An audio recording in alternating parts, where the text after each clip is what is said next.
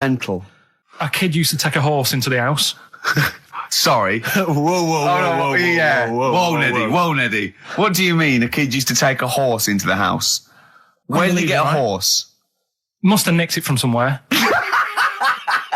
Must have done. You've seen a horse in it? No. What, is that from outside the saloon round the corner? Yeah, was it just tied up with a bit of lettuce? Right. Oh, that's great. Did Big Jake come looking for it? I'd been out. Oh. Sorry, let me get this. This was before the lynching stopped or after. Where did he get a horse from? What do you mean he must have nicked it? His mum said, where'd you get that from? I bought it. All right then, but keep it out of the kitchen. I don't want you going cattling rustling. Where did he get a horse from, Carl? And how long did he have it for? Was he leading it or riding it? Mum, open the door, I can't stop. I can't stop it. Open the patio door as well. Looks like we got us a runaway. What do you mean? I've sort of... Don't think you can ever be boring, No, but what I've done, I've took like different ones. So I've took a good one that I think, that's a good quote. That was worth putting in a book. I've put one that isn't really a quote, so I don't understand it. Oh, yeah. One that isn't clever. and a funny one. So a bit of variation all out of one book. Oh, how long did this take you? What did you do? Did you sort of like sit? About half an hour last night. And did you sit sort of like quietly at a desk or something? No, just in the lounge with the telly turned down. Oh, right. Just to give a bit of light to the room. Just had it on book, turned down. Have you figured out lights yet? So, so the first one, and it was like they stuck some bacon on his head. And as ever, the vital piece of information, i.e. the reason, Carl seems to have forgotten. Because the worm was in his body, and they said everyone likes to smell of bacon. Including worms. Even a Vietnamese lake worm. They love bacon. Remember last week when I said about the little fella with the bone with no brain, and you were proved wrong? No. We were saying it wasn't a little fella. We were saying it was a stillborn child. It wasn't a little fella. You're changing it now. You weren't having any of it last week. Right, hang on a minute. I'm getting confused. There was a Vietnamese snake that went inside of a soldier. A little like maggot or some sort that you have to get out of your body because it causes problems. Yes, and so in order to get it out of the body, they strapped bacon to his head. Yeah. That is great. This doctor. And did that work? I think so. They had a picture of him smiling. Oh, God, what, the worm or the bloke? The bloke. Oh, dear. Honestly, I hope someone knows the story. And it was about 3 years ago, I reckon. Okay. And, it did work. GI bacon. So this is why the worm burrowed out of his head to get the bacon? Get to the bacon. Right. That's great. When my dad was when he was a taxi driver, you used to have to sort of do your bit for the local area. Oh God! By taking the Forest Gump people to Blackpool. Yeah. Is that what they're called now? The Forest Gump people? Is that what the organisations that support them asked for them to be referred to? A minibus with life is a box of chocolates.com. Forest Gump types. It must have been, so you work with these people. The people with learning difficulties. And they used to get 5. Coming home must have been a busman's holiday. So he got 5 of them in the cab. Yeah. And he had to go to Blackpool, and 4 of them were really good, behaving themselves, didn't mess about, weren't fighting and stuff, but there was one who was just causing loads of trouble and he couldn't control him. Oh, and what you've got to be able to do with people like that, you don't want them to get stressed out because it's not good for them. It stresses them out, and you could end up with a bit... Thanks, Dr. Karl. You could end up with a bit of a riot on your hands. So he thought, I'll nip this one in the bud right now. And he pulled up just on the outskirts of Blackpool, and he took the one out that was causing problems and put it in a wheelie bin. Oh, no. Oh, I'm sorry. I apologise. He did what? Oh, he did it for the good of the others. He put it in a wheelie bin. He was having a good time. He thought it was one of the rides. Can you stop saying it? He had another problem similar to it where he had a little minibus, and it was his job to take a load of old women to the bingo hall, and it was miles away. And he took him there. There was no problem. About 10 old women in a minibus. One of them was causing trouble, so he pulled over. No, right, so he took him there. Everything's fine. He dropped him off. They had a lovely night. Yeah. Right, they had a lovely night, won a bit of cash. Coming back, it's a bit of a late night, and they all started moaning at him, going, I want to be dropped off here. Take me there. I want to be dropped off first. I've got to get up early, blah, blah. You know, my husband's expecting me. I'm already late. Take me here first. Take me there. And he just pulled up in the middle of nowhere, said, get out. And he made them get out, and they all called for taxis. They charged that company who was meant to be taking him home in the minibus, and he got the sack. My mate, Anthony, his mum called up my mum and said, I've got to meet up with you. I've got to have a word with you. And she said, what about? She said, I don't want to talk about it over the phone. So she goes, oh, right. Well, yeah, come round tonight then. So anyway, my mum sees me. She don't want to be in an awkward position and, like, be a bit embarrassed and what have you. So she sees me and she goes, right, Anthony's mum's coming round. What have you been doing? Yeah. So I go, oh, God. I said, I've been nicking stuff. So she goes, like, what? So, not big stuff. I've had a few calculators and Mars bars and stuff. How many? I'll just work it out. Hold on. Works out at 7.2 per day. So, how many calculators do you need?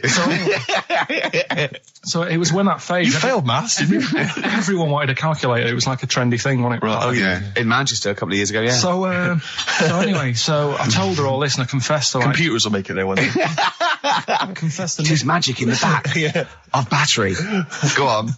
Confessed to nicking all this stuff. She comes round. She only wanted to borrow some money. Brilliant. She said, oh, I don't like asking. I was a bit embarrassed to ask you over the phone, but can I borrow 20 quid? Oh, that's fantastic. And there's me. That's great. And it's similar sort of thing to yours. And did you? And he went, hold on, Mum, let's just work out the interest on that. I bank 10%. She'll owe you £4.40. Yeah. Oh, so your mum was a loan shark. yeah. And did she mention? She went, I just with that other, because what I'm saying is presumably you got your mate in trouble. No. Right, you didn't. No. She went, no worries, I'll just go and get my purse. It's on the dressing table. Exactly. Yeah. Carl, do you want a cigar? Well, quite, yeah, but what is exciting, surely, is the razzmatazz and the brushing shoulders with the rich and famous. I'm not into that. You're not? No. I don't feel you're going to appreciate this like we thought It's you would. weird because Suzanne said to me this morning, who would you like to meet there? Yeah. Is he anyone who, like, you can get close to and it's like, God, I really admire your, big fan of yours, whatever. and this is me and Steve, so you're here now. Well, I really admire your big fanny. I didn't. What did you say? What did you say? If you're a big fan of it. Oh, right. Oh, right, yeah. And, sorry. there isn't anyone, really. Do you know what I mean? Isn't there? You two are all right. Thanks. Jonathan Ross, is he going? He might do, I don't know. But hang on, wait a minute. I can't help but feel we could have exploited this more. We could have maybe run a competition to let someone win. Yeah. You know, if you're not going to appreciate it, Carl. Yeah. Are you going to get a trouser suit? Are you going to get a ladies' trouser suit? I just think then, if you go sort of like looking macho and walking down with him, they know that you're not really partners. And I just think it's a slap in the face for BAFTA. That's true enough. No, it doesn't matter what you wear, though. Look at Elton John. Can't you mince a little bit? Can't you at least sort of walk a little bit mincy? Because you've got such a macho sort of mank walk. Elton John's fella doesn't look gay and stuff he wears and that, does he? Do you know what I mean? It means nothing. No, but that's because Elton's doing the work for him. No, but... by dressing as like some kind of restoration dame. Yeah. Right. Go on then, Carl. Second one then. Brilliant. So Sounds like an academic work to me. The bit that I caught, I just flicked it over, sort of seeing what's on the telly, and I thought, oh, Exorcist, I've seen it, but there's nothing else, and I watch it, and then I realised it wasn't the same thing. Yeah. I thought, I'll have a bit of this. And there was an old woman and a daughter, and as far as I was aware, the bit I picked up on, they were saying, oh, it's dreadful, and unless you've been through it, you've had ghosts in your house and that, you really don't know what it's like. Yeah, sure. And the main thing that seemed to be getting them down was the fact that the budgie was getting stressed. The budgie was getting stressed? Because animals can sense the other side. Oh, okay. Can they? Yeah. Okay. So, and how was that manifesting itself? You didn't know. What was the budgie doing? I think it just wasn't happy. Right. Did it explain that to people, or no, how did it express that? Budgies are known for being chirpy, aren't they? I said it wasn't chirpy. It normally swings on its little perch and that. And just depressed because it was possessed. It was just sat around in its pajamas. So No. Come on, Steve. Come on, Steve. You're making this a mockery. So the budgie was depressed because he could sense the ghost. Yeah. And then, this guy, this Mr. Exorcist came round. Was that his name? Yeah. Okay. Was he a priest or something? Yeah, he might have been. Yeah. Yeah. Like I picked up Did he on have him. like a black coat with a little white collar? That's usually the. He had his coat on, so you couldn't tell. I'm sure. Okay. But so he came round and he sort of did his thing, and then Was the he next shot, Was he trying to exorcise the budgie? No, the the ghost. house. Right. The I house, see. It yeah. wasn't that the budgie had a demon or clearing the anything. house No. out. Okay. No, this So- wasn't a possession, was it? This was a straightforward. It wasn't a poltergeist or anything. It was just a. Well, a haunted house. Yeah, but Sure. that's the thing he was saying. He was saying you can have like your ghouls and that aren't that bad, that aren't going to cause you any problems. Yeah, but obviously the budgie, they've got weak hearts and that, haven't they? And Sure. So he go on. So anyway, basically he sorted it out, did whatever he did, and the next shot you see is like the budgie making a noise and swinging It's her happy eyes again. over the moon again, and the old woman was like happy because she couldn't believe it. stressed. Yeah. And that's The priest didn't come in and go, well, you should feed that bird. Give it a bit of millet. It was happy. It goes, right. No, See you it's- later. No. It was a. So It's budgies are. My mum's got a budgie, and they're fairly happy all the time, aren't they? So it's got to be something fairly odd. you never see a budgie sitting down going, I feel like topping myself, to be honest. Yeah. Do you know what I mean? Though? No. Do you know you can have like a moody dog? You can see a dog when it's unhappy if it's walking down the street. You can have a moody canary, can't you? And what they do is they often tell the police what you've been doing. They're known for that. Yeah. So basically, So that for you is proof that the supernatural exists. A bird in a cage got a little bit annoyed, wasn't chirping as much as it normally did. Who knows why? There could have been a little draft up its, and Cloaca. exactly. That's Anyway, a medical term. Anyway, a man came in and did whatever he did. Yeah. Use your phrase. Mr. Exorcist, though, Steve. Yeah. This wasn't any bloke off the street. This was Mr. Exorcist. Yeah. Yeah, so. And for you, that's the proof that there's. just because like if it was a person, you go, they're playing up for the camera. Yeah, a budgie could possibly act like that, Steve. Yeah, I see what you mean. You're saying a budgie would not be trying to. It wouldn't be trying to become famous. or No, trying to get on the telly. not like Lassie. No, sure. It was sure. basically a show-off. Yeah, or Champion the Wonder Horse. Yeah. What do you think? I think I've changed my tune, Rick. I don't know about you. I have, and I think we should play a record. I'd love to get Mr. Exorcist in. Went for some food. Yeah. And it was the last few days. I didn't take much money with me, and we were in Florida, and we were hungry, and we went for some steak, and we had our dinner and that, and I think it's their equivalent to the Angus Steakhouse. Yeah. Right. And sat down, had the steak, and that's huge, big portions. But anyway, we didn't have much money left, and we had like another 2 days left, so we didn't leave. We didn't have much money for a tip. Do you know over there they expect it? Yeah, a big tip. Yeah. So we left what we could, and I don't know what it was. It might have only been the equivalent to 60 pence. Yeah. But he didn't have to do that much. We didn't have loads of courses because we didn't have much money. So he brought us like the main course and I don't know, a couple of Diet Cokes. And anyway, left him the 60p Yeah. on the way out, and he comes running over. Excuse me, sir, you can have this back. Because it wasn't enough.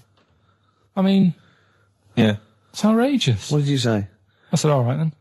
'Cause we didn't have- well, I needed it. I mean, I thought Yeah. it was nice to leave them something, but obviously it wasn't enough, so he got us a couple of more. Is it good fun with you on holiday?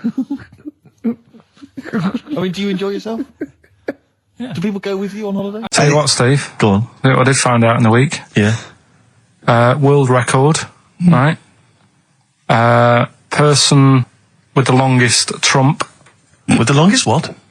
wind, fart, Right. right? 2 minutes 42 is the world record, Okay. right?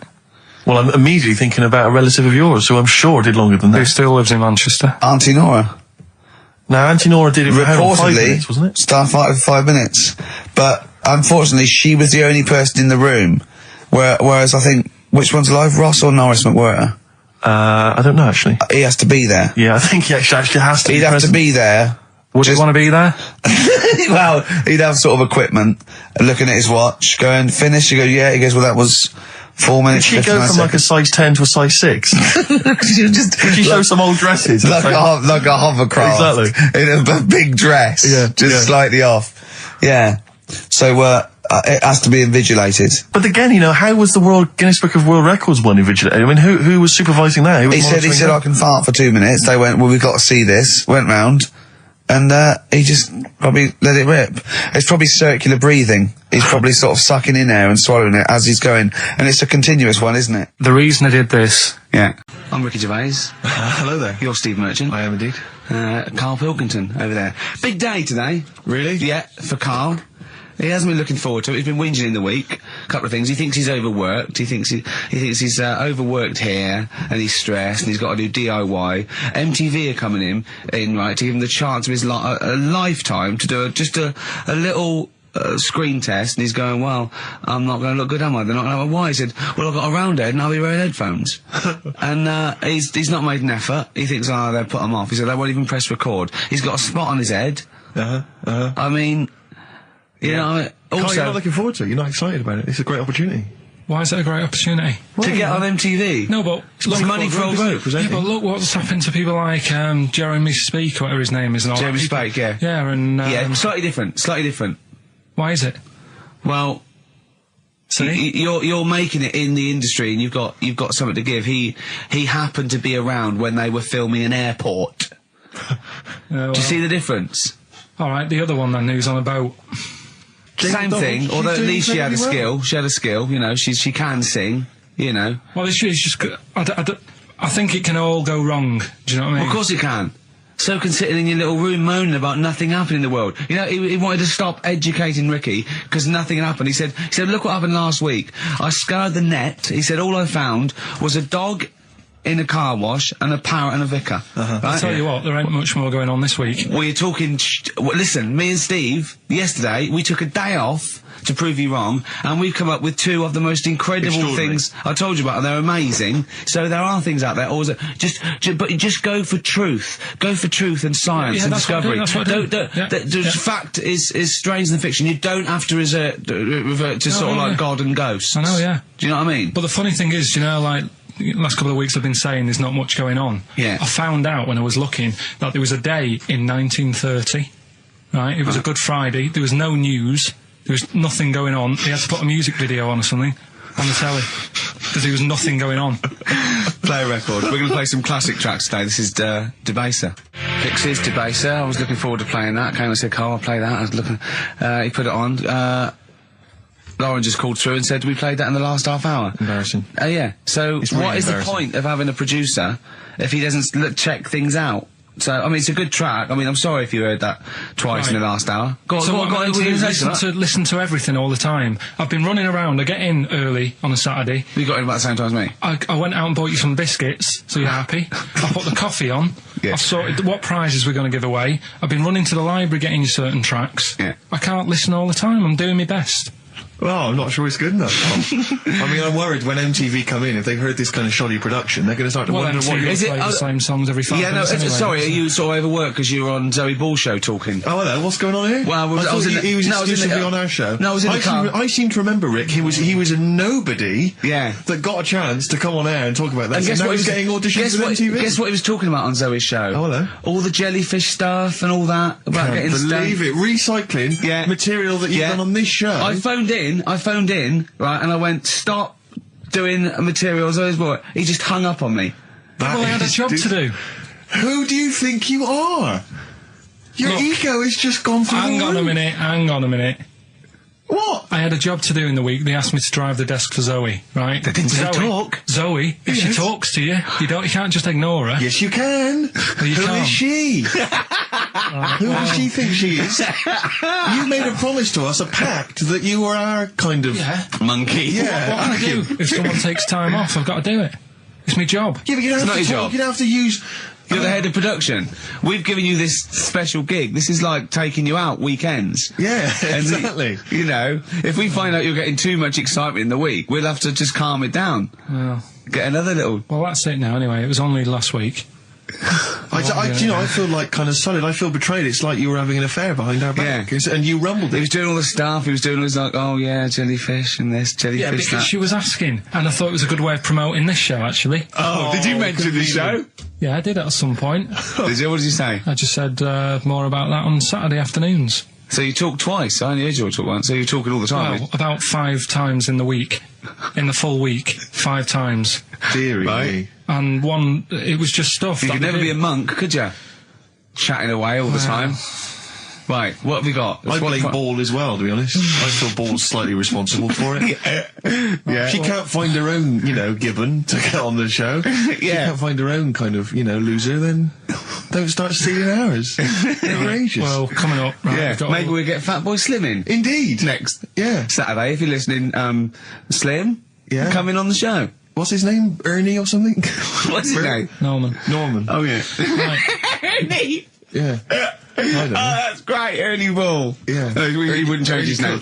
I'll tell you what, though, talking about ghosts and that, do you know how I'm into them? Yeah. Right? How weird do you think this is, right? Well, it's not true. Before you say it, play a record. No, go on. Go on. Right, it's this woman. I don't even know if it's ghost, really. It's just a bit weird. Yeah, sure. There's this woman, Yeah. and she's not a woman, she's a kid. Sure. Okay. Sure. She's walking down like a street in her area. It's a nice day and everything. Everything's normal. She's walking down, and a woman comes up, cycling past, right? The woman on the bike looks at the kid, absolutely terrified, right? Got a really scary face on her. Yeah. The kid's thinking, why is she doing that? Yeah. Right? So anyway, she thinks nothing of it, goes, I think she was playing in the park or whatever, goes and has a nice day. About 15 years later, Oh, right, yeah. she's, I don't know, I think she was going to work, right, on a bike, She was riding her own bike. riding her own bike, cycling down the road, Oh, yeah. looks at the kid.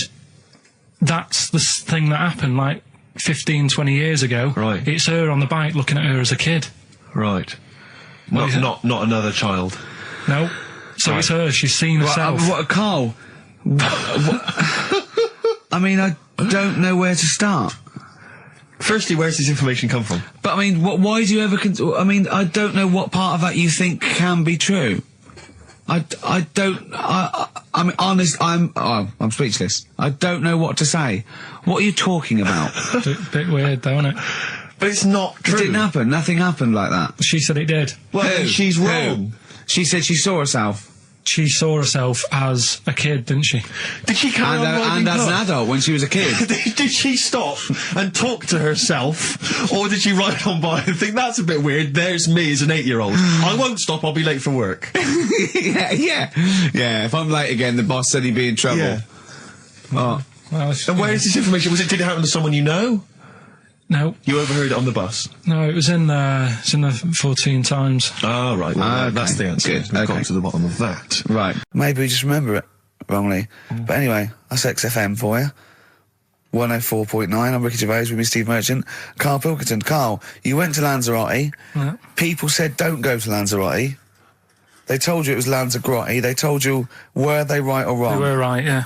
Really? Yeah, it's a bit ropey, yeah. Is it why? Just, out there.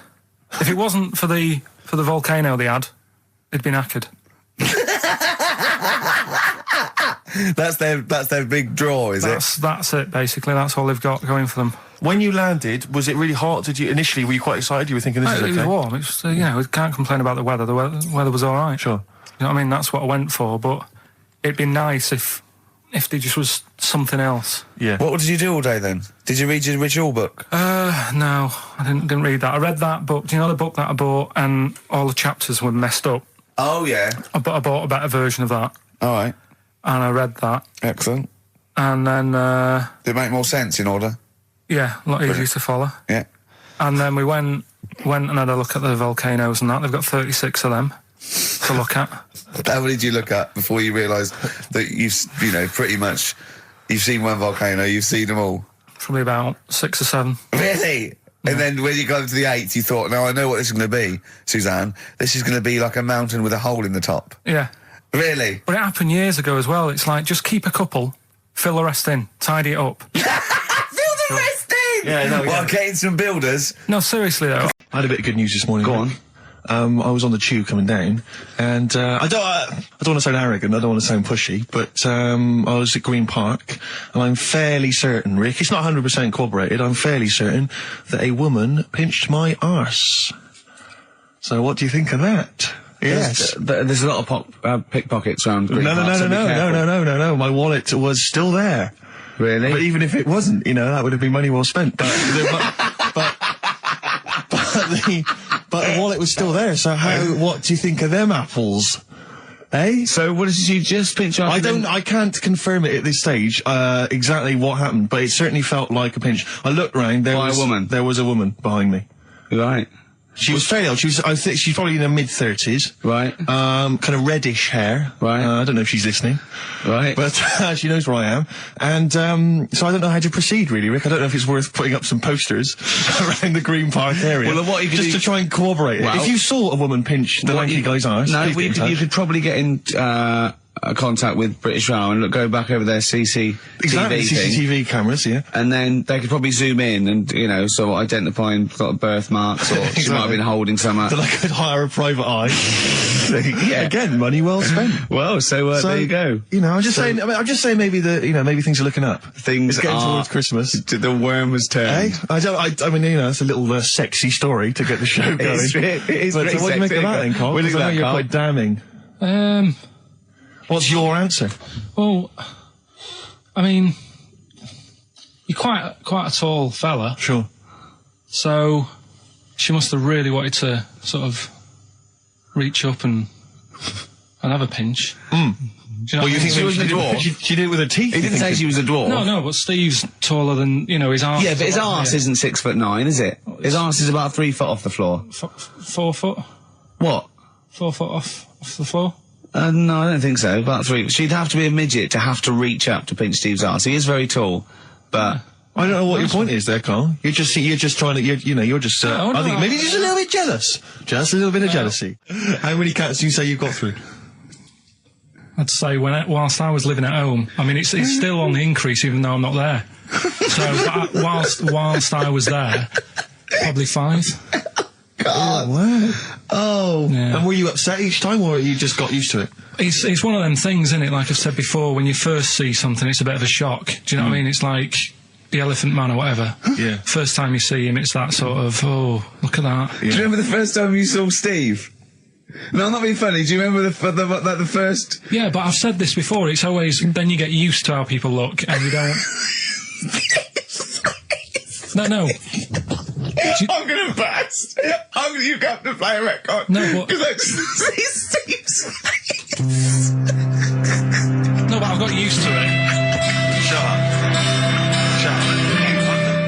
Carl, you know our mate Johnny. He's a Doctor Who fan. Yeah. Do you remember? He bought the Doctor Who magazine, and he went to the toilet, and Steve got post-it notes and put geek on every page, and Johnny opened it on the tube, right, and it had geek and everything, and Johnny bought in the new Doctor Who magazine, I think this week's or this month's, right, and they've done the perfect Doctor Who fan, right, what the geek is, right, and it looks exactly like Steve. All right, don't have a go, Rick. It does, and he went, and I'm going to try and put it on the website. It's amazing. It's got your hair, glasses. It stands like you. It's sort of dressed like you, and it's only. It's hilarious. And he was. I mean, I'm insulting you now. It sounds like an insult, but if you'd see it, you'd laugh. Well, Rockbusters, right? Yeah. Right, here we go. Just a little bit annoyed.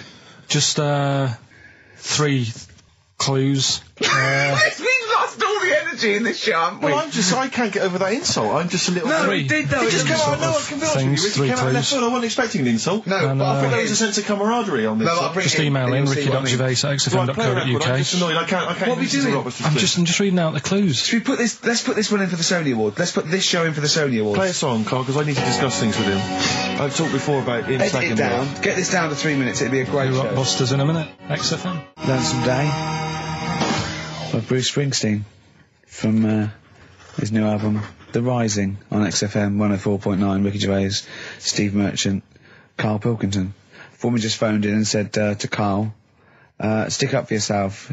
Don't listen to that Merchant. He does my head in. He's so arrogant. I don't think I'm arrogant. I think I'm mean. Yeah. I just think I'm sort of objectionable. I don't think it's arrogance. I think it's No. sort of nastiness. Yeah. I'm just not a very nice person. But believe me, I'm not arrogant. I think I'm pathetic. What were you talking about earlier about glasses as well, and Steve taking his glasses off? What was that? What are you saying that in front of him now for? Was it an insult? It wasn't really an insult. Carl, what were you up to? No, what was it? I genuinely don't remember. I genuinely don't remember. Right, Steve, I'm not having a go. Right? Just saying how people, it's a bit weird that you've got glasses because you've got a good pair of eyes on you. Right? That isn't an insult. What were you talking about though? What was it? Why did It was the fact that people who wear glasses always look a bit weird without them on. It's like, you know, they should wear glasses. Okay. Why did we get round to this? What was we talking about? I don't know. I don't know. I don't know what that was. It sounds like an insult, even it wasn't intended as one. It wasn't. It sounds like an insult, Carl. It does, yeah. No, it wasn't. I should be allowed to punch you every time you insult me, no? No, but I'm not. I'm having a doing go. it. I'm going to give you a dead arm. Look, Steve, It sounds it's like you. an insult. You And always even if it wasn't, you intended it to be one. What you? Oh, that was real. Play a record. But It's That's what you mad. get every time you insult me from That's now on. mad. Oh, is this the Cardigans? Great. Brilliant. I didn't even say anything. It makes me feel better. I can enjoy the rest of the show. Yeah. Before we carry on with anything, I should just tell you, we're on the subject of emails. There's one emailer we're always looking forward to hearing from. Dickers! Richie Anderson! Dicky Docky Doo! Richard Anderson, thanks for emailing. He's my biggest fan. He's now. one of the biggest fans. He absolutely loves me. But not afraid to offer some constructive criticism. Go on, That's what's the he great said? thing about Dickie. And from Anders this week, he says, Ricky, I'm lazy, I talk nonsense, I'm badly organised, and I believe in ghosts. Can I have a job working on your show?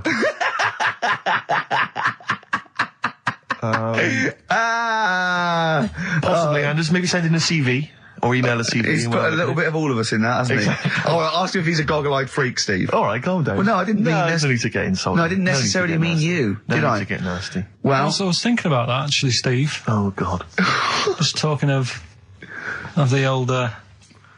What? What? Talking of the what? No. Do you know, like? This better be good. No, you don't have that many girlfriends. And that. what do you mean? Carl, why are we on this? I was defending you in the whole monkey discussion. Come on, what's your point? no, What's your point? No, what's the point? What's the point? I just was thinking. If there was an infinite number of Steves? You're an odd-looking fella. Come on, Carl, get to the... No, you know I know quick. that. I've told you that Cut loads to of the quick. times. What do you mean you know I know that? Well, there's no point pretending anymore. Steve, I'm flabbergasted. But also, you don't like spending money, right? He's mean and weird looking. Valentine's Day. Are you sort of, you know... You've got to love him now, haven't you? What are you happier with? The fact that no girls like you enough, right? This is really mental. Or are you happy because you don't have to spend any money on a card for someone? A little from column A, a little from column B. Right, let's have more monkey news. What have we got? No, we've got so much to get into this show. Insults, We don't need stupidity. the insults. I think we've got enough. We don't need the insults. There's no more insults. No more What insults. angers me with Carl is you know he's been planning that. No, I haven't. I was thinking about it on the way in because Valentine's Day is coming up and I'm not a big fan of it. Condoms? You bought your girlfriend a box of condoms for Christmas. I don't think you can have a go at me. To be fair. No, but I don't just treat her on Valentine's. I'm always... Do you know what I mean? You don't even treat her on Valentine's. You don't even treat her at Christmas or on her Hang birthday. on. When do you treat her? Hang on a minute. Wait a cotton picking minute there. Oh, why I order. Wait a minute. What was that? Tiffany dog. I treat your girlfriend better than you, and I've only met her twice. I took her out last night and she enjoyed herself. Where'd you go? Until she had to write the check. Where'd you go? Where'd you go? To a chippy. A really... Play a record. It's a chippy. No, a really quality one. Right. Oh, God. Under a fiver for two. Oh, cut nice lots. wrapping. Not newspaper, greaseproof paper. And bread. That's Feeder, Just the Way I'm Feeling, on XFM 104.9. Ricky Gervais, Steve Merchant, Claire Sturgis. Well, he's defying me. He's not calling in. We're going to give out his number and he's not calling in. That's even more annoying. Who does he think he is? I don't know who he thinks he is. I'll tell you what I'll tell you who he is. Yeah. He is a little bold Mancunian. Let's never That's let him who he forget that. is. I don't know who he thinks he is, but there's the fact. Just, Carl, call in, because you're annoying me and Steve. He's been slagging you off as well, Steve. Well, go on. What's In the he saying? week, you know, he was slagging you off. I mean, in the week, I was joining in and laughing along, but now I'm thinking but now I'm thinking that you're more on my side than he is. Thanks very much, Rick. I'm glad to see you've come round. He said he was. I was in the pub with him and Johnny. All right, so there's a little audience. Good. And he went, have you seen Men in Black 2? I went, no. He said, have you, Johnny? He went, no. He went, there's a thing in it that looks just like Steve. And I went, what? He went, it's a thing, he's got really gangly arms and bulbous eyes, and it just works really fast in the aliens registration thing. And I went, all right. I said, well, bring that up Saturday. Since he's not here, you know, what do you think of that? Well, the reason is that I think the problem I have with is this, that if I was to say things like that about Karl, I'd destroy him. He'd be a broken man after I'd finished with him. Call in, Karl, or Steve's going to say a few things about you. I'm going to get a couple of home truths out there. I can't believe it. I cannot believe it. Yeah, we were, you know, at the time I was joining it, we were having, you know, slagging you off on other things as well. Sure. But now I'm thinking, maybe maybe you were wrong. Maybe I was taking the mickey out of the wrong person behind their back. If you receive any phone calls from people you don't know, we don't know anything about that. Instantly, we don't know why that is happening. That is just going to be a weird, spooky thing. So and don't bother telling the story about Men in Black 2 either, because I don't think people will be interested. Actually, on the subject of Men in Black 2, what? Have you seen that, Steve? No, I haven't, Karl. Tell me about it. You should see it. Go on. Why? Because there's this thing in it. Go on. What, a stupid, bald Mancunian tosser? No, weirder than that. There isn't anything weirder than that. Big eyes, it was gangly. Keep talking. You've got to see it, because you wouldn't believe how the likeness and that. You've got to get the film out tonight. Right. It's not as weird, it had a normal voice, right? He's done you and he's not even here! I'll tell you what, mate, it ain't worth coming in next week. I broke the rules in the week. I met up with Karl. I had lunch with him. And we were chatting and having a cup of tea. And it got onto one of Karl's favourite programmes, was the Tales of the Unexpected. Ah, of course. And all I can think is that he's probably the only person in Britain where they were unexpected. I mean, to him, when that twist came in, then you go, gee, I can't... Yeah. Oh, God. Can't believe So it was the tree that did it. I mean, he was probably the only... And we were telling all these stories of horror, and he liked horror stories. And I told him this story. And I don't know if this will come across the way, but I told him this story.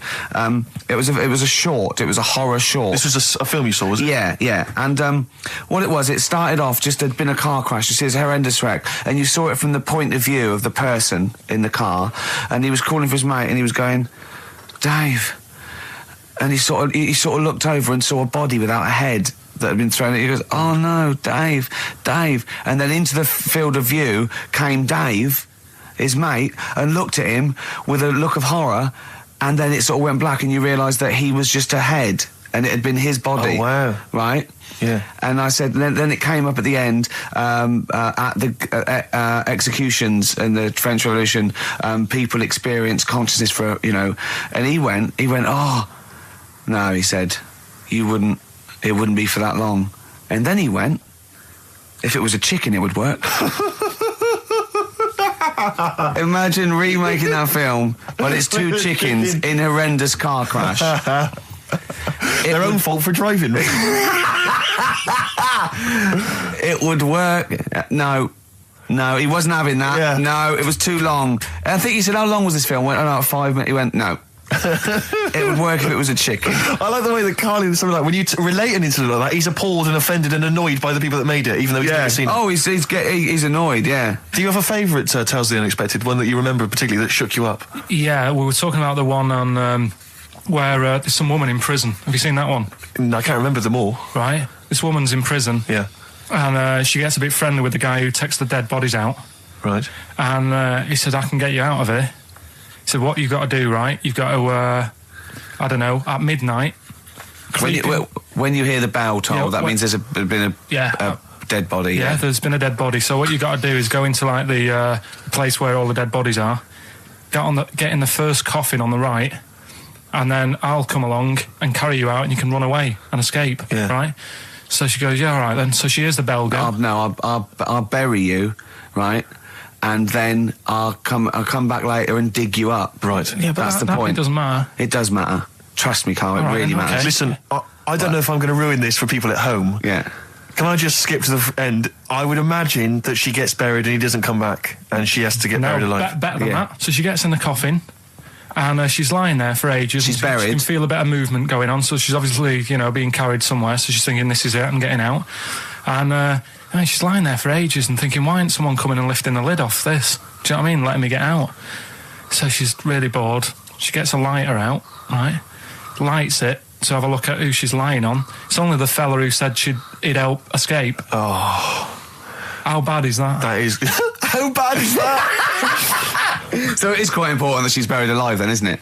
In retrospect, you realise that the jeopardy is that she's buried alive and can't get out. Yeah. It makes it so much worse, doesn't it, than just like lying in the morgue and going, actually, I'm getting out of here. Yeah. This isn't going to work. Look at Carl's face. Having told that, he's so pleased. His face is lit up. He's beaming like a child. Educating Ricky. What have we got? Airy Chinese kid, go on. Right, yeah. This is the... I didn't want to do this. Really? You didn't want to do it? Well, I wanted to give you 3, and I gave you one. It was like the alien man gets a beard or whatever. Yeah, which was total rubbish, so this one should be better, maybe. Hairy Chinese kid. Right, well, we've talked about hairy people in the past. True enough. Haven't we? Yeah. The little kids who grew up in woods and hung around with wolves and that. Yeah, again, you're confusing it. Yeah, they're not... There were some people that were born... very hirsute. They were not the people who were brought up with wolves. Yeah. You just put that together in your Homer Simpson type mind. Right, well, this is like a sort of close to that sort of story. Yeah. But the weird thing is, right, Chinese people aren't that hairy as a nation. No, seriously, that's a well-known fact. They don't have that much body hair and stuff. Okay. So this little kid who was born over there, he was like covered in stuff. Was he? And it was only his nose that wasn't hairy. The rest of his body was caked in hair, right? And his hair sort of What grew. sort of hair was it? Was thick hair. No, what I mean is, was it sort of like a pony's mane, so he just looked like an Ewok? You know what I mean? Just like hanging down sort of straight, dark hair. In the picture, it looked like it grows from his eyebrow. It grows from his eyebrows quite thick. And then it just goes all the way over his head. You don't think it was just really long eyebrows that he'd done a comb over? No, it was all over his body. It had a picture of like his back and that. Yeah. And Had he styled it? Had he styled it at all? Did he have it in a quiff or? No, it was just hanging everywhere. all over him. Yeah. And they were like, this is a bit weird happening in China, where we're not normally that hairy. That was the scientist speaking there. And the local press and that were getting him down, calling him monkey boy and all this. Oh. And thinking Chinese press. But the doctor, Yeah. Oh. They're cruel, aren't they? The Like those game shows. That's Japanese, isn't it? Yeah. That's what. Yeah. and the doctor said, I was Carl talking through all that time while we were just like talking to each other then. Because I turned round and I still saw he was talking. Go on. So anyway, the local press came in to see the hairy boy, the monkey boy. and they were like being tight, taking the mickey out of him, and the doctor said, Showing him nuts. he's only hairy. Said he's a healthy young kid. The only faults he's got is he's got a little bit of eczema and a boil. And he said everybody should just treat him the same, and I think he grew up a healthy kid. So that's the. That's the end of the story. That's not a story. Why? But I've got nothing. I don't know what to say to that. So someone in China was born slightly hairier than the rest, and he was normal apart from eczema and a boil. That to me isn't a story. But if it is, I've got a million. I mean, it's sort of like bloke from Manchester went a bit bolder than the rest, got a job on radio. He was normal. I mean, that's not a story, is it? I think it was might have been Wednesday night. I was in the pub. Phone goes. Carl goes, "You watching that thing about parasites?" Right. I went, "No, I'm out." He went, "Oh, fellow with a maggot in his head." Fellow with a maggot in his head. Yeah. And they go, "Oh no, he's pulling it out now." Oh God. I said, "Well, I'll get it. I said, "Yeah, see you later." About 5 minutes later, I get a message on my phone. Beep, beep. I look at it. It just says, "Oh no, there's a fella with his fish up his cock now." There's a fellow with a fish up his cock. Yeah. Right. Okay. Do you want to explain that, Carl? Is it one of those little ones that swim up if you're having a slash in the Amazon? Yeah. Yeah. That's weird, isn't it? But it was still like stuff like that. It started off with What does the fish do when it gets in there? just sits there. Why? Well, what else can it do? No, but why does it go up there? Don't know. I didn't listen to that bit. There's a bit. He started off with a fella who had a bit of meat and got a tapeworm inside him. Yeah. And he grew it for however long, and it came out at the end. It was about 7 foot long. On purpose? Yeah, he did it on purpose. Yeah, for the program, right? I think probably slimming, isn't it? Well, I was thinking that could I mean, you're a fan of Waller. Could he purposely have about 8 of them? What, Rick Waller? Yeah. It's a good idea. Because they were saying how they eat, a lot of stuff when they're in you. They just eat all Well, of it. they take enough so you don't die, and nor do they, yeah. But I mean, you've got to keep taking them out, haven't you? Because you'll still have the same weight, because it's got to go somewhere. So you'll have them in you. What you got to do is, like, let them eat your meal and then take them out. Do you think worm watchers will catch on? Yeah. So anyway, so that happened, right? And then, there was a woman with a maggot in her head. A woman with a maggot in her head? Yeah, she went on holiday, it got in there somehow. And, Stowaway.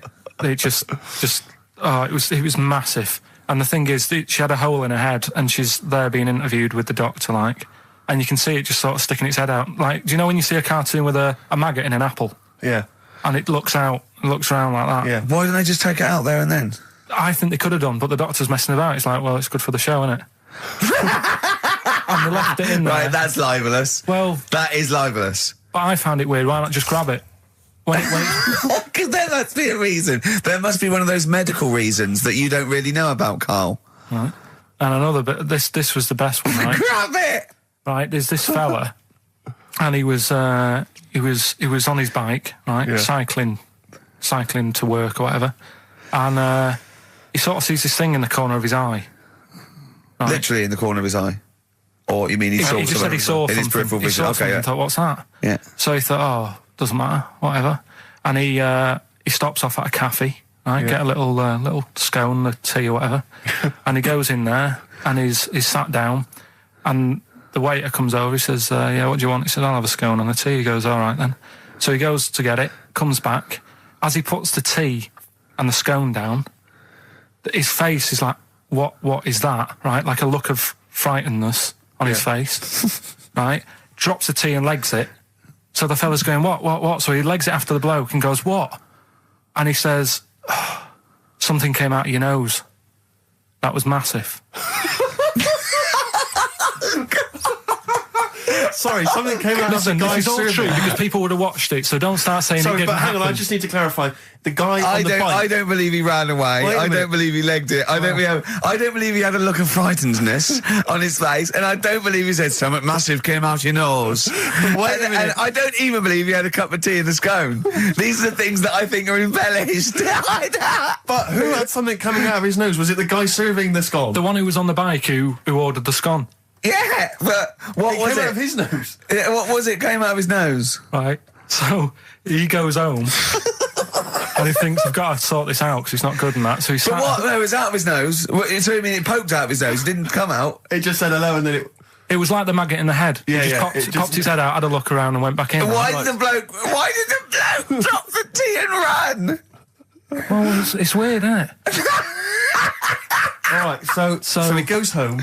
He goes home and he goes, oh, God, So he sits in front of the mirror and he's sat there waiting. This thing comes out. Again, sort of looks round, goes back in again. So he goes, oh, No scones. right. No, he didn't. So he goes, I've got to sort this out. He goes to the doctor's, says to the doctor, I've got something up my nose. It just keeps coming out and having a look round, going back in. Didn't say that. The doctor's like, oh, I haven't heard of that before, right? Didn't say that. So sat there. It does it again. The doctor looks, frightened again. Runs away. Yeah. Well, He's got a look of frightenedness on his face. He had a look of medical frightenedness. Yeah. He dropped his stethoscope and legged it. No, he said, I know what it was. He said, what? So you got a leech up your nose. He had a leech about that long. What's radio? Well, how long's that? 4 inches. 4 inches coming out of his nose. Next time it stuck its head out, he grabbed it, pulled it out. That's horrible though, isn't it? Isn't it? The French have tried to keep that secret for over 100 years, It was only Steve. the upper crust people. Nearly 200 years. That is a top secret. Somehow Euston Station upper crust got hold of a document left behind in an old sea chest, possibly Napoleon's. Could have been Josephine's. Unfortunately, jotted it down. He's kicking himself now. Oh, Secretary, I cannot believe I left a note. If he talked like that. He did. He did that, yeah, he talked English, but in a very funny French accent. Do you remember, there was one thing that, talking about funny French accents. It's a Ricky Gervais show with Steve Merchant. Thanks. You were going to tell us a little story about Just a Volvo passed my estate. test. Yeah. My parents had a big Volvo estate, and there's quite a big car to don't show drive. off. My parents didn't have a car. But I know you don't drive cars, Rick, but it's got a big car to drive if you just passed your test. It's safe though, isn't it? It is very safe. That was the thing. Yeah. And I come from the West Country. Obviously, there's quite a lot of windy lanes. No, you're joking, do you? They have cars there. Oh, here he comes. Blimey, Carl. Learned on a tractor, automatic it was. Do you want me to tell it or not? Oh, don't move up the accent. Oh no, I'm not worried. Oh, go on. Go on. So I went to this You party. never got him being from the north. Not when he's telling an anecdote. He's never told an anecdote. Oh yeah, fair point. Yeah, come on.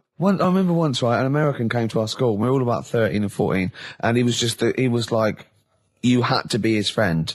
And there was like people vying for his attention because he was sort of this cool American bloke, right? And, he was like good at sports, straight. He's always, it's just great.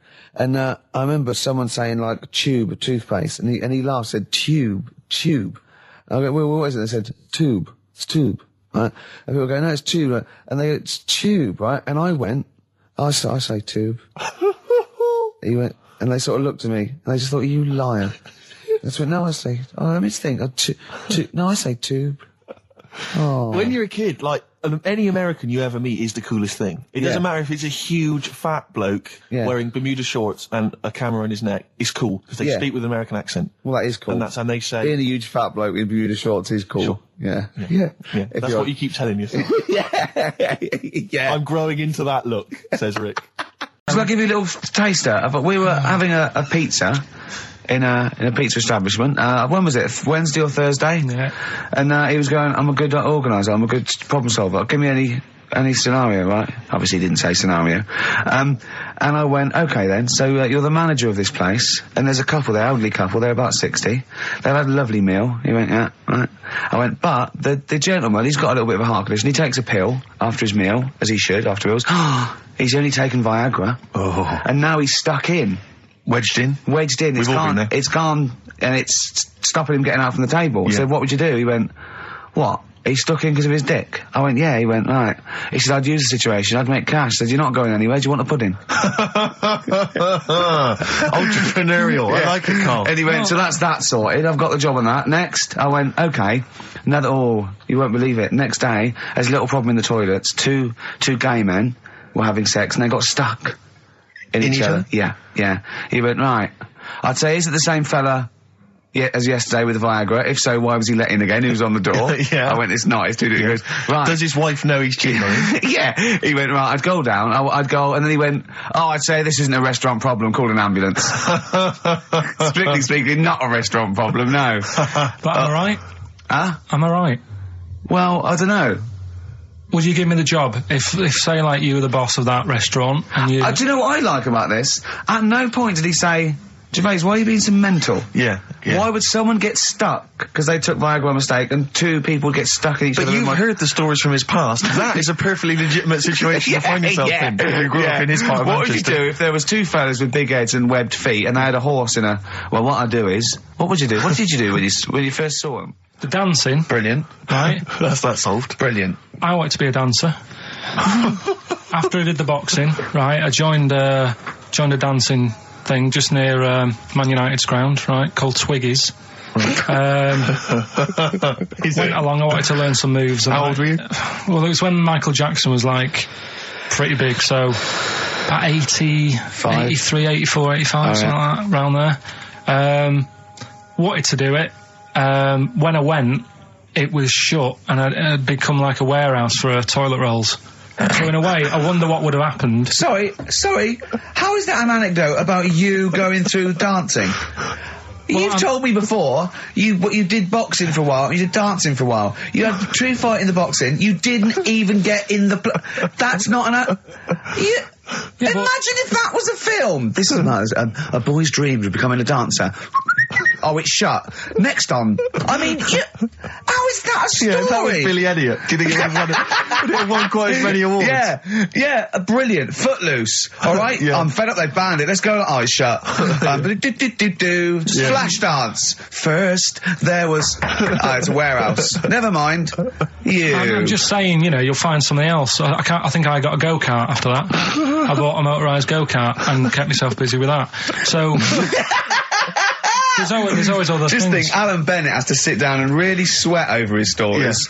Yeah. He just opens his mouth. You are a living Alan Bennett character. So that's solved. Well, Jay, don't worry about that. There's no emotional problems I can foresee if you follow that advice. So the advice there is do an arranged marriage. If she's not ugly. minging, she's not completely minging. Yeah. And don't worry about dancing. Get a go-kart. Cheers. Great. Keep your problems coming in. Mum and Dad have sort of moved from Manchester. They reside now in Wales. Oh yeah. And it is. Look at his face, turning his nose up. No, but it is pretty depressing. Do you know what I mean? It's just one of them places that it's like you go back in time and that when you go there. I mean, maybe the major cities there, maybe Cardiff is all right. What, even coming from Manchester, it's like going back in time? It's like one of them places, it feels like every day is Sunday. Do you know what I mean? It's just depressing and grey and slate Lots everywhere. of vicars walking around going, I'm late. Well, yeah, it is the sort of attitude they have, right? This is true because my mum and dad live there and that, right? And they love it, it's all right, it's an healthy place to go when you get older and that. But this is why they don't move on in Wales. Well, I'd just like to make another sorry to any Welsh people listening. We're not saying you don't move on. Carl is. No, but... Sorry about the little Chinese shoes again. The thing is, it's good that, in a way, that they do that, and they don't want to be, like, rushing about everywhere, because the way London isn't that great either, is it? Because it's totally opposite here, right? Yeah. So I'm not having a go. It is a bit dull. I think even people who live there will agree with me, right? But, like, one of the shops that my mum and dad use, right, it's only a little sort of villagey type shop, can't be bothered staying open for hours and hours, right? Because there's not enough people who use the shop. Yeah. So what you do is, they get used to what you buy. And they leave it out. They put it in a phone box outside. They put it in a phone box? Yeah. So it doesn't get wet. So my dad's loving that. Well, Once he found that out, it was like, brilliant. But how is that a bad thing? That's brilliant. Well, it's not for other people. It is for my dad, because he's picking up all sorts of stuff. Oh, no, he's not. Oh, yeah. He's not nicking other people's shopping. Well, it's not like nicking, is it? Because it's not theirs yet. Oh, and you've stitched him up on radio. Well, of course, because they're going to think, who is there in town with a Manc accent who keeps making phone calls and is getting fatter? Yeah. That's You've stitched him right I love that. I love that your dad was excited when he found out. I can't believe that he's moved there. He's retired to this little village where it's based on trust and community, and he is abusing it. He's using his scally Manc ways. Bloody hell, Lakers. There's no bread again. There's old women going hungry. Yeah. Their cats aren't getting fed. And your father is just... that's obscene. That's obscene. Oh, I think it's Die Thief. That fella from Manchester. Did you have to have that thing done where they say, what side do you wear your member? What side you dress? They don't say what side you wear your member. That would hardly be a euphemism, would it? So they say what side you dress, sir. It means what side your little John Thomas leans, doesn't it, on rest, usually to the left, isn't it? Your little left testicles. If I said to you now, what side do you wear? Hang on. Do you know? It would be left. It would be the left. That's what I mean. If standing there, right, with nothing restricting it or holding it in or holding it up, right, it sort of leans. Your one ball is sort of like slightly back and lower, isn't it?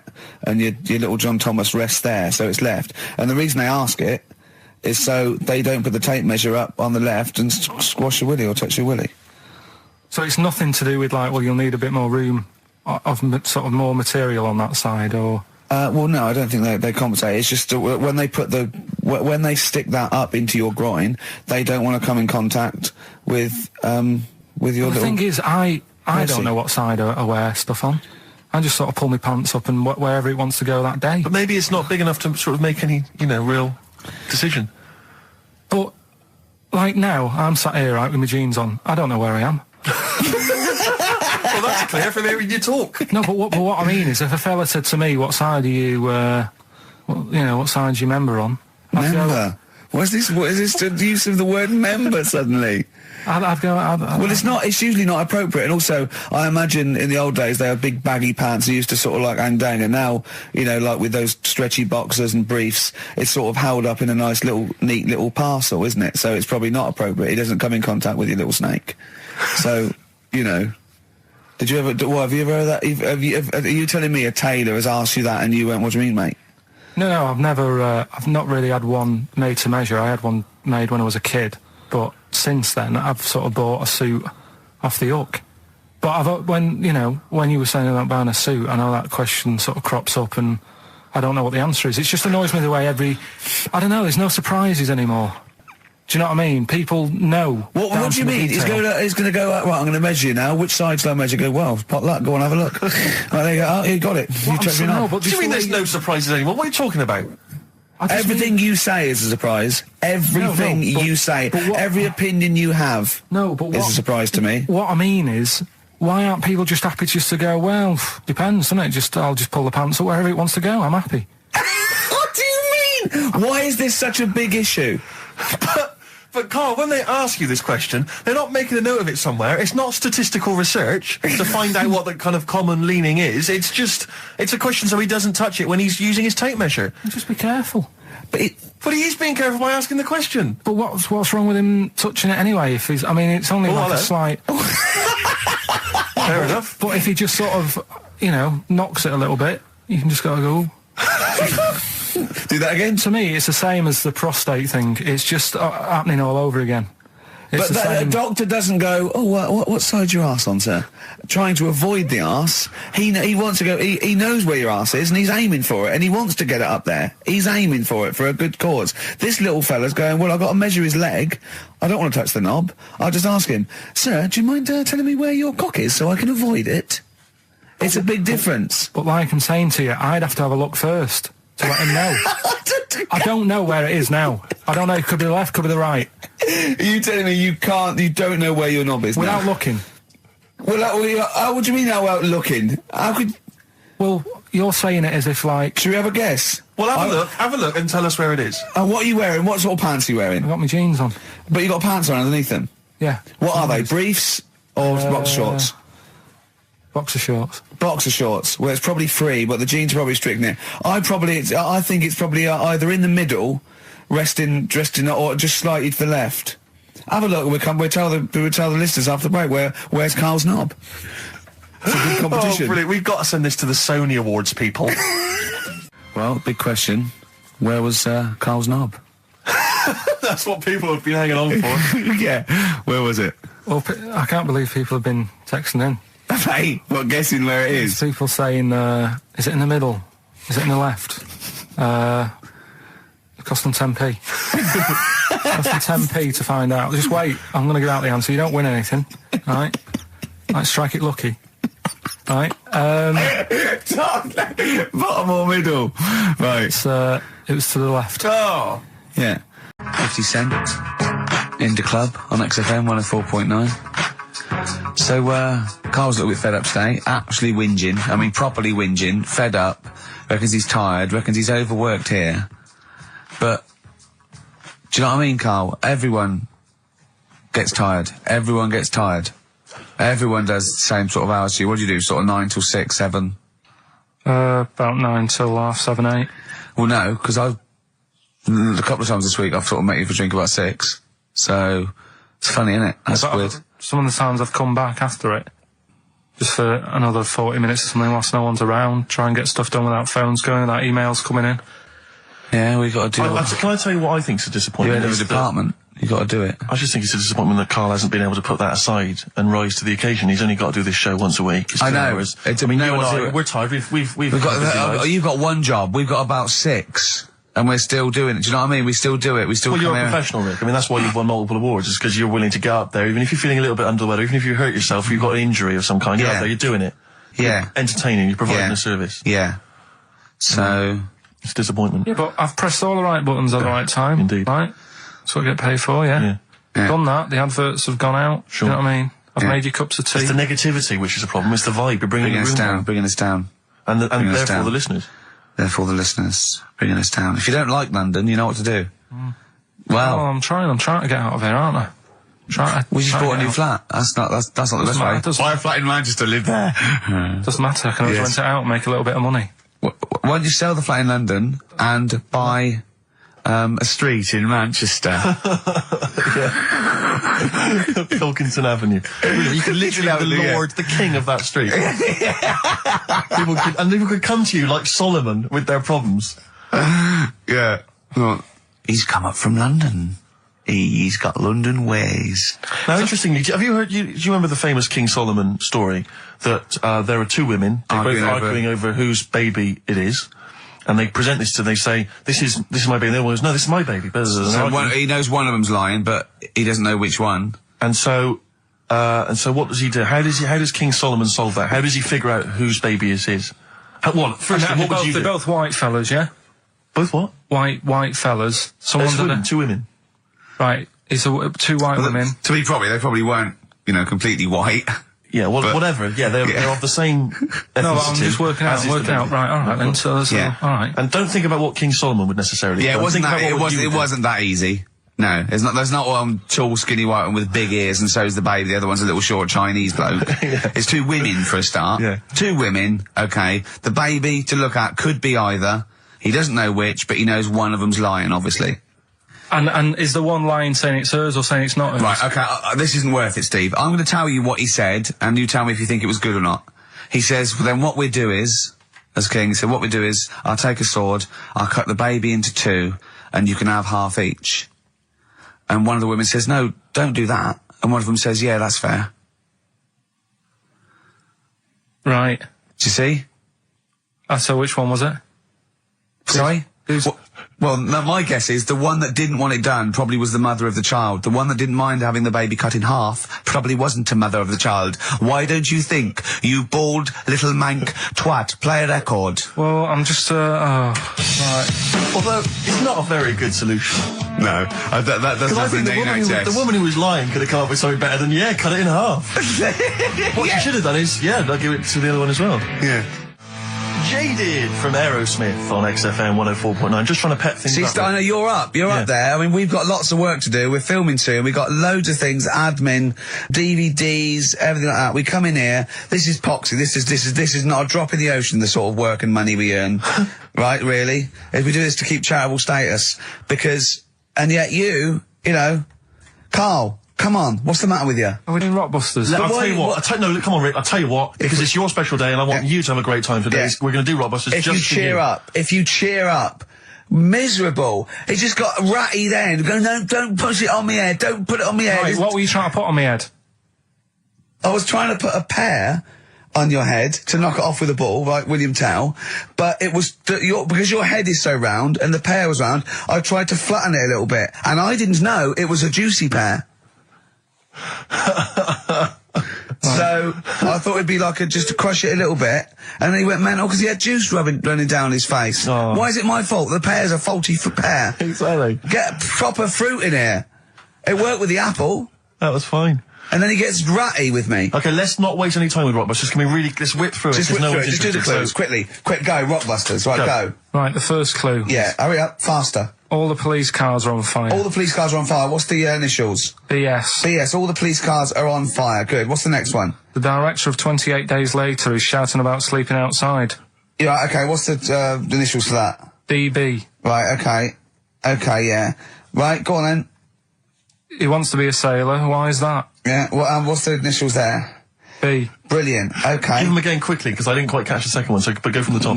All the police cars are on fire. Yeah. That's BS. BS. Yeah. The director of 28 Days Later is shouting about sleeping outside. Yeah. Okay. DB. Yeah. Right? He wants to be a sailor. Why is that? Yeah. B. B. Okay then. Brilliant. Okay. Now, Carl, you going to cheer up now? Yeah.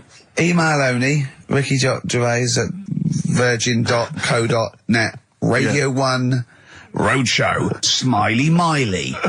Smiley Miley's mileage game. If anyone remembers that, I mean, here's a man, right, whose job, Smiley Miley was not a DJ, lest we forget. Smiley Miley was the guy that organised the vans that carried the equipment to and from the roadshows.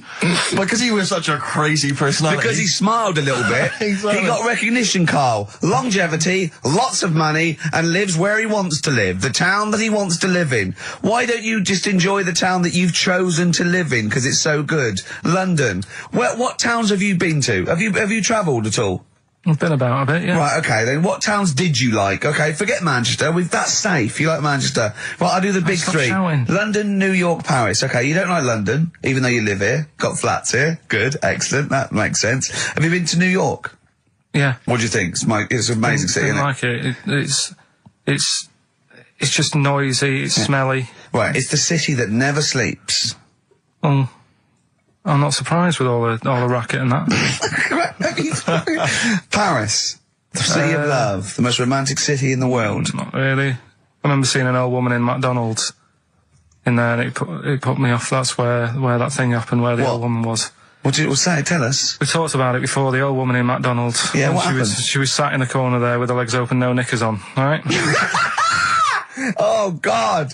That's Paris. Did that put you off your cheeseburger? Next city. Where next? Have you been to, I don't know, the most beautiful city, Venice? Yeah, I've been there. Yeah. It's good? No. Why? Because they sell it to you as if it is a romantic city. Where did you see it sold? No, I saw it on when I was growing up. Right, remember 321 with Ted Rogers? Yeah, of course, Right, it used to be one of the star prizes on there. Right. And they'd say, "Let's show you the video. Let's see what you're going to. Let's see where you're going to be loving it Yeah. for a couple of weeks." And they'd show you this scene Yeah. of like the gondolas Yeah. and all the city lit up at night, Yeah. like Yeah. a man and woman sat on a boat loving Yeah. it and stuff. Yeah. I went there, bin bags everywhere. I love the idea that these people from the estate had like squashed his presents. So I found a cigar that had been sort of lit up and then put out, so I thought, I'll have a go at that. I went outside and had a go, and that's the last time I smoked. Right. I tried it, I thought, I don't like that. I love the fact that he does everything once. Yeah. In his life, it's a line of, I've done everything once. I don't need to do it again. Teenage Fan Club from the XFM Christmas album, and that's Christmas Eve. Their guitar sounds are just brilliant. They're just always so nice. Alright, Carl, would you like that? Would you like Teenage Fan Club? Yeah, they're good. Carl, I feel like you've never kind of enjoyed the wonder of Christmas. I can't ever get the sense, maybe except when you were very, very young, that kind of bright-eyed, thinking of Santa, kind of landing on the roof and coming down the chimney and drinking the sherry or whatever. So I like the idea of it, right? Sure.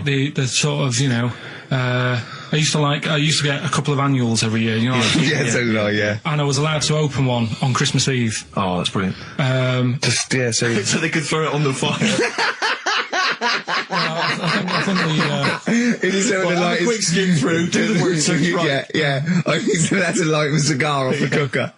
Oh. Well, anyway, listen, a good friend of ours, Ross Noble, the comedian, brilliant, he gave me this picture, Carl, which he's got from a magazine. He loves you. He And I have thinks to say, I think this... I just looked at it then.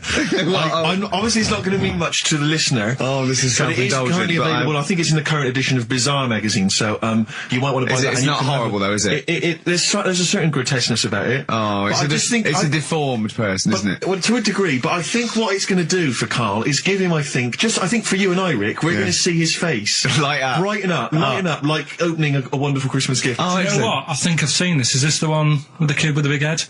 I'll be honest with you, Carl, it is. Have you seen it already? Yeah. Let me just show it to you again so you can kind of have a look. mark it It's again. like I haven't seen it. It's like.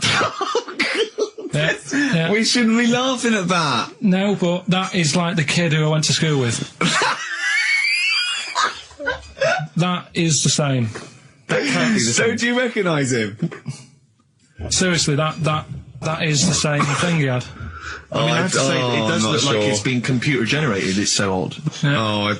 But look at the child's face. I Look know. at his Well, reaction. Don't take another photo of me.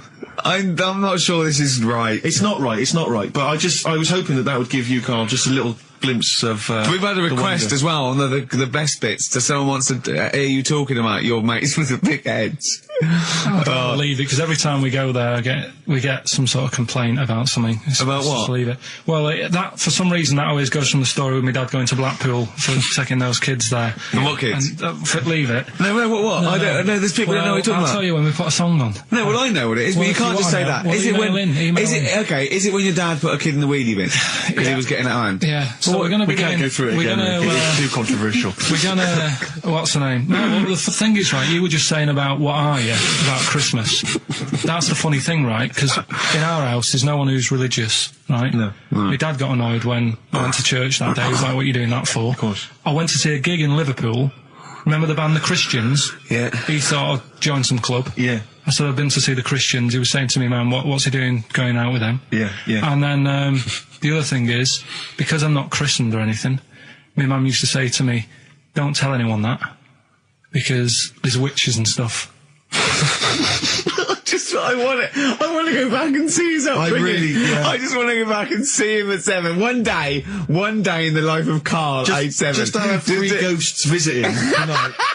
And take him back through time, but we could go with him. We can be some of the ghosts. Yeah, I the just ghosts like of Christmas past. Remember this? That's incredible. Because So- don't tell what. just tell She you a bit thought. more. So she wasn't Christian, but she thought maybe someone could take your soul because you weren't There's Christian. like there's cults and that, isn't there? And if they find out you're not christened, then Right. I don't think they care. I don't think a lot of cults care. Well, But what can they do if you're not Christian? I don't know. I just said all right, because then through that time there must have been a time when. But that hold was on, a now they problem. know. Yeah, but I'm older now, so I'm all right. She used to worry about me playing out on the street. Oh, she was worried about when you were naive and stupid and easily led. Well, Yeah. No, good point. No, you're right now, yeah. Yeah, good. Yeah. I just have to show you something, Rick, before we move on. I know we've got another Educating Ricky, but someone just sent this in. Yeah. They've been looking on eBay for Victoria Plum. You're joking? Come here and see the photograph. Oh, God, that's fantastic. Have a look. That's it. Oh, God, he got that for his mum. It's the worst piece of tat I've ever seen. Carl! Carl. Imagine how...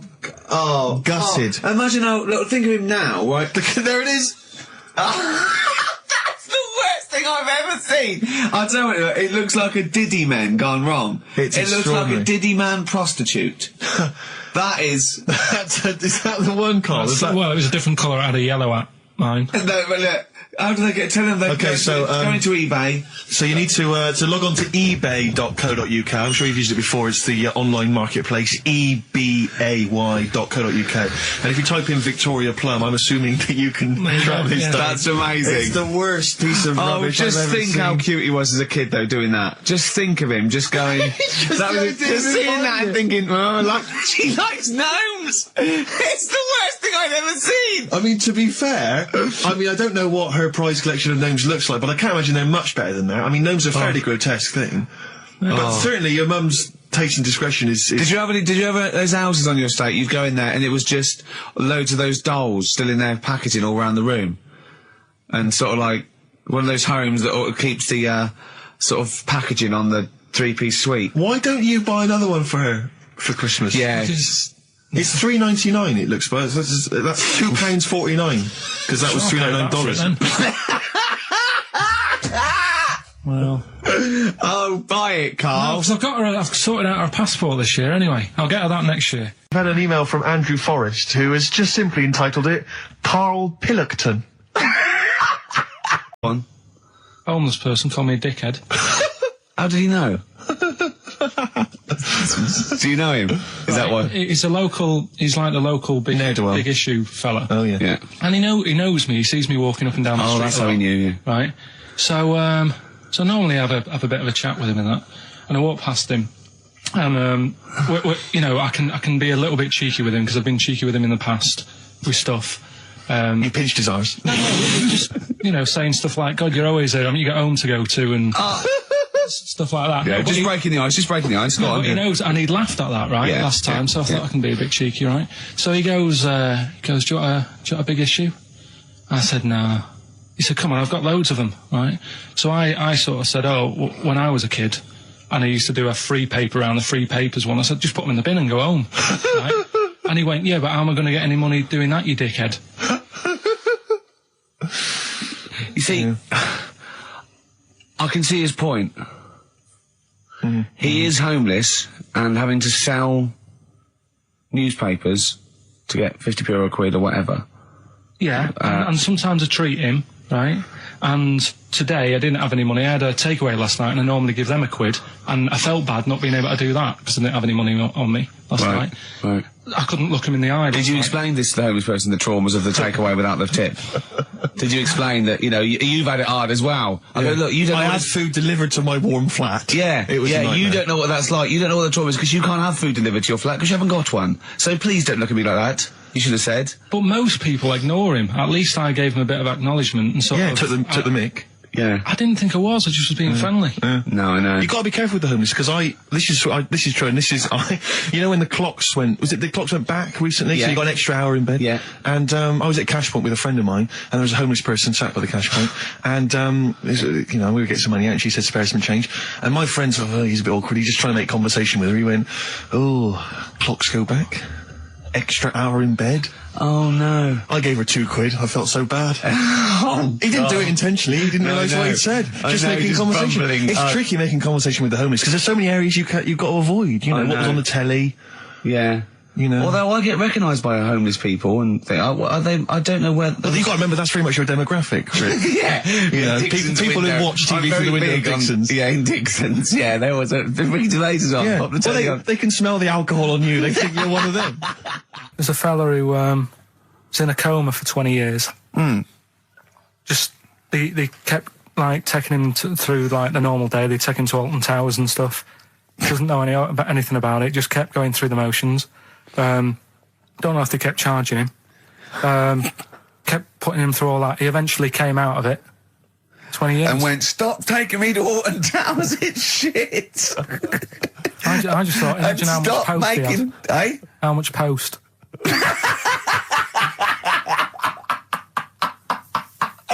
Oh, Did you read about that guy in the paper, Carl? He, sorry, on the internet. He in about, I think it was about 1984, 85, he had a terrible car accident. But this must be it. He went into a coma. This must be what he's talking about. Well, they didn't take him to Alton Towers. Of course they didn't. But you've got to try and decipher the truth from the conjecture, from the thing that I mean, don't forget, Karl realises that he's had a dream. He talks to Suzanne and goes, that was good, wasn't it, last night we were in the plane? She goes, no, it's a dream. He goes, oh yeah, where's my cornflakes? You got to, you know what I mean? I can now decipher what he's actually seen, what he's read. Well, go on, what did you... Well, I'm assuming it's the same guy. It is the same guy. It was a guy in some small American town, and he'd had a car crash, and he'd gone into a coma, and his wife had left him. She'd gone on with her life, because he'd been in a coma since then, and he had just woken up recently. Marriage wasn't working. Marriage wasn't working. He just wasn't paying enough attention. He actually had, she was pregnant at the time, and so now his daughter is basically the same age as he was when he went into the coma. And he's just started coming around. He's just started making jokes. They said, how do you feel? He said horny, which I thought was quite witty for a man who'd been in a coma for however many years. But anyway, yeah, so he's slowly trying to rebuild what life he can. That's what do you make interesting. of that, though? Because the thing is that he's missed. Imagine what he's missed, Carl. Imagine the music that he's missed. The Live TV Aid. programs, Missed the Live news. Aid. Live Aid. He He missed The Phil Spice Collins Girls. playing in 2 continents in one day. Which, frankly, I'd be devastated if I discovered that. Missed happened. Bros. Yeah. Yeah, so he doesn't. So he put on ripped jeans and they go passe. They just have to send him a series of those I Love 1986 Exactly. programs with Kate Thornton filling him in on what he's missed. Exactly. Peter Kay reminding him of space operas. Yeah, he Richard remembers Blackwood those. talking rubbish. Yeah. So Extraordinary, though, isn't it, Carl, to think? No, obviously. So, not. had he aged much? Because he hadn't had any problems or anything, no worries. well, Is that- he probably wouldn't have physiologically. He probably wouldn't have the wear and tear of a 43-year-old man Was that a good because kid? he wouldn't have had sun. He wouldn't have had sort of nicotine, beer. Unless they were just feeding that to him. Anyway, To try and still, bring him round. yeah. So You'd feel groggy though, wouldn't you? yeah, you might feel a bit groggy. Yeah. Well, he's not fully back to normal. I mean, there's No, some it's- kind of residual brain damage. Yeah. But nevertheless, he can form sentences. He's got no real memory, so he can't remember a lot of things. It was just when I saw Carl, it, have you that's been in what... an accident? Carl's in a bad mood already. He's been in about 3 minutes and he's in a bad mood, getting stressed. If you can't hack it, leave. What's the matter with you? No, I'm just saying. I was meant to enjoy last Saturday off and I didn't. Why not? Why is that our fault? Because you weren't here? Just because, I don't know, but... Are you not in the Christmas spirit? Why didn't you enjoy last Saturday? What did you do? I went all the way back up north again, right? Because it was Suzanne's dad's birthday, right? I was busy last week, didn't have time to get him a present or anything. Didn't have time to get him. So I got to Euston Station, bought a card for him, which was a Christmas card, so he wasn't happy because he was saying it's my birthday, and I said, well, I won't be seeing you again. So I've got a joint card, and then we went out. Did you get him a present? Well, no, because we went out on Saturday night for something to eat at this pub that he likes. It was a nice steak and onion rings, right? Lovely. So he should have been happy anyway. Yeah. But What, you paid for it? no. But you should have been happy anyway. Suzanne paid for that because it is her dad, right, not mine. So I said, all right, what can I do? I said to her. So she said, just buy a few drinks or something. Anyway, I didn't get around to getting drinks. I can't believe it. Can't believe it. Round to getting the drink. Right, so I said, right, I'll pay for the cab. Right? Oh, what a lovely Christmas gift that is. Yeah, So £2.50. I paid, no, it was like in £3 Manchester there, it is. £3 back. So £6 you spent on him. Well, no, I spent more. See, that's what he said. He You said, get the Bolton and back, can't he you, said, for that? he said, oh, you spent on me £6 for my birthday. I said, no, I haven't, because I gave the taxi driver a tip. I'm a little bit worried about his attitude as well. Because even if, I mean, that is a stingy present, but you don't say... Well, I mean, let's be honest, that's the worst Christmas gift ever, because, I mean, you're pretty bad, like we discussed in the past, but at least you spend a bit of money. Yeah. It's just thoughtless. Yeah. This is nothing. I You know. haven't given him any time. I mean, I would... And I knew my demographic. They loved it, my yeah, family. the They scratch couldn't believe their luck. You know. Well, a tenner. You spent a tenner on him. Well, the cab fare was £6. But the thing is, it's not. I don't think he's saying that. I think it's the fact that this is like, you know, frittering away in everyday it's life. kind of thoughtless, isn't he would have loved to. I'm sure he would have been appreciative of a lovely £10 gift that you cared about and bought. A book he probably likes, Fly Fishing, doesn't he, by J.R. Hartley. If you'd have bought that, he'd have gone, that's what I was looking for. Or what I was looking for, Carl. Bloody hell, Carl, you little balls twat. That's just what I wanted. So, all right. So just calm down. So what have you got planned for Christmas? Is this what, I mean, are you doing the same approach with Carl, Suzanne? excellent. You've paid me milk bill for this week. That were nice. I'm spent this year. So That's it. have you planned anything for Suzanne, or are you just... Yeah, gonna- I'm taking her out Christmas Day for something to eat. Well, Right. does she know that? Was that? She's working today, so she, you know, so... Right, okay. So what Christmas gift have you got? That's it, I'm taking her out. What, you haven't got a present? No, because we spent a lot Don't this forget, year. that's half yours, though. You're not going to just be sitting there watching her eat, going, "Oh, I'm hungry, but I spent all." You're going to be eating as well. That's half yours. So she's got nothing to unwrap. He's like a cat who's been hit. She's got nothing to unwrap. There's nothing. She's going to hand something over to you, because I've met the woman. She will. She'll hand something over, you'll open it, you'll love it. Right, I might get something today. You shouldn't take me to begrudgingly persuade you to do it. God. Yeah. Right. Right, so... anyway. Yeah. Well, I'm gonna try and stick in some Christmas songs. We're not playing all Christmas songs, but I've brought in a couple. So this is Christmas, John Lennon, Yeah, The one or two of River, them are good. Joni Mitchell, Yeah. Fairy Tale New York, one of the best Christmas songs ever. Oh, what about a bit of Pretenders? That's a good one. 2,000 Miles. Let's hear it. Pretenders, 2,000 Miles on XFM 104.9. This sort of Christmas edition. We're not here next week, are we? No. Carl is, aren't you? Well, you are in a way. I was doing the best of, innit? Yeah. Is it a best of? Yeah, Brilliant. Have you been putting it together? not yet. Okay. You want to get a move on? I'll do it today. Tell me what bits you want in it, and I'll sort it out. It's not for me All to the say, best is it? stuff. Yeah, it is the best stuff. Well, maybe people could email in with their the highlights of the year for them. I'm trying to think what they were. I mean, mostly talking to Carl. It'd be mostly Carl, wouldn't it? Mostly Carl. Gibberish from Carl. Oh, I think it'd be an awful lot of educating Ricky from Carl. Well, ricky.gervais@xfm.co.uk if you've got any thoughts on stuff you'd like to hear again. Is there anything you'd like to hear of Carl saying something stupid, me and Steve laughing or slapping him? Yeah. That's basically the competition, Well, isn't there's a it? couple of instances where I tried to kiss him, I think, and you encouraged me. Yeah. Those are some highlights for me. Donovan Blitzen from the About a Boy soundtrack by Badly Drawn Boy. Christmas theme there. Christmas theme there. You spotted the Christmas theme. Yeah. Carl's not really in festive mood, but I can't imagine Christmas is your time of year, is it, Carl? Well, I'm not sure any time of the year is, really. I liked it when I was about... I think when I was about 7, I enjoyed it.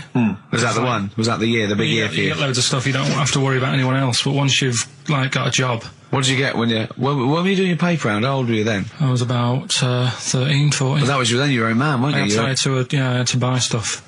Oh. But you're still not You're quite a having a good selfish time. man, aren't you? I didn't realise this. No, it's just that And Christmas... that's coming from him, Carl. My dad always said... All right, steady on.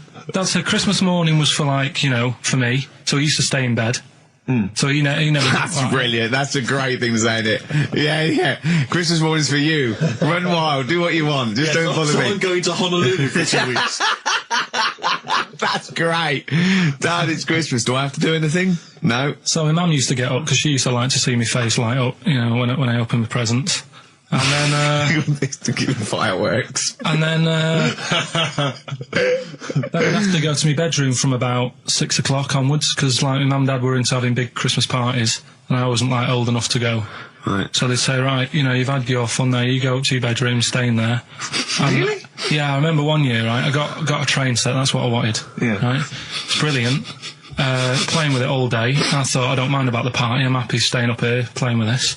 Brother comes in, he's had a few, right, he's going, yeah, give us a go on your train. How old is set.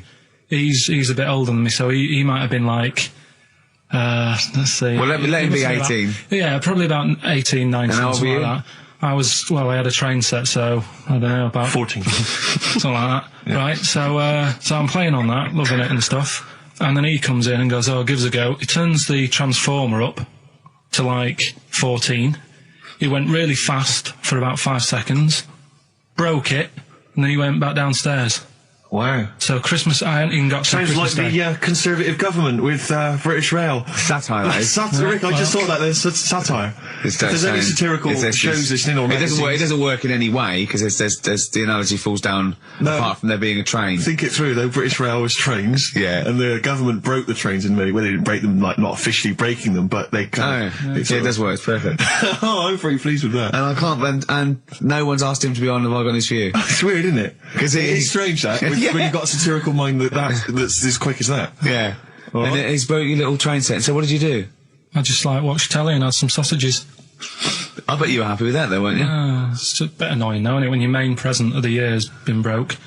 And did then, it ever get it fixed? No, that was it. That was it. Put away. I'm intrigued why your parents wouldn't let you come and join in the festive fun. Was it like really debauched down there? Was it like eggnog everywhere? And Well, no, but I mean, that's fair enough. 6 is a little bit early, but I just think, you know, if you're your kid, you know, he had his fun, put him to bed at 8, maybe. And you he think won't. so on Christmas Day? I thought that was a day for family. Well, not if there's a party going on. And, Well, don't have the party on to Christmas Day. is Well, my point. that's another option. Yeah. Your parents are weird, aren't they? A strange breed. Well, I think that was the year, right? You're talking about buying presents and stuff. I think I did treat my mum to. I didn't buy my dad anything. I think that was like when I got a bit older, I used to get my dad something because he wasn't that bothered anyway. No. So, got me mum. There was a cheap shop, right? Of course. Thank God for that. Called Snips. Right? So I went in there and I thought, let's see what I can get her. And remember Victoria Plum? I don't think so. Well, it's like a fairy character. Right. Right? And my mum's into gnomes and stuff, right? So I thought, right. She must be pleased with you then. Victoria Plum. I was thinking, is that one of the neighbours? Is it like a brandy Do you liqueur? remember Victoria Plum? Victoria Plum. Victoria Plum, yeah, it's like a little fictional sort of character, right? Okay. So I saw it, I thought, yeah, she'll love that, right? So I did my paper round, saved up for 2 weeks, right? Aw. Got that sorted, went to Snips, bought the Victoria Plum. Next day, I'm in town with her, right? So I think, I know what I'll do. I said, come in here a minute, right?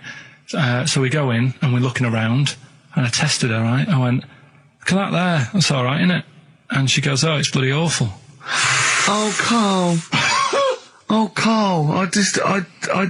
Oh, God. So then Christmas Day comes, I said, don't bother opening it. She said, no, why? I said, Oh, "Don't." no. Why did you still give it to her? So, well, it's too late, I'd already bought it. Oh, Carl. So she opened it, and I was like, and she said, oh, that's nice. I said, why are you saying that? I said, the other day, you said it's bloody awful. She said, oh, no, I thought you were pointing at something else. Oh, no. So that's why I don't get anyone anything anymore. Oh, God. Play record. Oh, God. Oh. That's good, isn't it? Not bad. Gold Rush. Let you down. I'm actually quite affected by Carl's Victoria Plum scenario. Just the fact that, like that eagerness, he wants to make sure it's a great present. He's saved up his paper round. He thinks it's like a gnome, but modern.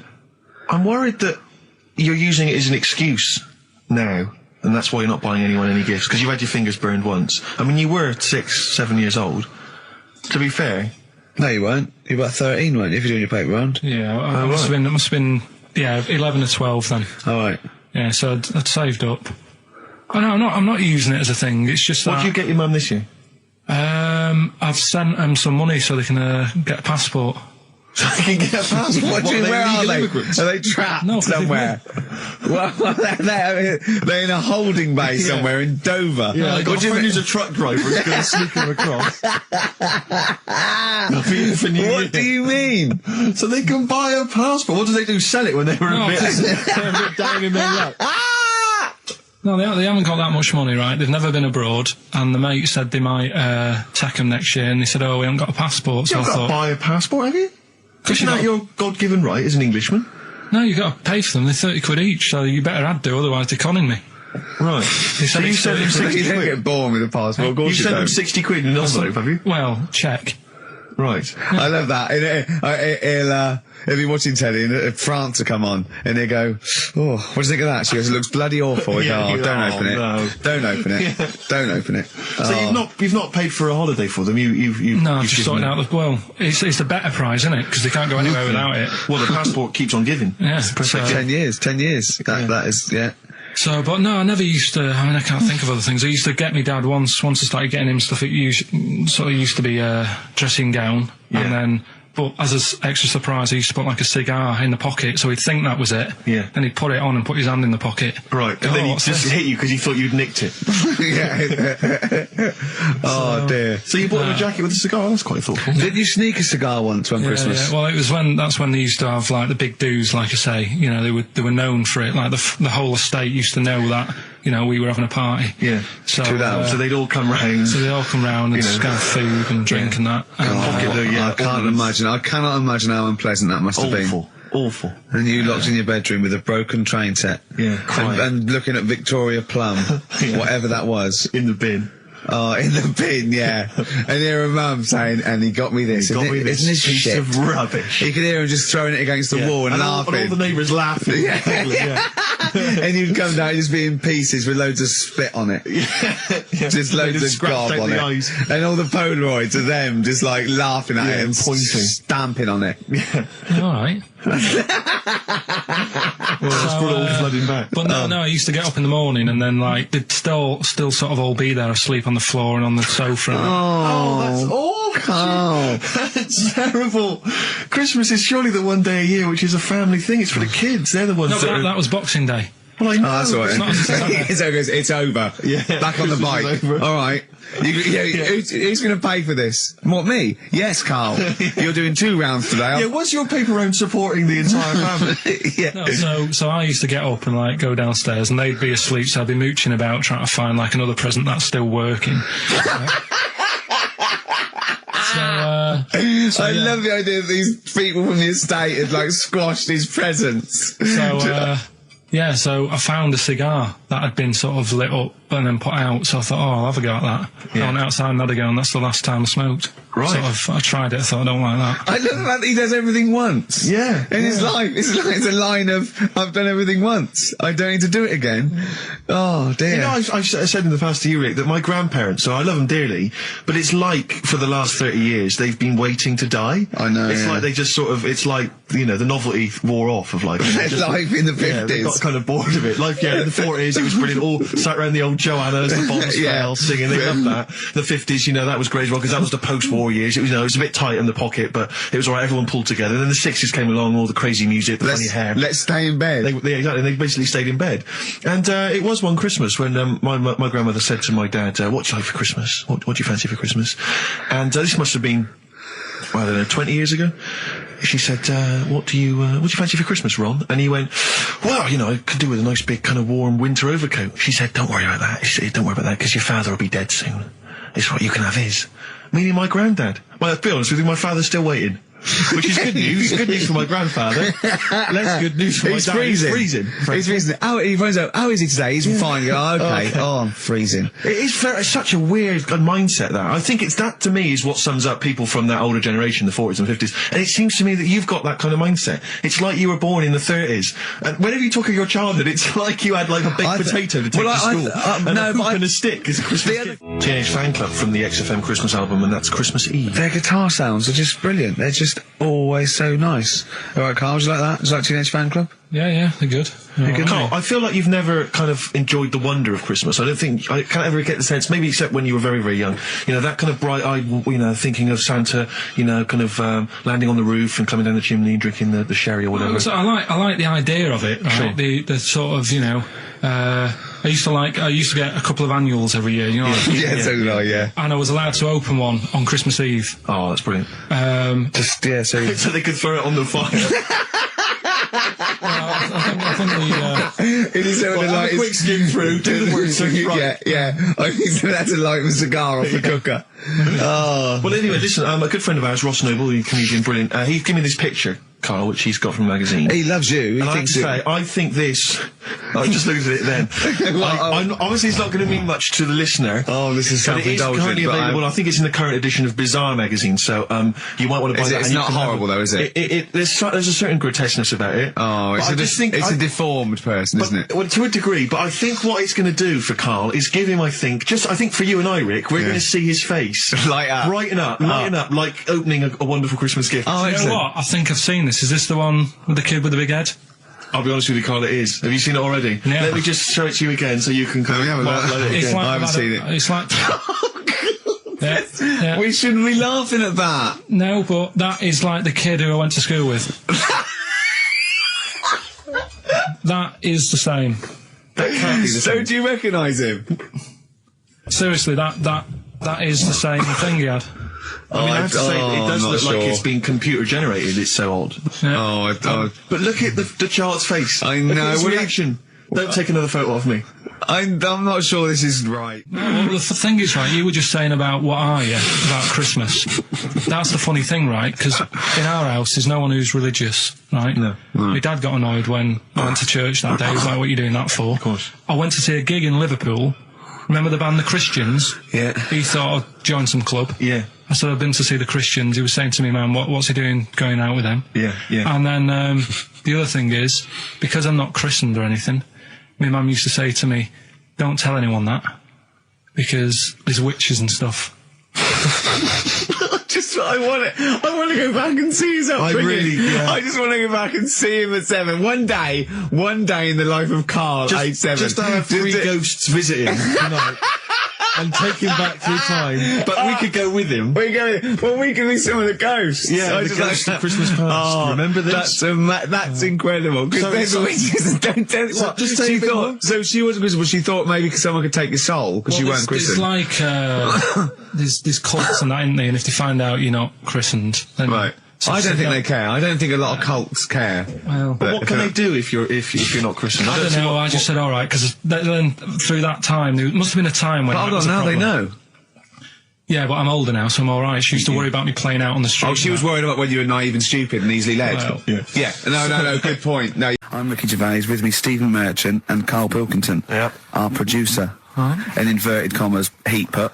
Yeah. They know. How are you doing? All right, Karl? Yeah, didn't they also write something about me, bald round head? Yes, perfectly round little bald man head, they said, so... Because you need to know that when you listen to the radio on that. Really matters what my hair's doing. Your hair, have you given it a little polish? Because you look like a cue ball at the moment, and you've had a shave in it. I've never seen such a round head. It actually looks like a plate with ears. Yeah, well, for those that have never seen Carl, I actually, if you remember, I think he looks a little bit like Mr. Spoon from Button Moon. He does. If you've ever seen that show, and also he looks like, you know when they say they find with a little 4-foot human and it's actually 500,000 years old and they give it a name and it's the first Australopithecus into. He looks like one of them as well. Perfectly round little. He is the missing link. He looks half human, half monkey. Because he's got a slight slouch as well. So it's like those pictures where you see it going from an ape to a man. He's one of those in the middle. Yeah, and of course his monkey hands, his hairy little wrist to those skinny little things that he can get oranges out of holes with, and it's unbelievable. Why are you so all shaved and polished and everything? Got a wedding. What? Got to go to a wedding today, so thought I'd clean myself up a bit. Yeah. Shouldn't you be wearing a suit or something? No, I'll go home and put something on. Oh, okay. But Suzanne said, make an effort. I sort of had a shave and that, and then I came out of the bathroom. She said, "Oh, your head looks a bit sort of eggish." She's right. She always worries about when I have a shave because I just, That's your girlfriend, Karl. I know. Saying that. Just think. So don't worry about Heat saying it. And funny thing is, it's Boyd Hilton, I think, of Heat that wrote it. And he's got a little bald head. Yeah, no, don't slag him off. Yeah, but on the end of his review, does it say, written by Baldy Boyd? No, because it doesn't matter, it's a magazine. Don't worry about it. Looking forward to the wedding? A bit boring, isn't it? But you've got to do it. They're probably listening. Should we do a shot? No, it'll be a great day for them, but I know what will happen. Suzanne will see, all the fuss and that, and then she'll get ideas and have to let her down and all that. Why is it you don't want to get married again? I always forget. It's just... Who's it for at the end of the day? I've been with Suzanne for 11 years, right? Sure. We're happy. Well, I am. That's what counts. You're never happy. I am. I'm all right. Yeah, no, I know you're happy with Suzanne and everything, but apart from that, you're never happy. You are the most grumpy, moany thing in the world. I mean, I get annoyed, but I'm always happy. I was annoyed here. I was happy coming here, but there was a bloke behind me walking and scuffing his feet. He had a pair of those stupid skulls on, and he was clicking and scuffing. Wear some shoes. You don't have to click. Pick your feet up. Flip-flops annoy me. But I'm happy. I'm just annoyed. You are just like, oh, the world's on me. It's rubbish, this. I know the world's great. It's just sometimes people annoy me by being there, But Steve said I should be locked in one of those towers that princesses used to be locked in the fairy towers, because everything annoys me. But you're grumpy. I'm not. I'm all right. XFM 104.9. We're not here. This next clip is one of my favourite clips. Look, it needs no introduction. Here it is. Finally, White Van Man. What do you make of the fact? 4.9. I'm Ricky Gervais, with me Steve Merchant and Karl Pilkington. We've had quite a lot of emails, as ever, Rick. I should just say, because we're very lazy. It's a much listened to show. We're very lazy people, and we rarely reply or read out the emails. But I never read the emails. Absolutely. So never I rely, if I haven't replied to them, or my mail, Steve opens my mail and reads my emails. So if I haven't replied, it's just because he hasn't passed it on to me. Yeah. Okay. But I haven't passed it on to you because I know you'll never reply. Sure. So, I'm just cutting out that. But just want to say thanks for the emails. We do read some of them, and we do appreciate the fact people send in jokes. I appreciate it. I love it. We've I don't have to do anything towards it. Sure, we had an email from Jack. He just said he missed the last 2 weeks' shows. Has he missed anything? Not really. No, it's the same stuff. Same old I rubbish. think last week Karl was having a go at Chinese people not aging well. He had a go at the gays, and he came up with a ludicrous story about a monkey that was impossible. Yeah, exactly. So I don't think Jack's missed much. Go on. No. We've just had an email from the Pringles people. Oh, right. Good, because it's finally started to happen. I hear these stories about people getting given cars and Armani suits and trips abroad, and we haven't had no, but finally people are starting to, realise what we're doing, our impact on society, and we've got a whole box of Pringles sent to us. Not on those little tubes, the proper tubes, the foot-long tubes. Yeah. So... and what have they said? Well, the Pringles guys they want them back. No, they've said they like the show, and if you want more Pringles, give them a call and they'll send you more Pringles. Yeah. I bloody love Pringles. Yeah. Pringles are... The thing about Pringles is, they're Moorish, right? Yeah. But how would I put it? The sort of thing when I open them, yeah. And by that when I pop, right? Yeah, I have to eat the. Well, okay, how can I put this? When I pop, I can't stop. What do you mean? I don't. Well, when I pop them open, I can't stop eating them. Right, when you pop, you can't stop. Yeah. Yeah. I think that's because of the chemicals.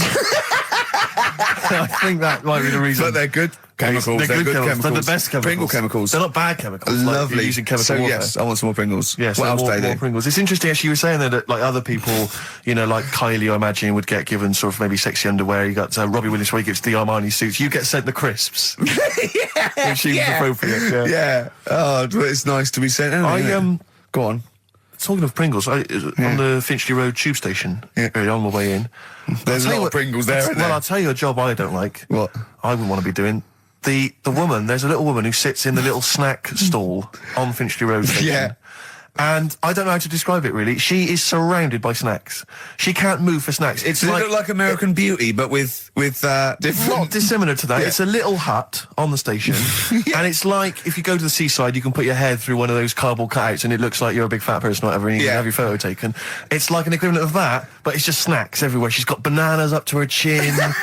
She's got chocolate coming down to her eyes, crisps either side of her. She can't move. She can't do 360 degrees. She's like packed in there. I don't know how she gets in there. I think they put her in there first, and pour in the bananas. Yeah. And then they go pour in the nuts. She has 2 hours of makeup before they exactly, yeah. dressing her in there. Because I'll ask for something from the fridge, and she cannot turn her head to see. She has to go by feel alone, just to feel the fridge and get stuff out and pass it. And often I'll say, that's not what I wanted, but she can't. You've got to let her off. It's extraordinary. Dear. But there's no music playing. Does she have to sell her way out of it? Exactly. If it's a slow day, she's stuck there till the next day. Yeah, it's like a world-breaking attempt. Yeah. Oh dear. That's Finchley Road. So if you know, if you're on Finchley Road or just want to pop down there, have a look at the Snack Woman, because it is. It's how always does she amusing. get refills though? I don't know how it works. I don't know how she goes to the toilet or eats. I don't know what she does. Yeah. But God bless her. So that's one of the jobs you wouldn't That's have. jobs I would not like. I've always worried about working in one of those big photocopying places. Sure. Because it's just that constant taste of toner. Yeah. You know what I mean? It's so dry, and I just imagine going to work with a hangover. Yeah. 8 hours in that sort of I think it's environment. those jobs where what's the best that can happen that day? Do you know what I mean? The photocopying shop. What's the best? Well, they probably have interesting things, like people going in and photocopying. Porno mags. Can I have 30 copies of my arse? Right, yeah, exactly. Yeah, I couldn't make it to the staff party. Yeah. But I wonder if I could do. But what's the name? It It's was the attention span I like. Oh. these people who they've got like this autism thing going on. Yeah. And they sort of take in a lot of information. They get sort of they get so into it that they know everything about that subject and what have you, right? And there was this lad who he knew everything, right, about EastEnders. Right.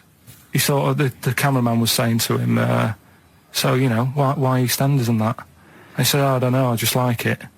And he said, I remember when I first watched it, it was a Thursday, it was 5 to 8. Pauline Fowler walked in. She had a pink jumper on. She said, all right, love. And he remembers everything from that moment on. Yeah. Right, and everything, which is great. But then the way the programme was making out, it was almost like they were saying it's a disability. Right. When in a way, it's more like a superpower. Sure. Like Rain Man. But if you can take It's Rain Man. No, I'm he not. has special autistic powers. Oh God! We must send for Rain Man. I don't know what to do. So I don't know what to do. he would be a But great there's contestant other on Mastermind. things. Sort of autistic Sorry. Mastermind. He'd Well, be what I'm saying dynamite. is, don't be watching EastEnders though. Sort of, why didn't they give him an encyclopedia and say, get into that? Sure. That'll be useful. Yeah. Keep him away from EastEnders. Wasting his time there. But I don't think it is a disability. No. Yeah, I there are other things, and they're not. It's also autism is a matter of degrees, from what I know.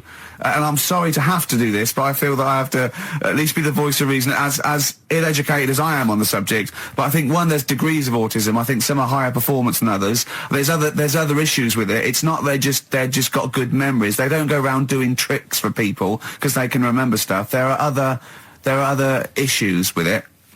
Do you know what I mean? Right, well, I mean, they seemed a bit... But you watched the programme. What did you learn? That he knows when Pauline Fowler came in. Yeah, I mean, there was other bits where they couldn't control their emotions and stuff. Oh, But- that other little bit, yeah. But the main bit of it was he can soak up information and stuff, and I'm just saying it didn't seem really bad. Do you know what I mean? There's disabilities where people say that's a bad disability. It's Go like on. how people say about... This is I don't brilliant. know. This is just like this is amazing to be in a room with this man. It's incredible. You just wind him up and listen to what comes out. And I'm going to sit back now. I'm not going to defend you or explain anything. Just tell me about the other disabilities that are worse. No, what I mean is how people can sometimes easily get mixed up. How people are scared of like a cyclop. Well, at the end of the day, he's got a disability. A bloke with Who's scared of a cyclop? No, it's apart just from like that. Jason and his Argonauts. Where's this cyclop that you're scared of? No, I'm just saying in history and in books and that. No, not in history. History happened. Yeah. But What are you thinking of? You're mixing history with Greek mythology and Roman mythology and every other type of mythology. What do you mean there wasn't really a giant cyclop that went round picking up ships and throwing them around? That's not history, Carl. Do you think Batman's history? No, but it was ages ago, wasn't it, when we were sort of forming... No, I'm not saying it didn't happen ages ago. I'm saying it didn't happen. Well, he might have done. There's no... I mean, what's so ridiculous about a fellow with one eye? in the middle of his head, and he's big and scary and lives in a Why is he cave. scary? Because what if he had 8 eyes? I'd be scared of him. At the end of the day, he's got a disability. We'll talk about it in a bit. Forward Inc. Gorillas on XFM 104.9 on Ricky Gervais with me, Steve Merchant and Karl Pilkington. Carl, okay, we've got to sort this out. We didn't meet again this week, and this is a shoddy show. I thought we had a sort of framework for it, but do you know what I mean? No, I thought it'd be, Carl could sort of tell him what was going on. He doesn't know anything except watching telly, late night telly on strange channels. Like he gets all his information about the news on Anna Nova, and I mean. I even tried to help because Monkey News last week was awful. It wasn't Monkey News. It wasn't Monkey News. It was. I can't remember it. I've been away on holiday. Brilliant. Yeah, and the Monkey News stops. I phoned him up. There was a front cover of the I think it was the Telegraph one day this week, and it was an ironic story. It was a fluff piece, but it was a funny story. It was about a monkey in a zoo that had a ruck with its father because it's adolescent. It was like the equivalent of like 16 to 18, and it had a fight with its father, and it escaped. It ran away, and it was like, an interesting story. Yeah. I phoned Carl up and said, "This is Monkey News. A monkey has escaped from its cage after an argument with its father." And he said, "What was the argument about?" I mean, he thinks like Homer Simpson. Yeah. What was the argument about? Like the zookeepers are going, oh no, he's brought up his untidy room again. The father, look, he's caught him smoking again. I mean, what do you mean, what was the argument about? They have fights. They have fights and then it ran away. His dad wanted him to go to college, but he just wants to quit and get a job. Yeah, and he fancied a monkey in the other cage, and the father was saying, she's not good enough for you. No. Oh. So what we've got was some it Monkey about? News today? Yeah, I got a little bit of Monkey News. You got a little bit of Monkey News, right? You've redeemed yourself then this week. We've got some stuff there and that. What else has been going on? What are we going to talk about now? Sort of head's gone now. Your head's we've got gone. Monkey News. Yeah. And, why is your brain? Why is it? It seems like since we've come back on air, you have become dimmer. I mean, it is extraordinary. It's like BSC has kicked in. Or and did you we really just forget? We just forgot. Maybe it's been a long time. We've forgotten just how stupid he is. Yeah. It's proper. Do you mean it's the silences? He forgets we're on the radio. There's just I know, dead air. it's unbelievable, and it's our name on this. They put up, but as I said before, he is no offence, he's not a bright lad or educated or anything like that. Yeah, but some things he says does border on the retarded. I've been trying to take in too much information though. That's the problem recently. Well, I said to you last week, I've been like reading more books and what have you, and trying to take in too much. But the problem is, like even watching telly and that now, Suzanne said to me, stop doing that. Stop watching telly late at night and going to bed, because it's making your brain too active. And I'm sort of... Heaven forbid. And, I'm trying to get to sleep and I can't. And then when I wake up, she had a go at me the other day, right? Because it was the night after watching The Fat Baby, right? Woke up in the morning and she had a go at me because as soon as I woke up, I said it was something like, "How can you freeze time?"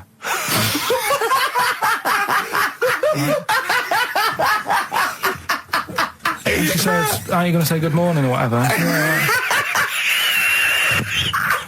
gonna burst. Just imagine it, right? It's like the sun comes up through the window. Oh, she's right. Carl's like that, his little head. His eyes open, he goes... One of those floppy night hats. How can you freeze time? Oh, God. But it's because, like, whatever, the night before I might have heard that on the news or whatever, and it's just been sort of whizzing around my head. Sure. And, it was a big debate. I think have they found a way of doing it or something? What are you talking about? They've done something about freezing time and all that. See, this isn't information. This is nothing. That is nothing, that. They've done something about freezing time. Imagine Jeremy Paxman coming on, going, "Well, the issues tonight said something about freezing time." It's you think before you talk. No, but I don't worry about how to do it. I just think about what effects that will. Oh, they haven't asked you to get involved? Well, this is what I'm saying, though. You can't explain it. It's a tough thing, isn't it? But what's the point in me worrying It's not about a question. Do you know what he said to me the other day? This is unbelievable. This is one of the most stupid, incredible things I've ever heard. He was talking, and he suddenly stopped, and he was thinking about it, and he went, "Oh," I went, "What?" He went, "You'd never see a black ghost." Extraordinary. True, though, isn't it? I've never seen a ghost, full stop. There are no ghosts. There aren't ghosts. No, but I mean when you just see them in, like, magazines and that. Play a record! So we get onto conversations. Talking about, he's asking me stuff about evolution. Tell me that. Why did the giraffe? What's that rubbish about the giraffe getting a long neck? I said, well, it didn't try and get a long neck. It was selected because, Anyway, I went into evolution for him, and he said, but why would evolution do that? I went, well, you think that evolution didn't do anything? There's not this consciousness. There's not this will that a giraffe has to stretch its neck to reach the leaves. One had a long enough neck to survive and pass it. He was going, yeah, but why did evolution? This isn't. But by the way, this isn't the most stupid thing. This is warming up. This is about 8:45. Sure. Right? He said, why didn't evolution make a giraffe good at carpentry so it could build a ladder? Right. Yeah. Okay. No. All right. Okay. So he's thinking around it. He's trying to pick holes in evolution. Yeah. We get on to, I said, well, things are, I said, we can see the speed of evolution in lower life forms like bacteria, viruses, they evolved. That's why, soon we won't have an antibiotic that can kill some certain bacterial strains. And he said, and this is about, 11:30, and I said, I'm going to bed, right? He said, in the future, they reckon that you'll be able to wake up and eat a yogurt you can have a chat with. I don't know what that means. Let's put a song on, right? No, and we'll come back to it. So you're going to explain that? Yeah. You've got an explanation? The Verve and Sonic on REM, Night Swimming, beautiful song, brilliant band. I've got to introduce them, and I'm actually nervous. Yeah. I never get nervous. You never get nervous, do you? I never get nervous, and I get a little adrenaline rush. It just takes, 80% of the world's population to be watching you, and then you get a little bit jittery. And I don't know what to wear. No, this is interesting, actually. I don't know. No. I for a moment there, I was thinking maybe Ricky's got to pop home first before he goes down to bring on the band. But if you are watching it, or if you're there, obviously not there, if you were there you wouldn't be listening to this, but if you're watching it on TV, do check Ricky out, because how do you describe that particular look? Ricky's wearing sweatpants. I assume they're sweatpants. They're not pyjama bottoms, are they? They're sweatpants. They're sort of... And you've got just a white t-shirt, cheap and plain white t-shirt. Yeah. And basically Ricky is wearing... It's like he's made so little effort. The only way he could have made less effort was if he wasn't wearing any clothes. If he was just wearing his underpants that he slept in. But he's actually bothered to put on a t-shirt and a pair of sweatpants and some trainers. Yeah, well... Jonathan Ross is going to probably be wearing a suit, one of his, expensive suits or whatever. And, but he won't be as comfortable as me. Well, true. Did it not occur to you for a moment to maybe make slightly more of an effort? Perhaps put on a jacket? A jacket looks silly with tracksuit bottoms. Well, again, you could have changed the tracksuit bottoms. I mean, they're a mainstay of the outfit, are they? It's like they're not changing for anything. Yeah. I've got very little things that I haven't got a drawstring or an elasticated waistband. No, sure. I don't want to be bothering with buttons and zips and hooks. There's going to come a point, isn't there, where you're just going to wear, I don't know, smocks. Baby grow. Baby grow. A baby grow with a flap. Yeah. That'd be great, wouldn't it? Those little mittens. Yeah, all in. Yeah, that'd be great. And then an oven glove, so I can just get stuff out of the oven, eat it, let it drop everywhere. Yeah. Right, and then just get out of the baby grow, put a new one on, a clean one on. Or those kind of red flannel things with the which cowboys wear. Yeah. The kind of buttoned up bit at the back. They're old cowboys. Yeah. Grandpa, he comes out with the shotgun. Exactly. And yeah, the long johns. Well, how's it going with Rockbusters? Anyone got the answers? Actually, one guy has texted in, James in Deptford, he's offered some answers, and he says here, the guy that hated us, famously, of course, we should have remembered, Dickie Anderson. Dickie Anderson? Richard Anderson, of course. Toner. Yeah. You know what I mean? It's so dry, and I just imagine going to work with a hangover. Yeah. 8 hours in that sort of I think it's environment. those jobs where, what's the best that can happen? That day, do you know what I mean? The photocopying shop, what's the best? Well, they probably have interesting things, like people going and photocopying. Porno mags. Can I have 30 copies of my arse? Right, yeah, exactly. Yeah, I couldn't make it to the staff party. Yeah. But I wonder if I could do that in here. Yeah. Carl, what job wouldn't you want to do? Well, any job. You're a lazy... You're joking, aren't you? I've done loads of stuff. I'm quite happy now doing what I'm doing. Yeah? You look happy. I think You sound happy. Yeah, I mean, calm down. You on drugs? I'm all right. Are you on happy E? before England have won and that. I'm happy for them. Yeah, go on, happy for them. I'm happy in that. Yeah, what do you mean happy for them? We are England.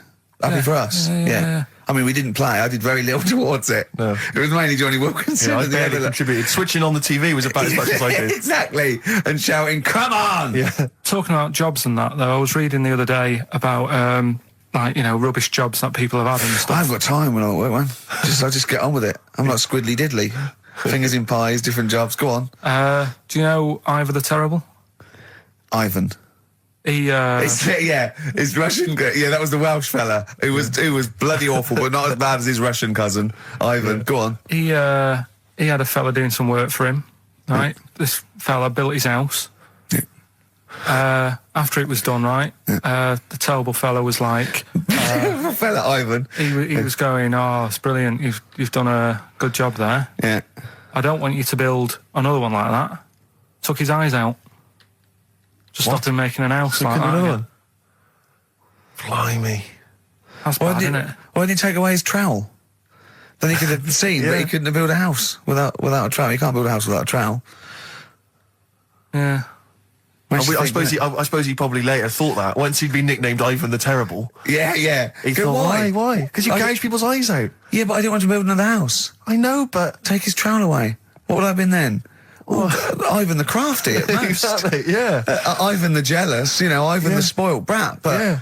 Gout someone's terrible, eyes. That is bloody terrible. I'm surprised you're not called Ivan the... Do you know what I mean? Yeah, you're going to get on in history like with Vlad the Impaler. Yeah. He's mainly remembered for impaling people. Yeah, he did a lot of other stuff. Did a load of great charity work he did.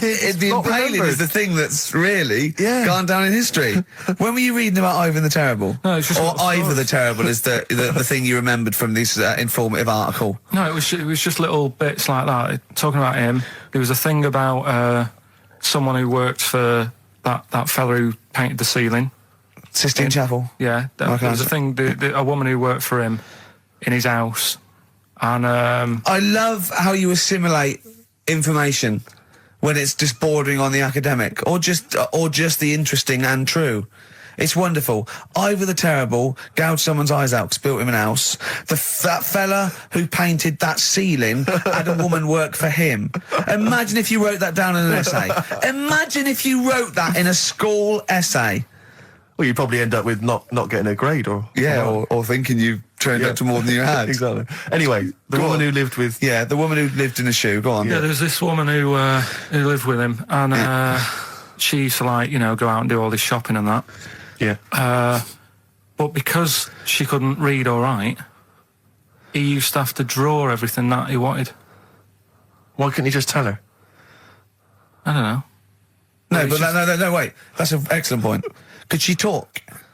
Yeah, but if it's a big list and that, loads of different coloured paints. But why and couldn't stuff. she draw on a piece of paper? Why did he have to do it? Because he's a better drawer, isn't he?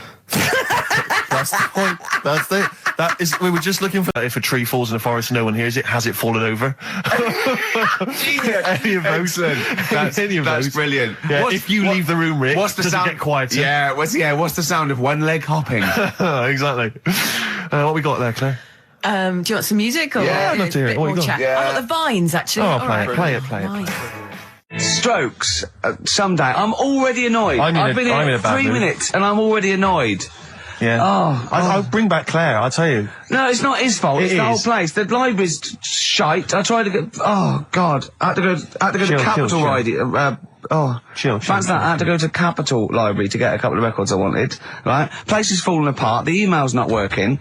It's so shoddy. He's had 2 weeks off. I'm on holiday. I mean, they might as well bulldoze this, honestly, because for all the, It is ludicrous. and we get paid peanuts.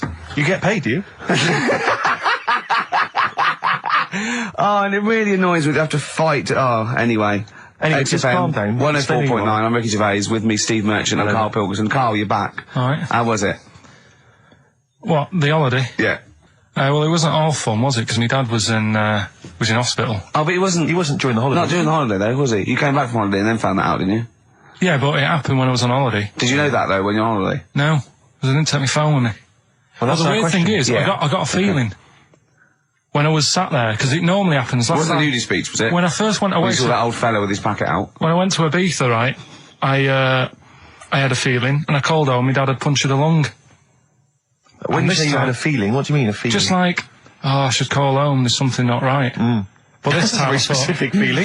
How did that manifest itself? How does that? How Was do it- you was get it- that? What kind of feeling? Is that I'm tingling getting, thing? I'm getting a bit of a lung feeling. Yeah, A bit of a dad lung that feels feeling. Like a punctured lung. Hold on. Well, anyway. But anyway, the holiday was good. We talked about it last week. Well, let's probe Karl about his holiday, because Okay. that's the sort of thing that audiences will stay tuned for, Rick, I'm pretty certain. Yeah, sure. Find out about you know more about this radio business than me. You know, That's true you've enough. hooked them already. Indeed, yeah. Well, also, I'm thinking we've got nothing. So we may as well save that. No, I resent it. I used to put a lot of work in, but no, I think of the money, which is, for me, pretty shoddy. Well, You know yeah, what I mean, I don't usually you get make out of an bed awful for lot of cash. Well, exactly, yeah. And, the whole thing is the whole setup. It was raining today. I thought I should have a cabin. And then the sun came out, so I walked in again. Ah, dear. How are you? But I'll tell you what, I got a bit criticised last week as well that I only played ballads and same songs, so I'm going to rock out this week. Oh, no. I've been down to the Capitol Library Right. to get some good tunes. And what about a little bit of AC/DC? Oh, took me all night long. Let's hear it. Doves, Caught by the River on XFM 104.9. I'm Ricky Gervais, Steve Merchant, Hello there. Karl Pilkington and everything. No, I'm going to be honest with you. Go on. A little bit hungover, Yeah. don't feel very well. Yeah. I don't know if I'm hungover or still a bit drunk, but I don't feel... You sound like you're still a bit drunk. Yeah, so But what then I'm worried you do about... every week, so. But what I'm worried about is that the standard will slip. Yeah, Sure. if I'm not right on the ball. And the other thing is, I haven't had a lot of time to prepare the show today, Okay. so I don't, I don't really, I don't feel, 100%. yeah, I haven't done the Karl. Right.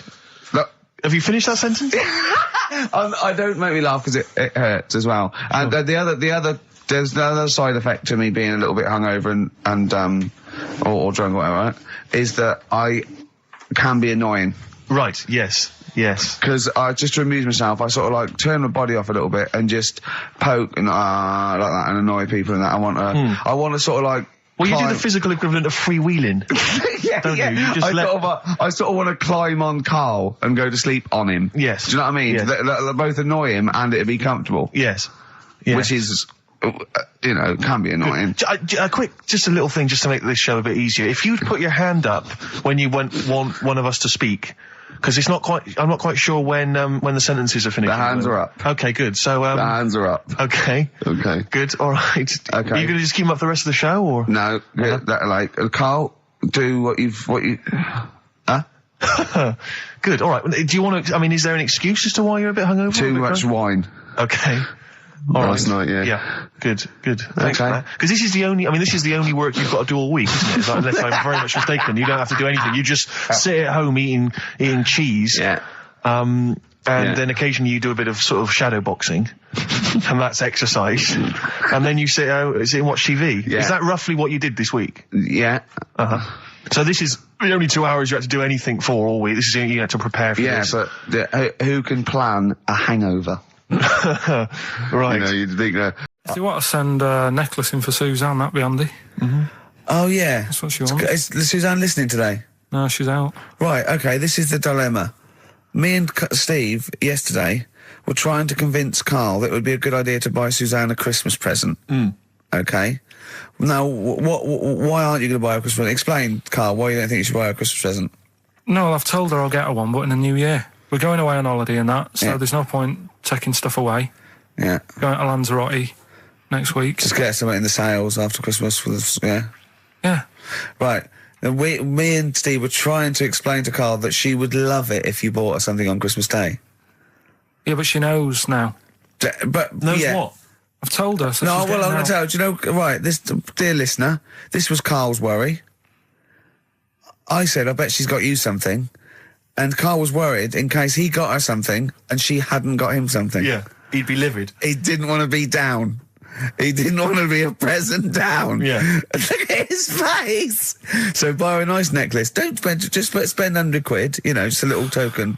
We're going away. I'm taking her away on holiday. No, you're not taking her away, are you? What, you're paying for it, are you? Yeah. Are you really? Well, half and half and that. Right. So you're paying for you to go on holiday? That's good of you. So the gift is your company, really? She's done all right. She's done all right. Why do you talk like you're 60 years old? And you've been working down the mines? I don't know, she's done all right. Do you go over to her and say, Suzanne, you're bloody lucky. I mean, You've fallen on your feet. to Look be who fair, you've Rick, got. What? I'm not sure she has done all right. I don't want to be critical, but Oh dear. So what are you going to get in the sales? what are you going to get Yeah, her? it depends. I'm thinking. I mean, I'll give her the choice. You can have Kingsley and or Bob Marley. Right, I'll let her decide there. Oh dear. I can't wait to see you. Where are you going, Lanzarote? Yeah, Where's that? don't know. Suzanne sorted it out. I said, Lanzarote. I said, is that Africa or is it Spain or Portugal? Just thought you don't know. I went, what do you mean don't know? I goes, well, what's the currency? I went, don't know. I said, Suzanne booked this one, did she? Yeah. I thought, where is it? Is Lanzarote African or? Foreign. like Somewhere foreign. I was looking last night, and doesn't look that good. There was like one of the highlights of the things it says you've got to do is go and have. Apparently, they've got restaurants in caves, and that's like one of the things they say you must do. So, if that's a highlight, do you know what I mean? Right.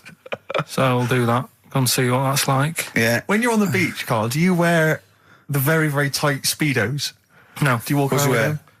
sort of longish shorts, Yeah. t-shirt on, probably with a sort of a light shirt on top of that. Right, sure. So quite wrapped up then. Covered up. Do you wear a hat? Because obviously the bald head, there's risk of sunburn.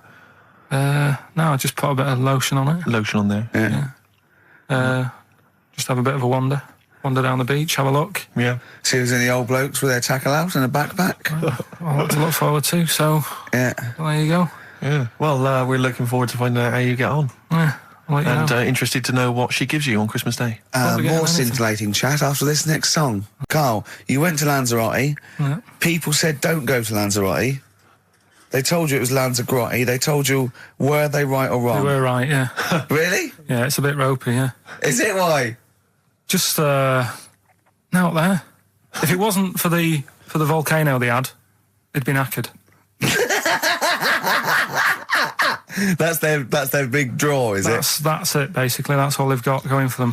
When you landed, was it really hot? Were you quite excited? You were thinking this is It okay? was warm. It's we can't complain about the weather. The weather was all right. Sure.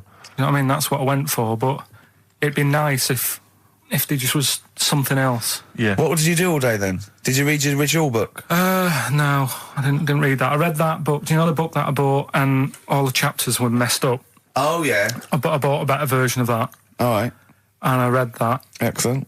And then, Did it make more sense in order? yeah, a lot easier to follow. Yeah. And then we went and had a look at the volcanoes and that. They've got 36 of them to look at. How many did you look at before you realised that pretty much you've seen one volcano, you've seen them all? Probably about 6 or 7. Really? And then when you got to the 8th, you thought, no, I know what this is going to be, Suzanne. This is going to be like a mountain with a hole in the top. Yeah.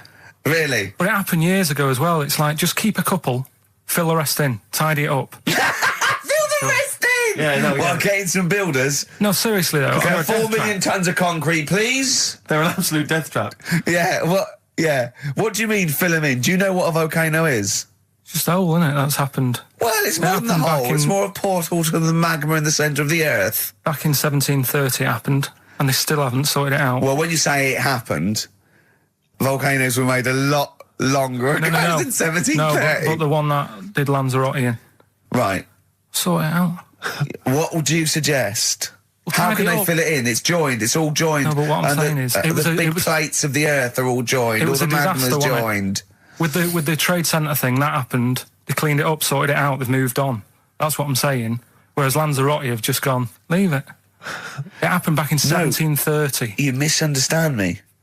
How, in the name of God, can you fill in a volcano? You ignorant twit. No, but it's not just the holes. They've actually left the lava everywhere. That's what I mean. It's not just the big holes. There's lava everywhere. But it's molten rock. They can't just pick it up like they're like a carpet. Put it in the holes. The holes are there ready. Just push it all in. That's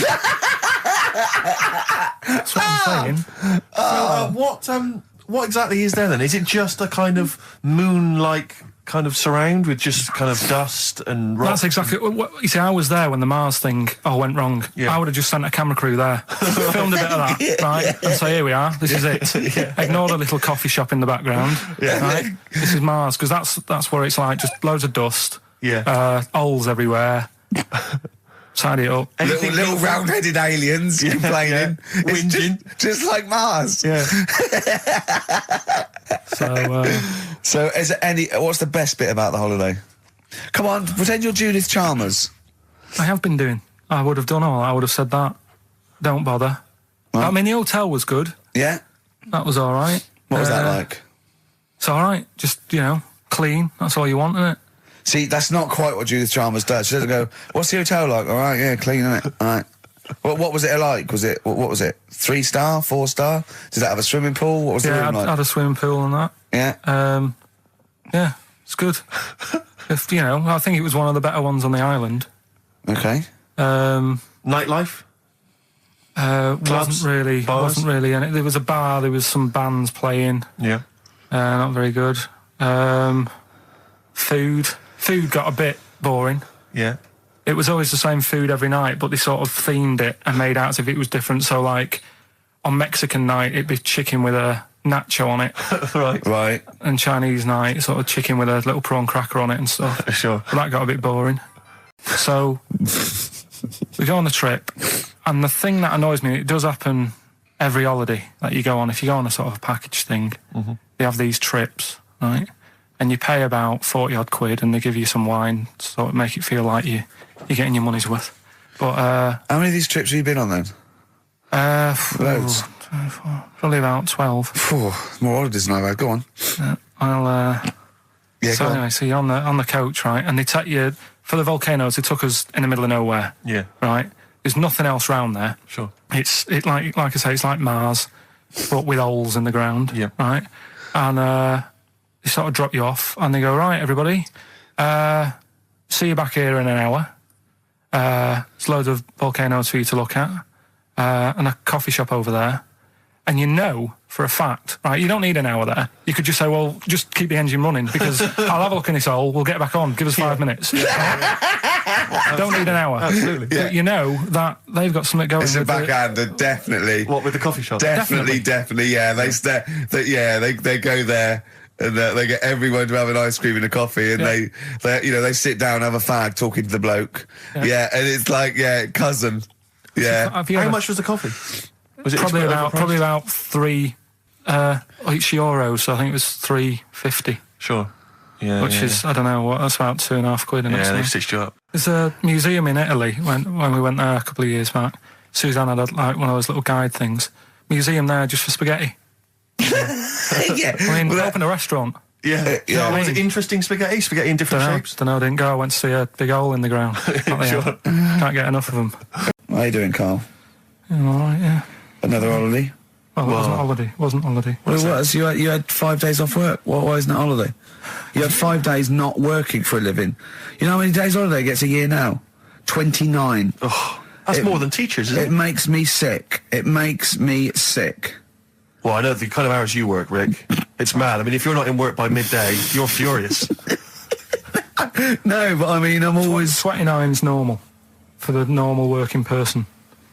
Yeah, but, And anyway, it wasn't a proper holiday. I went to see my mum and dad. It's nice to see them and everything, but it's not holiday, is it? Why? It's not going away. It's not getting on a plane, is it? Going away. Oh, is that definitely a holiday? What happened before 1950? I don't know. People used to go... Yeah, exactly. People used to go to Blackpool or Brighton. That was holiday. Yeah, but I didn't Where did you go? Went to Wales. There you go. Lovely holiday. Lovely holiday. Have a holiday in Wales. That's what they say, innit? Come to Wales and have a holiday. That's what they say, innit? So come to Wales and meet your parents. Come to Wales and have a lovely holiday. Exactly. And I've got a bad back. I've been complaining of a bad back all week. He's been ill. Don't even start. We haven't worked this week. He's been ill with the flu. Still not bad. I'll tell you this. I Wednesday morning, I think it was, I woke up and I had the head, the sore throat, the aching body, and I immediately thought I've got the SARS virus. I really did. I genuinely, because I've always been a bit of a hypochondriac. I mean, Ricky pretends to be, but I genuinely was petrified. That doesn't make sense, does it? How can you pretend to be a hypochondriac? No, I am a hypochondriac, and you are genuinely always ill. You always you've always got a bit of a snaffle. So I'm justified in thinking it might be the deadly. You're a sickly virus. child. I don't know what's happened to you. Well, I think it's so much to do with West Country breeding, and you haven't. I don't know. No, he hasn't got normal sort of barriers to sort of flu and cold. His immune system is all shot. Claire, look at him. I'm quite a weak child. Yeah, I know. I'll probably die in a garret having written some bloody brilliant poetry. And then I'll die of consumption. Yeah. But anyway, so I went online to check out what exactly the symptoms of the SARS virus were. And Zero Seriously? Did you Seriously, I did. I was so panicked. So I went straight Steve. online, and it was exactly what I had.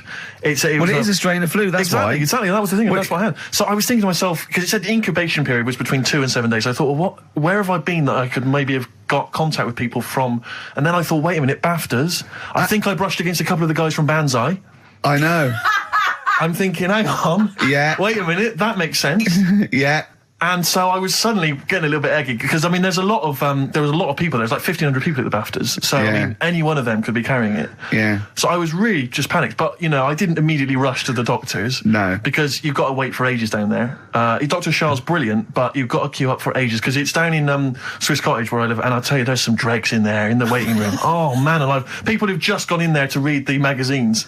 And they're just sat there. There's some people who just waste the doctor's time. That's what annoys me. A lot of old people, a lot of Saga listeners who just waste people's time. I know. I went to accident emergency once because I'd done my leg in, and I'll tell you what, you look round and you think, oh, look at all these people. Look at these, they should be, there's hardly any of them won't handcuff to someone. Exactly. I know. You know what I mean? You go to Casualty on a Friday night and it's like, oh, awful. Yeah, and there's and so I mean it was that thing. Well, I could either go to Dr. Shah, but that's NHS, or I could go to one of the Medi centres. They charge money, Claire, and I mean I know it's a killer disease, but you know I'm not making cash. You don't want it, you don't want it. Because what if it isn't? That's money wasted. You don't get your money back, do you? I mean, I really need him to say you've got the deadly SARS virus for it to be worth the 80 quid. Exactly. You know? Exactly. Yeah. And as I suspected that, you know, it was 50-50, I decided not. I decided to ride it out. Yeah. And thankfully, so far, I've not You're died. looking all right. Well, that's about it from us, isn't it? We got, Yeah. you know, to be honest, I didn't miss Karl at all. I did miss Karl. In fact, I felt we worked harder. We did a better show without him. I think he's dead wood. Well, I think that we should, you know, tell him that we don't need him. If he turns up, it's fine. If not, you know what I mean? Yeah. Because that will wind him up. Oh, he'd be livid. If you could send, could you send Carly emails saying, to Ricky or something, because he gets all those, doesn't he? Or to Karl, saying the show was better without Karl. Yeah. Can you please do that for us? We'll tell him the truth. He'll hear it. He'll come back and hear it. So we know it's a wind up. But I just want to see his crushed little face Monday. Is if you can send as many emails as possible saying this show was better without Karl, I will be grateful. And I promise I'll tell him the truth next week. Do you think I can do that for us? I think so. Is it karl.pilkington@xfm.co.uk? Yeah. And it's Karl with a K. Yeah. Karl with a K. And send some to me, because he'll read those next week as well. Yeah, Ricky.Gervais@xfm.co.uk. Yeah, In just fact, say it send was... some to me as well. And I'll pass them and on, just pass them on, yeah. And to the head of XFM. Oh, what's his one? Yeah. Because we won't get in trouble, because obviously Andrew's listening, so he know it's a joke. But Andrew.phillips@xfm.co.uk. in fact, could you send a load... Marketing manager, Charlotte Sousson at Yeah, XFM. Andrew.phillips, XFM.co.uk, just saying it's so much better without Karl, because it's got a bit self-indulgent. He just does his same old stuff about Auntie Nora farting, and it's not big and it's not clever, and the man's a fool. Yeah, So if you do something like that, make stuff up as well. Thanks very much. Yeah, I asked you, didn't I? And I said... But what I sort of questioned was, I said, well, if you're 27 today, that means last week you were 26. Well done, yeah. That's irrelevant. So therefore you assumed that I must be 28 then? Yeah. Whereas I assumed you were using, your knowledge of maths, such as it is. I wouldn't do that. No, sure. Wow. I actually got lost in that conversation because I genuinely didn't know what he meant would mean last week you were 26. I don't know what that meant. I don't know what it meant. Wow. Well, it is Steve's birthday. But he would have been 26 last week. Sometimes you genuinely frighten me because it's those staring eyes. There's nothing behind him. It's this little bald head. Looks like Davros looking at me. Genuine fear on his face when he enters into a conversation with another human being. What bit don't you understand? If he's 27 today, he would have been 26 last week, and he doesn't look 26. He didn't look 26 last week. He looks older than 28 today. You've started on his birthday. You're still having a go at him. Carl, I don't look like the kind of hot stud that I actually am, but face facts, that's the truth, mate. Yeah, live with it. Get with Live the with it. programme, jeez. Well, let's have a little bit of cake. Okay, oh, that's appropriate. As a See what I did? birthday. But you mean the band, don't Yeah. you? Not the cake. You haven't actually bought cake, have you? Got anything at all? Right, here's one. Christ. Ghosts and that we got talking about. Sure. And Nick said, right, he said, you'll like this one. He said, my auntie was having loads of problems. Why are you whispering? It's not illegal to talk about ghosts on the radio. No, but He's hearing this. so the auntie's in the house and that, and furniture's moving about all the time. Oh, God. And they were like, no, Steve, he told me this one. This is such rubbish, mate. No, come on, let's listen. I'm going to leave it to you. I'm going to sit back and enjoy it. I'm just going to watch your face, Steve. right. Sorry, so I missed the beginning there, Carl. There's an auntie in a house. Basically, Nick's auntie. Right. In the house, things moving around all the time. And it was just annoying every time she tidied up. It was like... It was just annoying. Making a mess. It was one part annoying to two parts scary. Yeah. So... stuff was moving around all the time, and they said, rather than we need an housekeeper. rather than having the house a mess, until we sort this out.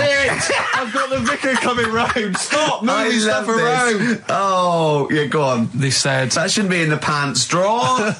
let's put all the furniture in one room, right? So just have one room that's a mess, and have all the others empty. Because I love the poltergeist can't really... It can move wardrobes around, but it can't open the door to put it in another room. Yeah. Poltergeist going, I'm just making this room messy. I wish someone would open the door so I could... Go on. Yeah, but...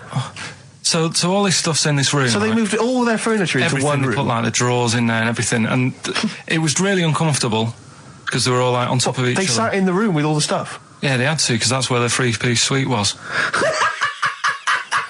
Okay. Oh, God. Right? All right. Oh, God. So they sat there, like, all crumpled up and that, but nothing can move because it's so tight. I think things were trying to move, but everything was so tight. It's They just like, foxed that poltergeist. So anyway, one night they sat there, like, sort of a bit awkward watching the telly and that, and they hear some banging in the next room. So she goes, oh God, what's that? Oh, he hadn't moved in, had he, the ghost? So to some of the empty rooms. So there's this He's moved some friends and family in. There's this banging about going on. She gets up, right? Yeah. And what it is, they had the baby in the next room because there wasn't much room for the cot. Right, so they left the baby with the ghost.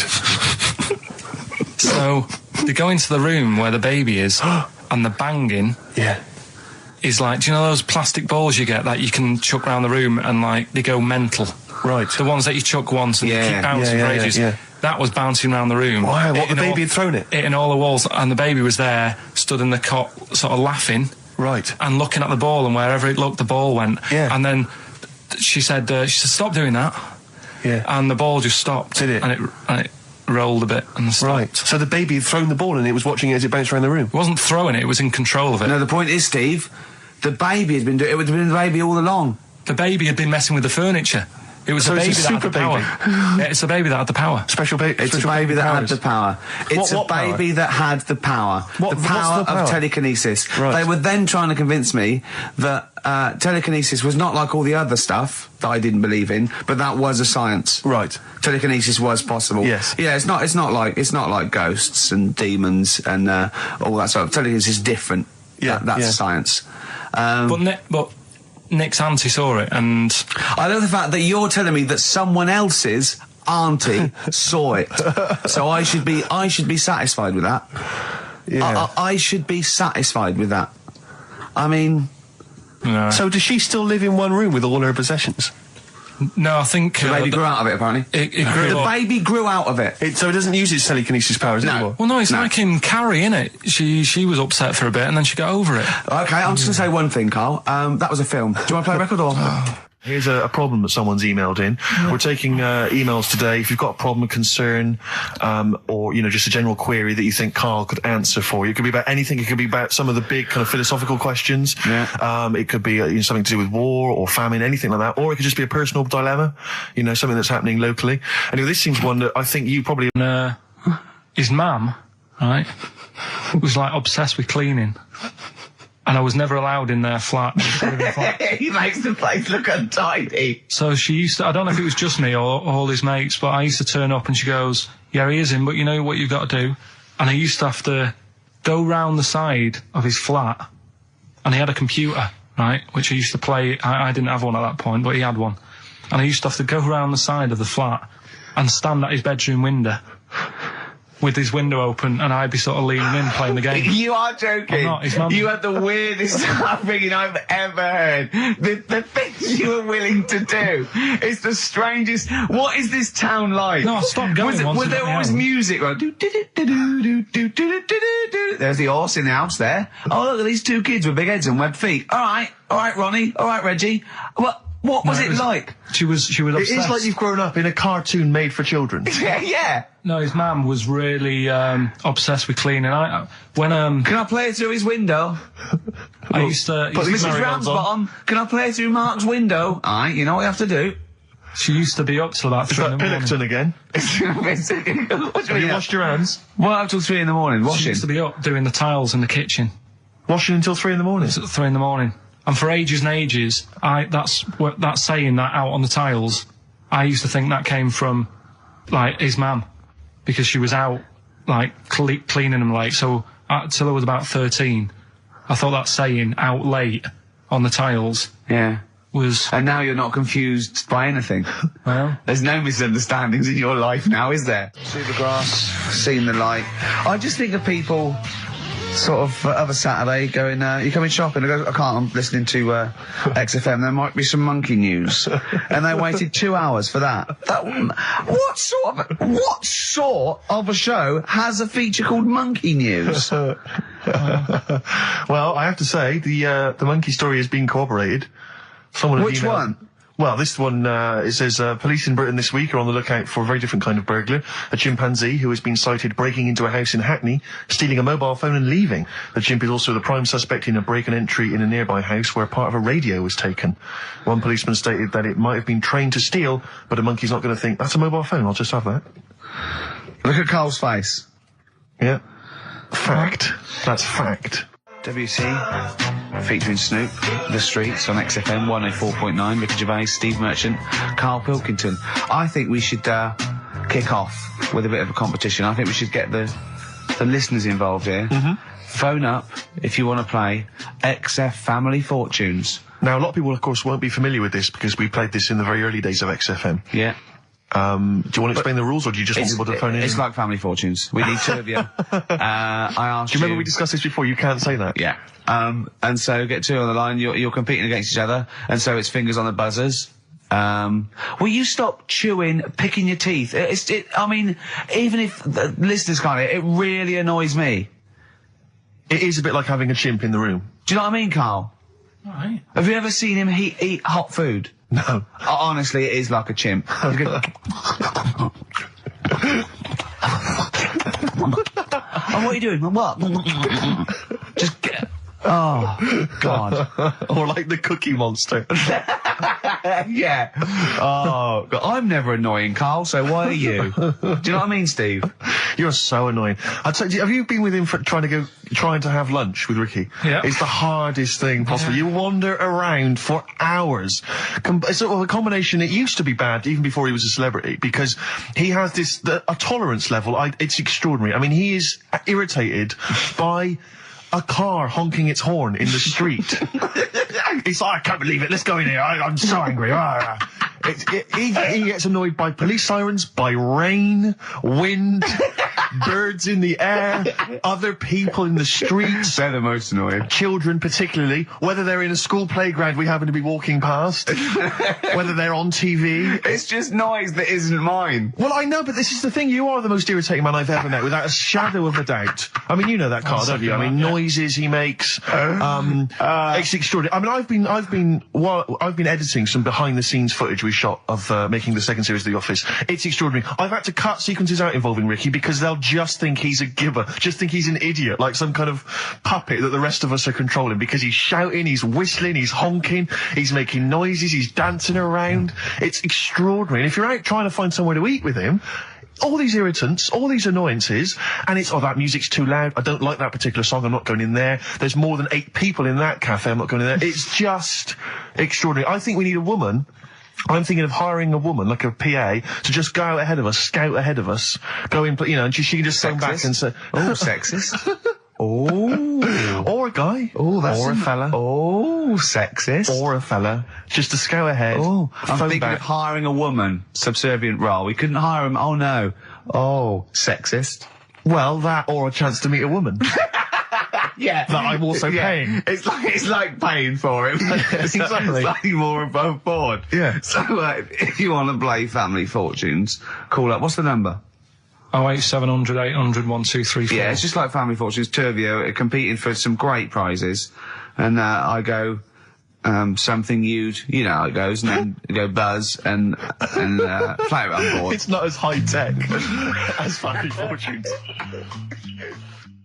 Current single from Nick Cave and the Bad Seeds, that's Bring It On. Yeah.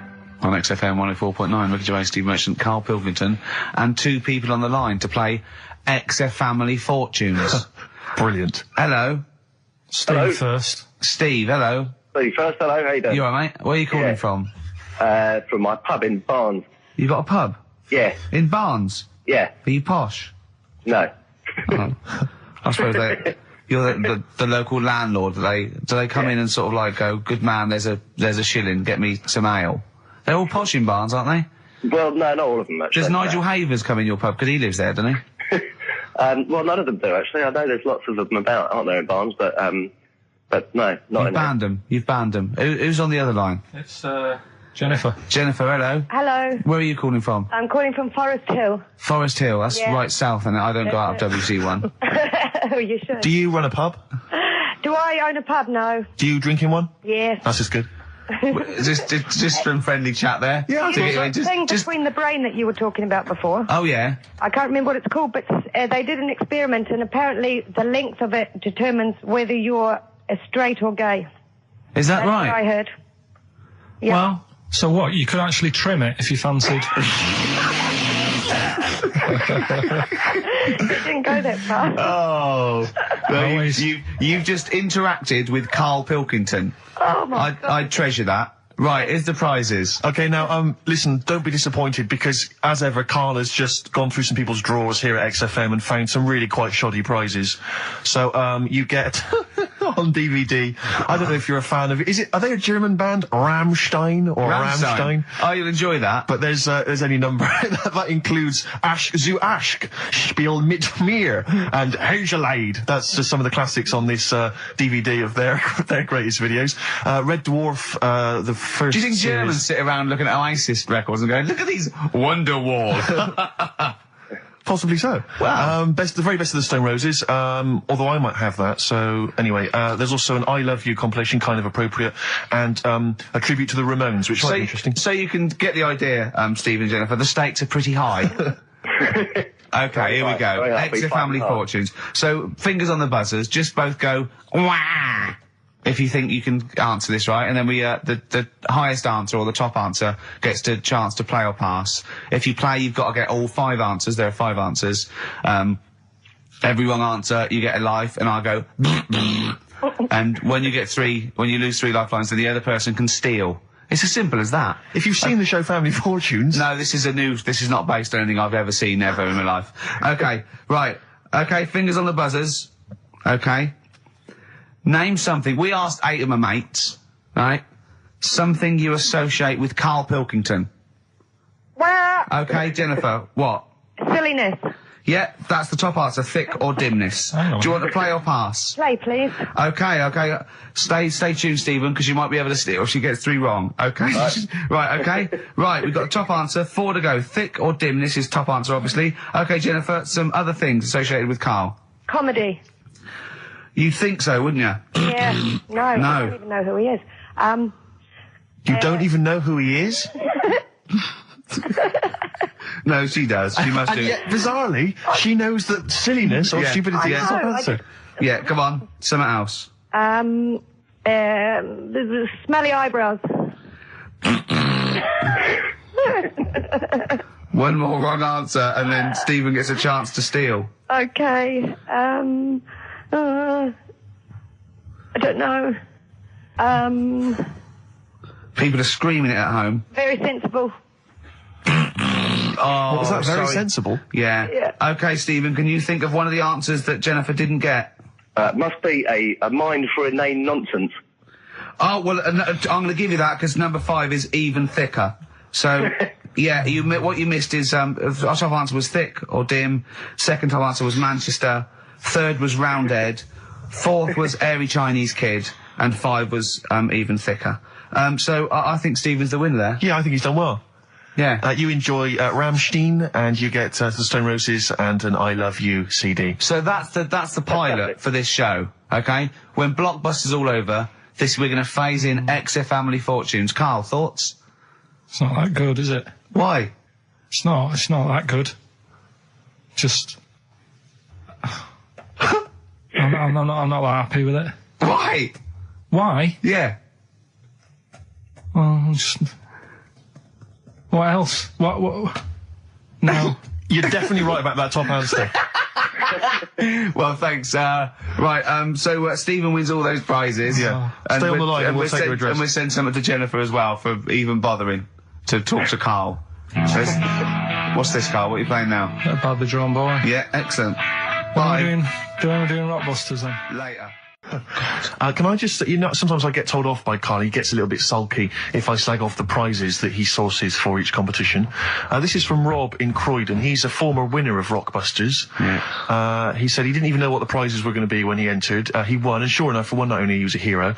The following morning, it was just Rob again, and all I had to show for my triumph are 5 compilation CDs. Rockbusters. Rockbusters. But tell the prizes, Steve. Yeah, tell we them have got Christmas some, gift. This is Christmas gifts. I don't know if you'll receive them in time to actually pass them off as gifts. I wonder if I can tell that Ross Noble story that he told us. I don't know. We'll have to discuss that when the record's playing. Okay, all right. Okay, so you heard a track from it just then. This is the XFM Christmas album. I think that's been knocking around here in the office for years, hasn't it, Carl? Or is it new this year? It was brought out about 2 years ago, Okay. but Christmas songs are Christmas songs, timeless, Christmas songs. aren't Yeah, it's not bad. There's got bands on there like the Dandy Warhols, the Webb Brothers are on there, Drugstore, Bell and Sebastian, Flaming Lips, all sorts. So we've got that to give away. We've also got this Smashing Pumpkins compilation, which we seem, again, that seems to be knocking around for weeks. Another one of those 50 years of the greatest hit singles. I don't know, Culture Club's on there, Queen, I've obviously, just Lennon. seen the cult film. Yeah, the cult film will come back to you shortly. This, I think, is one of the most exciting gifts. If you have a video player and you want to get trim, then surely Big Brother 3 champion Kate Lawler and her cardio combat video, in which I think she uses kind of, I don't know, military kickboxing training to get you trim and taut and looking as good as her. Then you can get that as well. We've also got a exclusive 7-inch single from the White Stripes, a kind of Christmas single. Is that from them? Yeah. That must be quite rare. That's probably the only thing. That is rare. That is worth something. And the current badly drawn boy album, Have You Fed the Fish, which I think is slightly mediocre. They've gone up, actually. I think that the level of prices there has gone up. Not a bad selection, but here is the big movie. And actually, I have to say, this is not a bad one. No, it's not. Again, it's not terrible at all. It could be worse. It's James Caan in the original Rollerball, not the disastrous remake that came out recently, but the DVD version of Rollerball. So that's there as well. So something fairly interesting. That's worth winning. Right, come on then. Let's do Rockbuster. Well, will we play a song to give people time to get a pen and paper and that? Yeah. So we're doing it next. Yeah.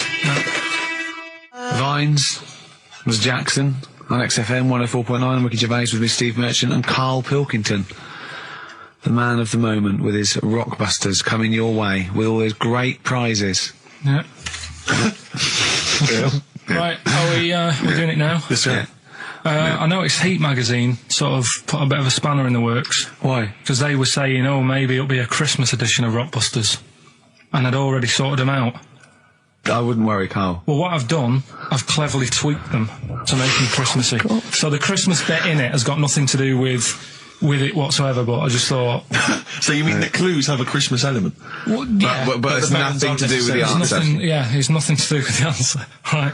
So why don't you just ask the normal ones and I'll ring a bell. I'll shake some bells. Well, it's the equivalent of that, but in sort of speech. Right. Brilliant. So the first one, there's a load of letters there asking for advice. Put them on Claire's desk. Oh, and have a good Christmas.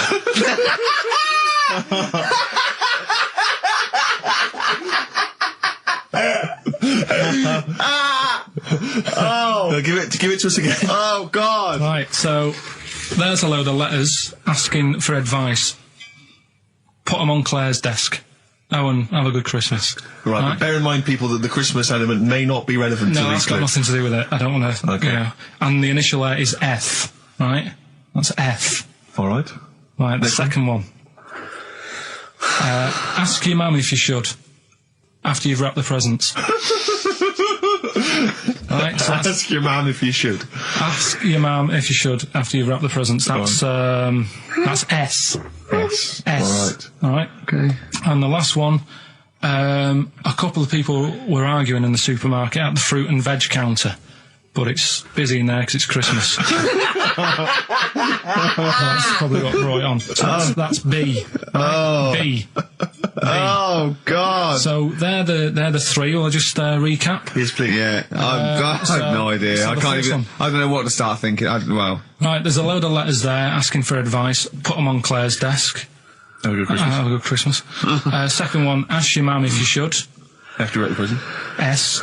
And the last one, a couple of people were arguing in the supermarket at the fruit and veg counter. But it's busy in there because it's Christmas. Busy 'cause it's Christmas. That's a B. So they're the three things. It's email only, this one. Please remember that. ricky.gervais@xfm.co.uk. ricky.gervais@xfm.co.uk. brilliant. Carl looks happy with them. He looks he's really very happy pleased, with and them. rightly so. They're cracking. They're good. Yeah, They're good. Pleased with those. So, All right, is there going to be more Rockbusters in the new year? We're not sure. I'm still, thinking about new ideas that we can do. Okay. Are we starting Ridiculous today? Have you done Couldn't be anything? bothered. Couldn't be Right, bothered. couldn't be hard. Look Right. forward to Ricky Dickinson. Well, he's worried about. He nearly said asked, and he just stopped because he's worried because he's the producer. Yeah, well, I've got to set a standard. Oh dear. Carl, you have, mate. You have. So that's that. We've still got to come. I'll tell you what. Why don't we have a lovely tune, right? You make the tea. We're opening these biscuits from Alexandra. Yeah. We'll be enjoying that, right? Maybe segue so we can have a nice little, rest. I don't want to talk through it. It'd be rude. And then we're coming back, and as part of like Pilkington, Parkinson, and Do We Need Them? Do We Need Them? Yeah. Carl has interviewed an expert on jellyfish. Brilliant. So we've got that. Plus, of course, we've got a two-part Educating Ricky. You've got Educating Ricky still to come. With a Christmas theme or not? And we've still got No. things like the Pogues, John Lennon, Joni Mitchell, just David Bowie. Are you suggesting there's going to be some great music and some Great fun music chat? and some fun chat. Lovely. Let's do a classic. Let's do a big stomp in one of the best Christmas songs of all time, shall we? What are you thinking? Fairy Tale in New York. Excellent. Fairy Tale in New York. Oh, it's always amazing. Pogues featuring Christian McCall on XFM 104.9, the Christmas edition. Indeed. David Bowie, Everyone Says Hi. It's quite a melancholy feeling about today's show, isn't it, that Christmas? I think there's often... Carl with his Victoria Plum. I want to see a Victoria Plum. I want to know what it is. Does it look like a little gnome? It's a woman gnome. A female gnome? Yeah. A little gnome. Well, And yeah. Did your mum collect gnomes? She likes anything gnomes. She likes fairies. She likes Indians. She collects all that stuff. Yeah, and it doesn't matter what it is. What do you mean? You know, like a proper Indian with all the headgear on. Or a Native A American. Native American, She likes anything with them on. Like, it can be a fridge magnet. It can be just A anything. lot of But- Native American wisdom is around the fridge magnet because they think it has special powers of adhesion. Yeah. Yeah, that's you read some of their great writings, the great works. Snowbird from Mark Eitzel, part of his covers album. He's so happy that the XFM listeners understand his stupid clues, and he knows it annoys me. We've got some right answers We'll be for giving out the Rockbusters. answers just quickly, just in case someone sort of missed one of them. I'll just quickly do them, yeah? Yeah, go on. First one, there's a load Short of letters. show. There's a load of letters there asking for advice. Put them on Claire's desk. Oh, a Merry Christmas. Ask your mum if you should. Oh, a Merry Christmas. And a couple of people were arguing in the supermarket. It was at the fruit Christmas, and that's veg why. counter. And that's B. Okay, we'll give those answers out shortly. Yeah. I just have to show you something, Rick, before we move on. I know we've got another Educating Ricky, but someone just sent this in. Yeah. They've been looking on eBay for Victoria Plum. You're joking? Come here and see the photograph. Oh, God, that's fantastic. That's it. Oh, God, he got that for his mum. It's the worst piece of tat I've ever seen. Carl! Carl. Imagine how... Oh, Gutted. Carl. Imagine how... Look, think of him now, right? There it is. That's the worst thing I've ever seen. I tell you, it looks like a Diddy man gone wrong. It's it looks like extraordinary. a Diddy man prostitute. That is... Is that the one, Carl? Is that... Well, it was a different colour. It had a yellow at mine. No, but look, how do they get... Tell them they Okay, go into eBay. So you need to log on to ebay.co.uk. I'm sure you've used it before. It's the online marketplace, ebay.co.uk.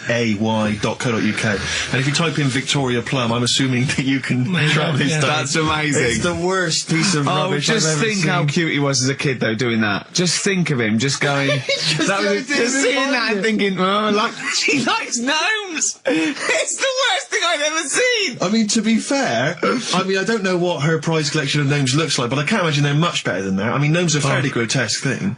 But certainly your mum's taste and discretion is... Did you have those houses on your estate? You'd go in there and it was just loads of those dolls still in their packaging all around the room.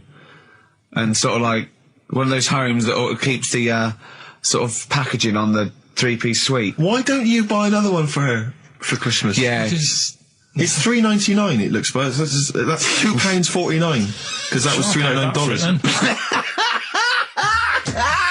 Well, Oh, buy it, Carl. because I've got her. To have good songs. Me and Steve are working I'm pressing here. the buttons. I'm paid to press the buttons. That's what I'm doing. Has every CD started on time? Then why would they give you Monday off if you just paid to press the buttons? Don't get every other Monday off, do I? So have you stopped doing that now, have you? Well, yeah. Why? Because there's work to do in that. I'm not moaning about it. Let's get on with it.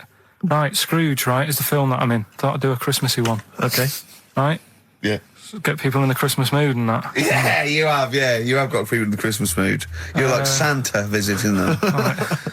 So... It's you in the film Scrooge. Yeah, Which yes. version of Scrooge? The old one. Is it if it's just you moaning with bells, I'll be annoyed. Right, go That on is then. essentially Scrooge. yeah. Right, Scrooge, listen to this, and then there's some question at the end. All right. And you can win some stuff and that. Yeah. All right. Yeah.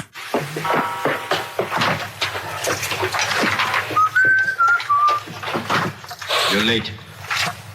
Only 20 minutes. What do you mean by coming in here at this time of day? I've just been doing some Christmas shopping, haven't I?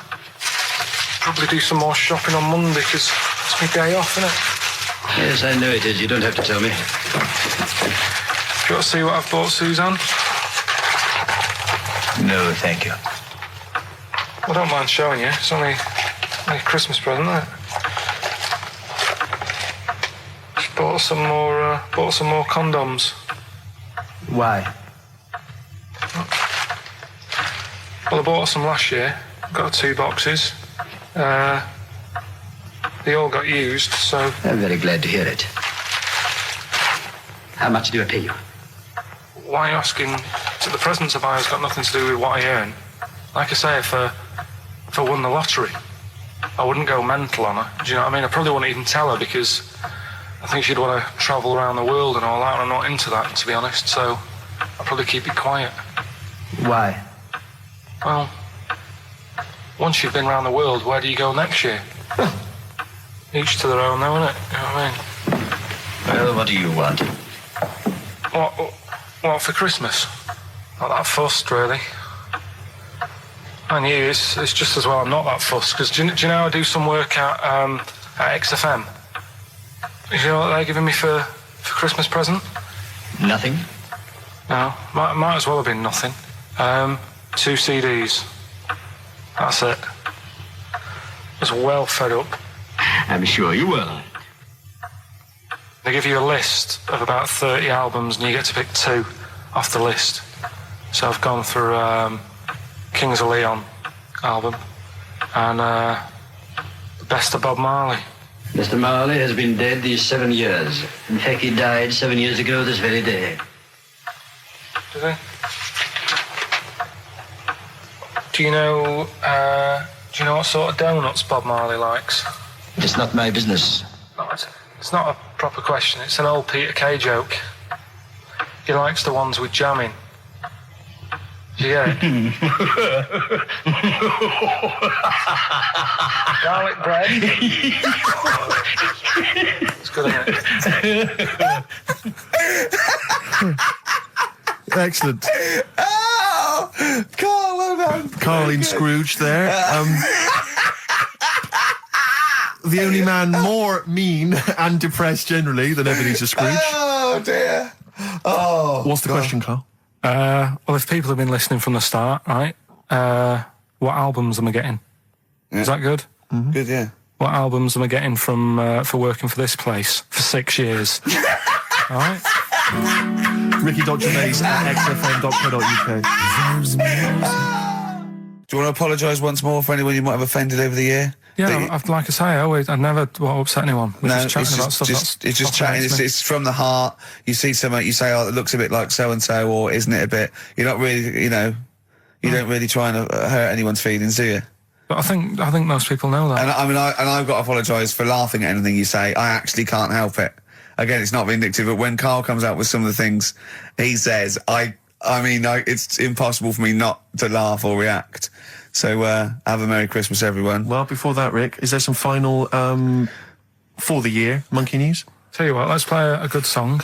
Okay. Right, we'll have a bit of monkey news, and then that's it. A bit of Amy Mann then. Yep. Brilliant, this one. I brought in Metal Christmas, is that all right? That's my only request from this show, that we do play Paul Di'Anno's version of Santa Claus is Coming to Town. The rest of it's over to you. Yeah, we're going to play some Christmas tunes, we're going to play some, our favourite hits of the year, but mainly, this is the rock programme. This is the rock programme. What worries me, Rick, is there's a lot of people who listen to our show, and they're not regular XFM listeners. They just kind of crawl They're out not of their regular morphine people. stupid on a Saturday afternoon, put the show on. So they might not be familiar with Well, Ian Canfield is a young man. He's been in. He's about 14. He's been in radio. It's weird. He's 14, but he's been in radio for 15 and a half years. He was weaned on the milk of Avant. Yeah. Right. And he's going to be the new. He's going to be the new rock god, aren't you? Well, I'm trying. Yeah. No DJ Canfield. Just go, yeah. Right? And over the 2 hours, I want to work out the 4 pillars of rock, right? I want 4 names, 4 pillars of rock, right? Huge rock pillars. And then I want the king who stands astride them like the archangel of metal. So we'll be asking Ian, every few minutes we're asking, right, who's your first pillar of rock? And then, keeping the one that stands astride them. Okay? And how many do we need? Well, we need 5 names then, don't we? The 4 pillars of rock and who stands astride them. Right, okay. Like the Overlord with these Axe Attack albums. Yeah. Yeah. This is Oasis. Christmas. Oasis doing their version of Merry Christmas, everyone. It's Christmas. It seems only appropriate that we play the occasional Christmas tune. There aren't many decent ones. We will be playing the greatest, not just Christmas, one of the greatest songs of all time, but certainly the greatest Christmas tune of all time, Fairy Tale in New York. Is that going to be the version done by what's his name out of Boyzone? Has he done one? Yeah. Because he's lived the hard rock and roll life. What's his name? What is his name? Ronan Keating? Yeah. He wasn't bad on Room 101, actually. I think he's lightened up a little bit. Good luck to him. Yeah. Yeah, I do as well. Yeah. A lot of people ask me, Canfield, I'm sure you can you've probably got experiences of your own that you might want to talk about, but people ask me what Ricky's like in real life. And I don't want to get grotesque. It's Christmas, people are listening, people are eating sandwiches, but he has a flatulence problem. I don't know if you're aware of this. It is. It's not a problem. Right. Well, it is for us. Yeah.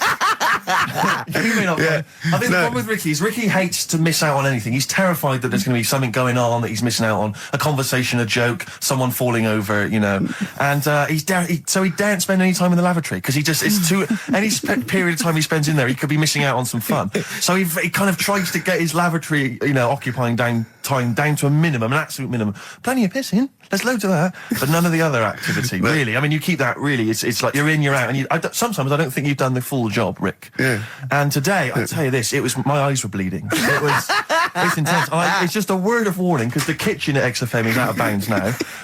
No one's going in there until the new year. A to J in the library. A to J in the record library. I'll tell you this: I don't know if like Tony Blackburn's in the building. His wig will fall off. But seriously, not that he wears a wig. He doesn't wear a wig. But if he's going down now, maybe he wants to play some Beach Boys. I mean, seriously, forget I'm a Celebrity, get me out of here. Forget you might have survived in the jungle, Tony. But you get down there, mate. Tony, would you rather eat a plate of maggots or go and get Beach Boys? Exactly. Saying A to J. Oh, pot pickers. Exactly. Jesus Christ. It is absolutely extraordinary down there. So I'll just be warned. But it's Christmas. Yeah. Christmas. Why would Blackburn be listening to this? I don't know. He's probably doing a bit of Christmas shopping. Sure. And he's out and about with probably got his little, personal stereo on. Yeah. And he goes, I'll listen to the boys at XFM. Exactly. And Canfield, what do you think of it so far? Yeah. Yeah? Yeah. It's not Vance, is it? Okay, who is secured as one of the pillars of rock? I'll tell you what, I want some ads, and after that, the Fairy Tale in New York. Oh. XFM. The Pogues, featuring Kirsty McCall, and A Fairy Tale of New York. Brilliant, on XFM. An Honest Mistake by The Bravery on XFM 104.9. I'm Ricky Gervais, with me Stephen Merchant and Karl Pilkington, our producer. In inverted commas, heat put. Yeah. They know. How you doing, all right, Karl? Yeah, didn't they also write something about me, bald round head? Yes, perfectly round little bald man head, they said, so... Because you need to know that when you listen to the radio on that. Really matters what my hair's doing. Your hair, have you given it a little polish? Because you look like a cue ball at the moment, and you've had a shave in it. I've never seen such a round head. It actually looks like a plate with ears. Yeah, well, for those that have never seen Karl, I actually, if you remember, I think he looks a little bit like Mr. Spoon from Button Moon. He does. If you've ever seen that show, that's also he looks like, you know, when they say they find one of the little 4-foot human, and it's actually 500,000 years old, and they give it a name, and it's the first, you know, Australopithecus into. He looks like one of them as well. Perfectly round little. He is the missing link. He looks half human, half monkey. Because he's got a slight slouch as well. So yeah, it's like those pictures where you see it going from an ape to a man. He's one of those in the middle. Yeah, and of course his monkey hands, his hairy little wrist to those skinny little things that you can get oranges out of holes with, and it's unbelievable. Why are you so all shaved and polished and everything? Got a wedding. What? Got to go to a wedding today, so thought I'd, you know, clean myself up a bit. Yeah. Shouldn't you be wearing a suit or something? No, I'll go home and put something on. Oh, okay. But yeah, Suzanne said, you know, make an effort. I sort of had a shave and that, and then I came out of the bathroom. She said, "Oh, your head looks a bit sort of eggish." She's right. She always worries about when I have a shave, because I just, you know. That's your girlfriend, Karl. I know. Saying that. Just think. So don't worry about Heat saying it. The funny thing is, it's Boyd Hilton, I think, of Heat that wrote it. And he's got a little bald head. Yeah, no, don't slag him off. Yeah, but on the end of his review, does it say, you know, written by Baldy Boyd? No, because it doesn't matter, it's a magazine. Don't worry about it. Looking forward to the wedding? A bit boring, innit? But you've got to do it. They've probably listening. Should we do a shot? No, it'll be a great day for them, but I know what will happen. Suzanne will see, you know, all the fuss and that, and then she'll get ideas, and I'll have to let her down and all that. Why is it you don't want to get married again? I always forget. It's just, who's it for at the end of the day? I've been with Suzanne for 11 years, right? Sure. We're happy. Well, I am. That's what counts. You're never happy. I am. I'm all right. Yeah, no, I know you're happy with Suzanne and everything, but apart from that, you're never happy. You are the most grumpy, moany thing in the world. I mean, I get annoyed, but I'm always happy. I was annoyed here. I was happy coming here, but there was a bloke behind me walking and scuffing his feet. He had a pair of those stupid skulls on, and he was clicking and scuffing. Wear some shoes you don't have to click. Pick your feet up. Flip-flops annoy me. You know? But I'm happy. I'm just annoyed. You are just like, oh, the world's on me. It's rubbish, this. I know the world's great. It's just sometimes people annoy me by being there. You know? But Steve said I should be locked in one of those towers that princesses used to be locked in fairy tales, so because everything annoys me. But you're grumpy. I'm not. I'm all right. Oh, right. Okay. Listen, we better play a record soon. But coming up, Steve, I went away with Karl. Okay. It was a little present from Jane. It was a golfing day. I could take someone, took Karl. It was a brilliant day, absolutely brilliant. But it ended with us sort of drinking and chatting and me saying, right, I'm going to bed. Because Karl said the most ridiculous thing he has ever said. Think of that. That's something. Oh. Sometimes, Karl, I think you're on another planet. Here's The Only Ones. Another Girl, Another Planet by The Only Ones. What a song. Amazing. One of my favourite intros ever. Dr. Fox disagreed with me. His favourite ever was, I think, Money for Nothing, if I remember correctly. Interesting. Yeah, another great tune. Yeah, another great tune. I'm not knocking him. If you'd like to let us know what your favourite intro of all time. That number again is over. Right. Well, we got so much to get through with this show. Let me just get this. I don't quite understand. You were given a gift. And the gift was a golfing day of golf. And yeah, for my Christmas present, part of my Christmas present from Jane, a night away, 2 rooms, 2 rounds of golf, dinner for 2, right? But not with her, I notice. Well, she doesn't play. No, she knew. No, it was a present. They were playing golf. It was a golfing day. She doesn't play golf, so I had to choose someone to take away. It's all right. It wasn't a romantic meal. No, but that was my immediate thought. I was yeah. Me and Karl just getting in there in the jacuzzi together. It just sounds like an excuse for Jane to have a day off from you. But you don't play golf, Jane. I know. Go. Yeah. Enjoy yourself. A bowling ball with my name on it. So chose Karl, obviously. We went. It was a great day, wasn't it? Brilliant round of golf, absolutely brilliant. Such a beautiful place in Stoke Poges, it's like a really posh place. And are you a good golf player? Well, we'll get to that. Oh, okay. Well, he bought the shoes especially for it. Oh, I'd love to have seen him in those little shoes. I know, and they were no good because they were metal spikes. We had to change them. He was annoyed straight away. He spent over £22 on these golf shoes. We hired a buggy that was brilliant fun. I was bombing along, wasn't I? I don't drive, but it was great on that buggy. Well, you've been on a buggy with me, and you were a bit scared. Yeah. What? I nearly killed us once. I was just taking banks and things, but you don't see sort of bunkers, and he'd scream and go, "Stop!" And he'd put his foot down the brake, and then I reversed. At one point, he sort of did a handbrake turn next to the lake, and then we had to reverse, right? And you know, you just flick a switch and put your foot down. He did that without looking. I looked behind, there's a big oak tree there. He screams, "Watch the tree!" Right? So Dukes of Hazzard. I kept jumping in and leaving him behind because I had to go to my ball. Because anyway, so the first shot, I got on the driver. I honestly did one of the best shots I've ever done. It went straight down. It was great. I thought, phew, got away with that because it's always the first one because it's a clubhouse and you want to look good. Yeah. So.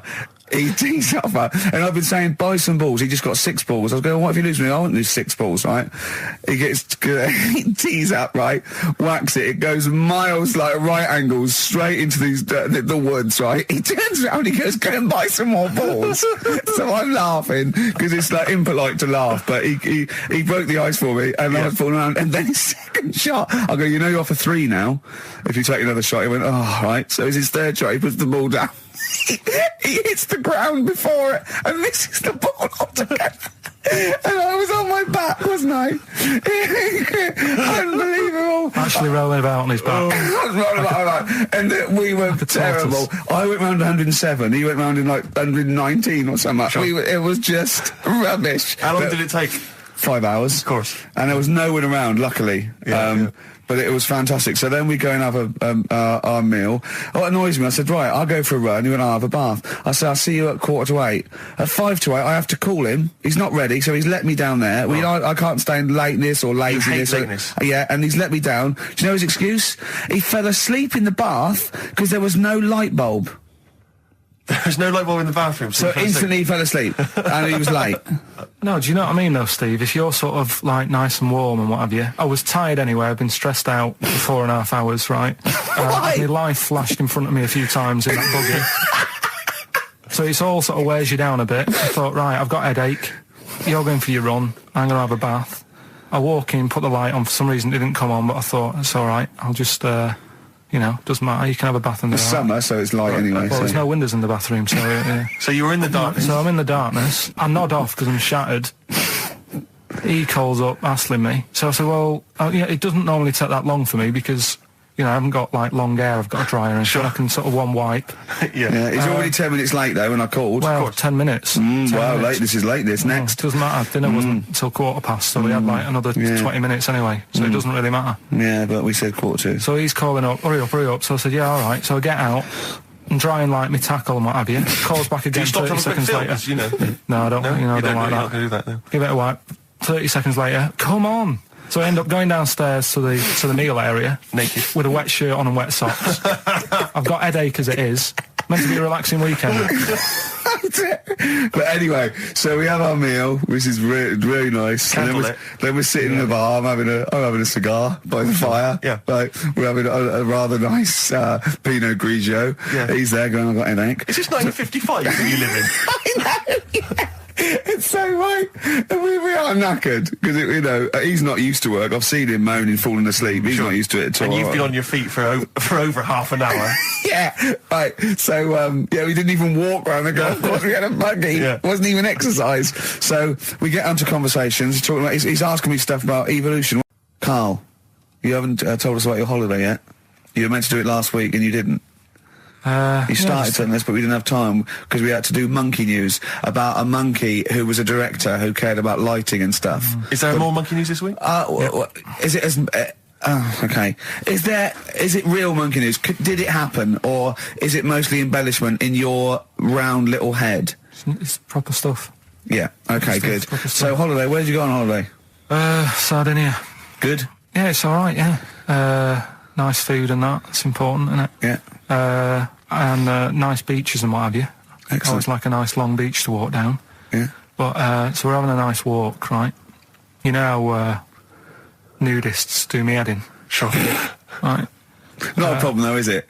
It's not like being scared of spiders where they might jump out under the kitchen sink at you. You know what I mean? It's not a big problem having your head done in by nudists.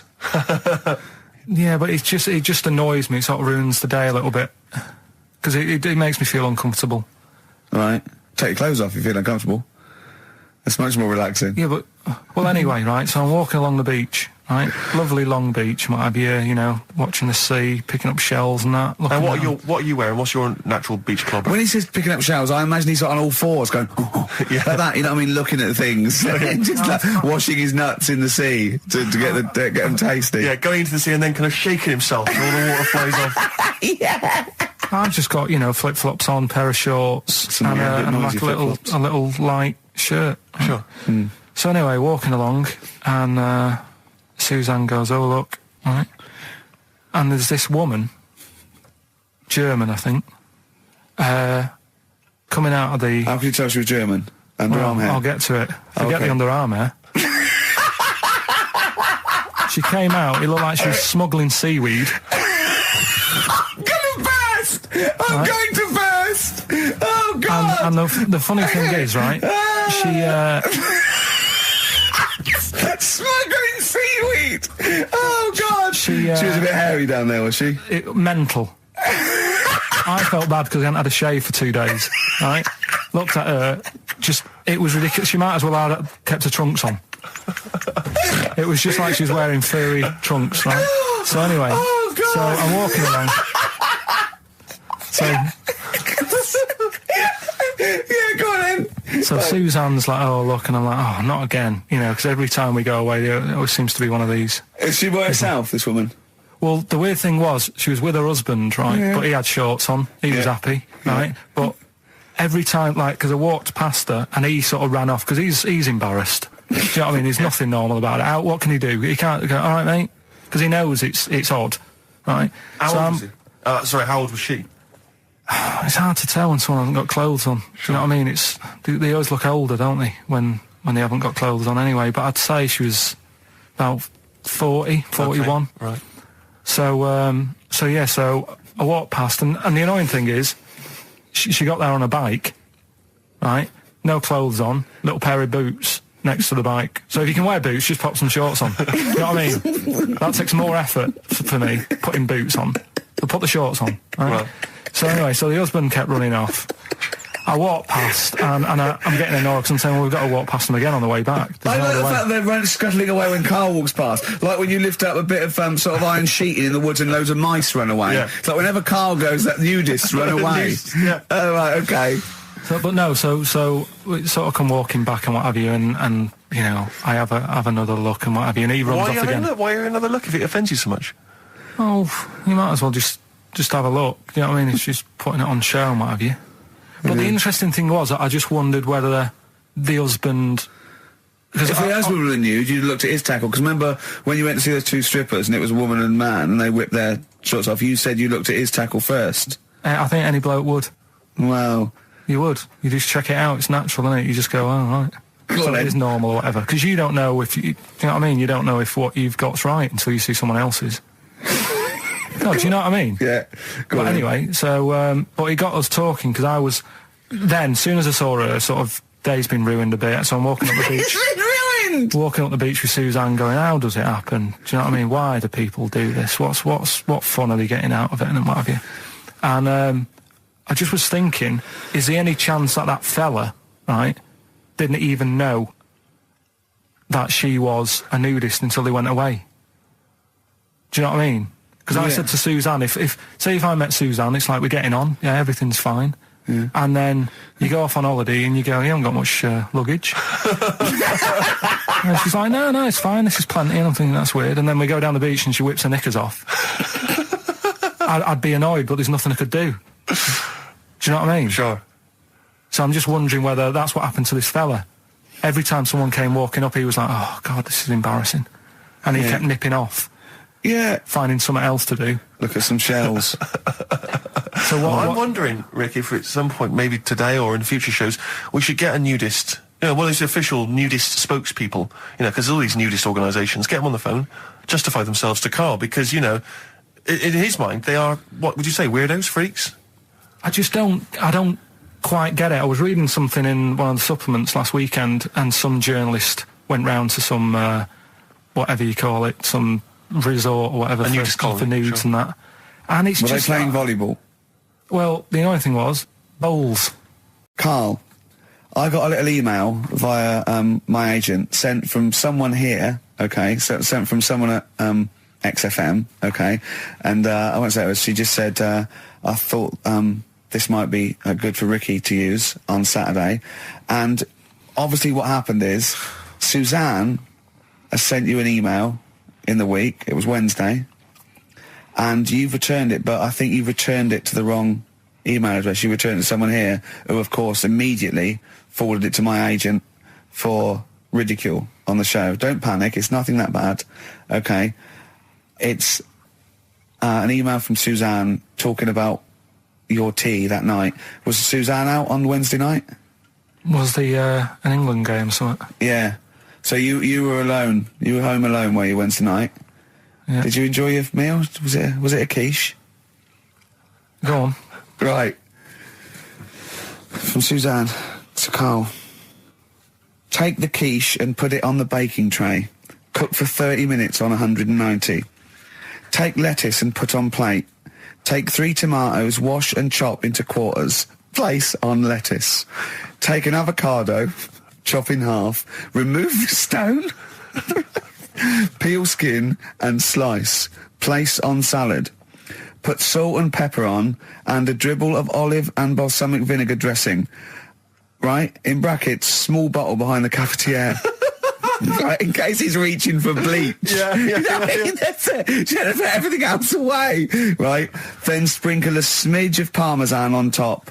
Remove quiche from oven, cut into quarters and put on plate. Eat. Oh, wow.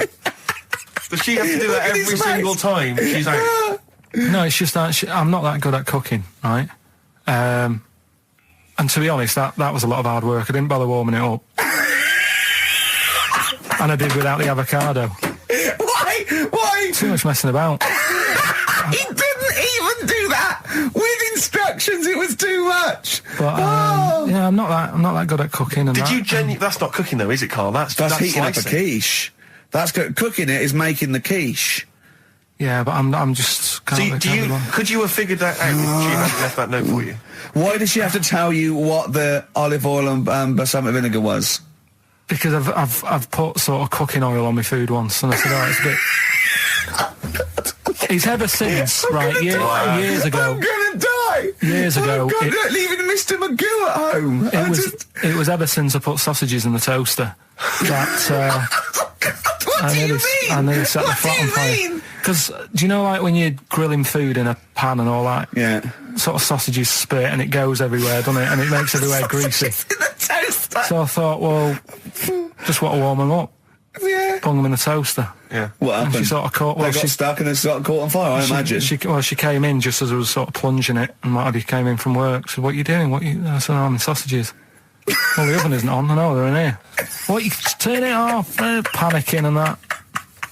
But I've never been into it. I've never been into cooking and that. At school and stuff, I didn't bother doing it. Oh, every time Suzanne comes home, she must think, please be the house still there. Yeah. Please not let me hear a fire engine as I come round this corner. Oh, God. She comes and goes, oh, God, thank God. I bet she's always happy to see you when she gets home and you haven't burned the place down or introduced some howler monkeys or something. Unbelievable. What I find extraordinary is there are people who are in sort of care in the community who don't need instructions on how to prepare food. Oh, they do. They can do it. Yeah, you show them once. Yeah, they do. Whatever you do, don't put sausages in the toaster, Johnny. Do you know what I mean? Yeah, and they've learnt it. They don't put sausages in the toaster. Yeah. They put their fingers in. But, yeah. That's what they're waiting for, is the Rockbuster dancers. That's right. Right. Okay, give us the clue, give us the answer. Right then, first one. Hurry up, because we haven't got long for monkey news. Don't worry about it. First one. There's a vehicle over there that's it's changed. Selling kebabs. Oh, it's changed. Go on. Initial D. Yeah, what is it? That was Donovan. Okay. All right, yeah, okay. Yeah. That Good. works. I'll give you that. Yeah. Second That's a one. real clue. Well, they got it, like they always do, so they're always real clues. Second one. You're asked if you want that bit of the egg, right? You think about it, then you decide against it. I think I know this one. What was the initial again? Y-O. Is this, John Lennon's, wife, Yoko Ono? Yeah, that's right. I think that was her name, Yoko Ono, wasn't it? Yeah, it's Yoko Ono. It was Yoko Ono. No, you've got it wrong. You're thinking about it. You're asked if you want a bit of the egg. Yeah. You go, yolk. You think about it. Oh no. Oh, so you say it twice, you stutter. So No, it's no, Yoko, no. Yoko, oh no. No, you didn't her wrong. name's Yoko Ono, though. Yeah, Yoko Yeah. Ono. Listen to the clue again. Okay, no. Listen to the clue. So what you say is, do you want this bit of the egg? You think, what, the other bit? No. Yolk, oh no. That's Yolk, right. oh no. Yolk, oh no. Yolk, no. Oh, yolk. Yeah, go on, brilliant. Yeah, okay, yeah, Yoko, no, yeah, go on. Works Yeah, perfect. Next, yeah. And the last one was, Your point was more that weren't you interested in why swearing people find it offensive? yeah, a little bit. Because of that seems obvious to me. Because you were saying yesterday that you never understood why people find it offensive, weren't That's you? right, that's right. Yeah. But I know. Well, yeah, carry on. Yeah, but that's what I was saying to you, why you can't do it on the radio, because people find it offensive for some reason. I don't agree with it, but some people do. Yeah. I'm saying everyone swears. Bleep it out, I would. Well, this Bleep it out. Bleep it out, that's my theory. But you say that everyone swears. Not everyone does swear. I don't know why you've got this in your head that everyone swears. I'm convinced everyone. What? Everyone? Like, religious people, religious leaders? Jesus, I bet Jesus swore. Right. What's your evidence for that? No, I'm just thinking, things are better now than they were back then, right? Right. He's wandering about in his sandals, getting pebbles stuck in there and stuff, and that's annoying. Nails in his hand, that must have hurt. What I'm saying is, that's offensive. No, it's not. That's blasphemous. No, but what I'm Don't laugh at the crucifixion. Play a record. I'm not laughing at that though. That is terrible. I'm just saying. No, you can email in if you want to complain. Carl. Yeah. .talkers@xfm.co.uk. Wasn't offensive though. I'm just saying it's a fact. When you stub your little toe, you let out a little effing and jeffing. What do you think is he? Yes, an effing and jeffing. So the kind of ancient Hebrew version of effing and jeffing. Ooh, good. Just talking earlier about teachers, weren't they? Have you got any amusing anecdotes about teachers or anything around that subject? I didn't go to school that much. Go on. When I did, it was, I was talking to Suzanne about it the other day how she goes out with me now and she thinks I'm great. She's lucky what she's got. No, she's done well. Yeah. Right? But I was the sort of kid who she would have hated at school because I never had, like, a pen. Oh, yeah, I know what the sort you are. Never a pencil case or any stuff? I'd start off the term, I would, and have, like, a brand new carrier bag with my stuff in. Brand new carrier bag, classy. And, well, you got to have somewhere to put the stuff you've nicked from Woolworths in, haven't you? Right, so that'd be there. But then by the time, like, a couple of weeks down, I'd put my pen down, I would have lost it, and then I'm sort of going around saying, can I borrow a pen? You didn't try sticking it up your nose, it's not still lodged up there. It's not, no. But the funny thing with, like, you were talking about teachers and stuff. Were you disruptive? Were you a disruptive kid? Were you Not really. Causing trouble? No, not really. No, he wouldn't cause trouble. He's terrified of the boss here, isn't he? No, it's not that. It's just that, what's the point in winding people up? I find it quite annoying if people do that. So I don't wish it up on anyone else. Why'd you wind Steve up then? I don't wind him up. You do. You have done, but no, come on, let's not argue. We were getting on well then. Come on, Carl. And, like, the teachers, because I'd lived on this estate, right, loads of stuff used to get nicked and go missing and what have you. Blackboards, and desks. their way, like the telly and the video. Telly, video, oh, really? and stuff like that. And the projector thing and all that. So the way they used to try and find it, right, my little conspiracy, because I'm good at them. Yeah, yeah. What they used to do is set your own work and say, right, draw like a bird's eye view of your house. Right? But draw everything you've got in your house in it as well. So if you've got, if you've got anything in the loft, make sure you draw it. Right. So kids would come in with overhead projectors. Well, that was the idea, I think, behind guns. it. Yeah. They were and the aircraft guns in the shed. So the picture you did for your home, presumably got nothing from me. Nothing. I didn't do it. I'm not. He used to hand it in empty house. I'm not a grass. yeah. And nor the illegal immigrants living in the kitchen. Just a picture of your Auntie Nora. Yeah. What's that? Is that? Have you been stealing tennis balls? Yeah. No, that's not a split tennis ball. That's my Auntie Nora's. But what about all the stuff what, didn't you have to draw all the stuff that your father had nicked? All this, you know. Listen. 104.9. That's the song I think that single-handedly keeps Shane McGowan in gin for another year. It must do Just well, about though. keeps- but I'm sure it does. I absolutely love it. I still love it. I saw it on Top of the Pops too. And it's just brilliant. I mean, he wasn't great at miming, but it didn't bother me. Sure. It was miming to a different song, probably. Yeah, in his head. It was great. I had a little visit in the week, Rick. I think you missed out. A little Christmas visit from, I know he's a friend of yours. He's a friend of he's a friend of the nation. Go on. TV illusionist Darren Brown. Oh, yeah. Yeah, he's bought a new pad. Yeah. And he just came around to tell me about it. Yeah. And it's interesting because... Somewhere to keep his guns. Exactly. And he... I can never know kind of how much, you know, he's just playing with your mind, experimenting. But he was telling me about the place, and apparently... So he loves you? he's got a B-day in the house. Now, we were discussing B-days because... Never understood that. I've never got my head around it. To this He's day... not meant to. Well, no. But I've never... I don't think I've ever met anyone who's used a B-day. Oh, Darren Brown does. He's known as the cleanest arse in Modern Magic. Yeah. I think, Rick, I was the subject of a Christmas con in the week. What, you mean you bought something for £4, then saw it for £4, £3.90 as you walked home? That would make me livid. Because I've seen you really livid. I'm absolutely furious. When I bought my PlayStation, I saw I could get it for £5 cheaper down the road. I was absolutely And fuming. you'd already walked to about 19 places, Oh, God, I remember. yeah. I actually left you after about an hour. Yeah. No, I do. I'm furious because I got to get a bargain. I hate feeling that I'm being ripped off. Yeah. And I'll tell you this, I'm loving online shopping. Oh, the savings I'm making, Rick. Really? It's crazy. Really? Getting 15, 20 quid off some things. Is it really? Oh, amazing. But these things, I might point out, are like Jaguars and, you know, Mitsubishi cars. Exactly. Yeah, but it's worth shopping round. No, this was not so much a con. It was a con, but it wasn't so much one of those just a missed bargain. Yeah. Doorbell rings, answer it. It's a couple of girls. They must have been 13 or 14, maybe. Now, I've always had a problem with teenagers. I'm intimidated by teenagers. In case they call you a dork or something. Well, I mean, I told you before, I was walking down the street once, and there's two guys coming towards me. I mean, real losers. Do you know what I mean? Glasses, the spots, greasy hair. Do you know, really pathetic. And I was sniggering to myself. I was thinking, look at those losers. And as I passed them, I heard one of them look at me and say to his mate, look at that geek. I was furious. I was thinking, I'm allowed to call you a nerdlinger, but gee, I don't expect it back. I was really furious and upset. And so, as I say, these teenagers are at the door, and they were quite aggressive, quite aggressive girls. And they had a piece of A4 paper, and they went, "We're doing a sponsored thing." Yeah. But I didn't quite catch what it was they were doing that was sponsored. I think they sort of fudged it. They went, "We're doing a sponsor." Oh yeah. And I went, right. And they went, "Do you want to sponsor us?" Boy, they picked on the wrong person. I was a bit intimidated. I don't know why I said no. I was worried maybe it was part of some kind of, hidden camera show, Yeah.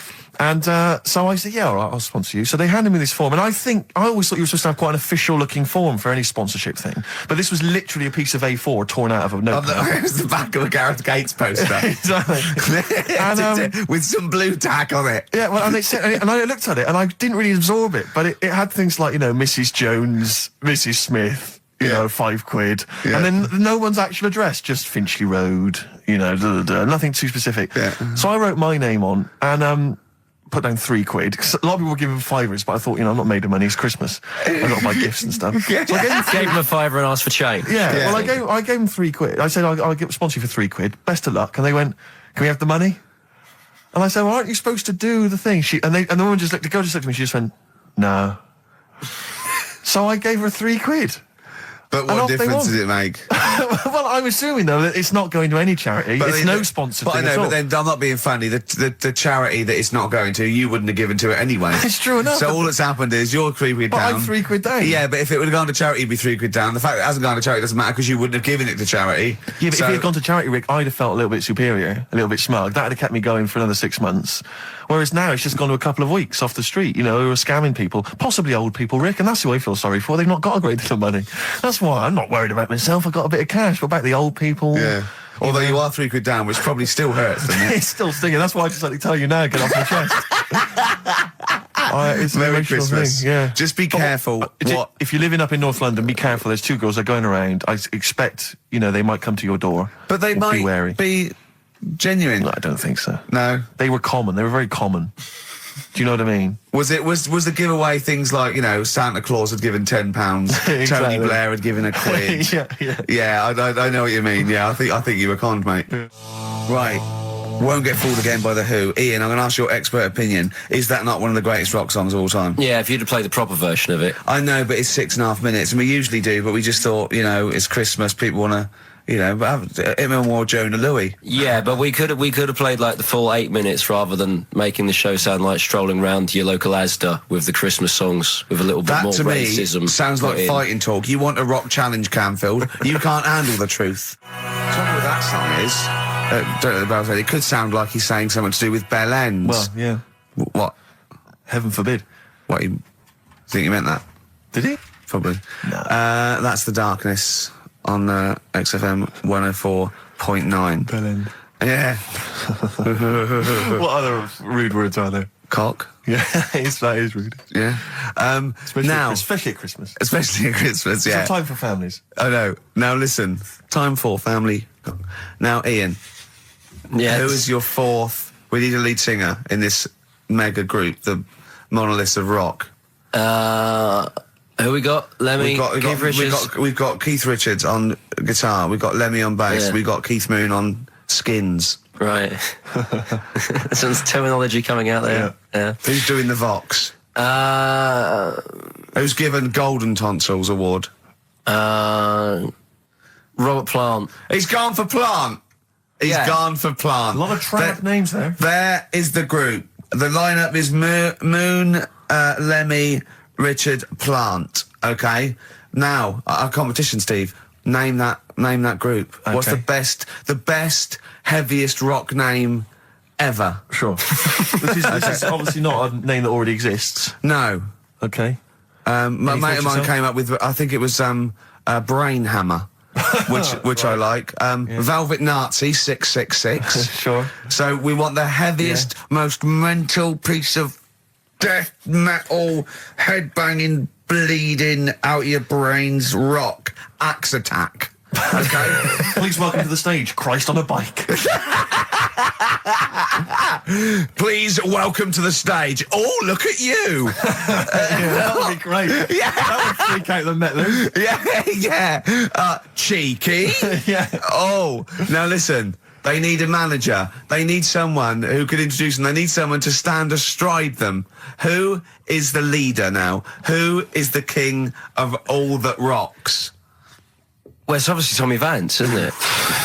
Do you know what worries me, Rick? We've said Vance a lot today. I'm wondering if the kids today, do they know Tommy Vance? Are they familiar with him? If they don't know, they shouldn't be listening. Okay. Fair enough. So, Vance is their manager. They're on at Wembley. He's got them on at Wembley. They're the greatest rock band of all time. We need the name. Please welcome to the stage. What are they called? Phone in, email in, and the prize, we're going to get some... We'll rummage through the bins as Carl normally does. Some old tat like Carl does, some VHSs, some CDs, greatest air guitar Peter ever. Max. Yeah. Do we need to give out the numbers and stuff? Well, they can email, don't can't get them to phone in. You don't want to talk to him, Ian, seriously. No, you know when what's his name says to Agent Starling as she's going to meet Hannibal, don't let him inside your head. Yeah. Don't talk to the listeners, Ian. Exactly, it's very much the same Please thing. I'm a bit concerned that my email's going to be besieged by people sending you links to how to clean out the B-Day. Well, that's all right. But what's the most mental head bleeding, banging brain hammer operation this band can be called? Call in, Rick. Because it always amuses me. I know it's cruel to put you on the spot, but some of your former band names have always amused me. Well, the worst. The worst one. Right, I'll just leave this. Ricky's had a number of bands over the years. What was the worst one? Ready? Get ready to play that record because I don't want any aftermath. No, hang on, before you tell me, what was the one? Because these pictures of you, like when you were New Romantic, keep on being published. That was Shauna dancing. Yeah, but that's pretty bad. But someone told me they were like, oh, ask him about when he tried to be Bon Jovi. Can you imagine such a thing? I know the name you're thinking of. Right, here we go. Play the record immediately. I say this. Ready? The Sacred Hearts. Play a record. Carl, over to you. This is the time where we play, well, the world famous quiz, isn't it? Rockbusters, isn't it? Yeah. Which is Blockbusters, but with music. See you later.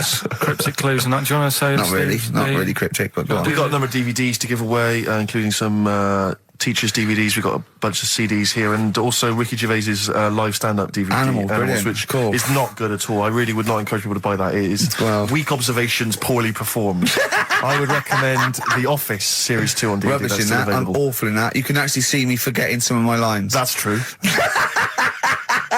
Go on. Right then, so cryptic clues. Just an example, might be new. I reckon people will be staying in today because it's raining and that, so might not have heard it before. So, like... or they have and they're not listening. Yeah. Well, whatever. Good. You gave up on that, did you? Three. Well, give us an example of the sort of thing. Jesus. All right, maybe don't. Listen, I'm a broadcaster. Words are my tool. Go on. All right, forget that. Come on, Baldy. Right, three clues then. Here's the first one.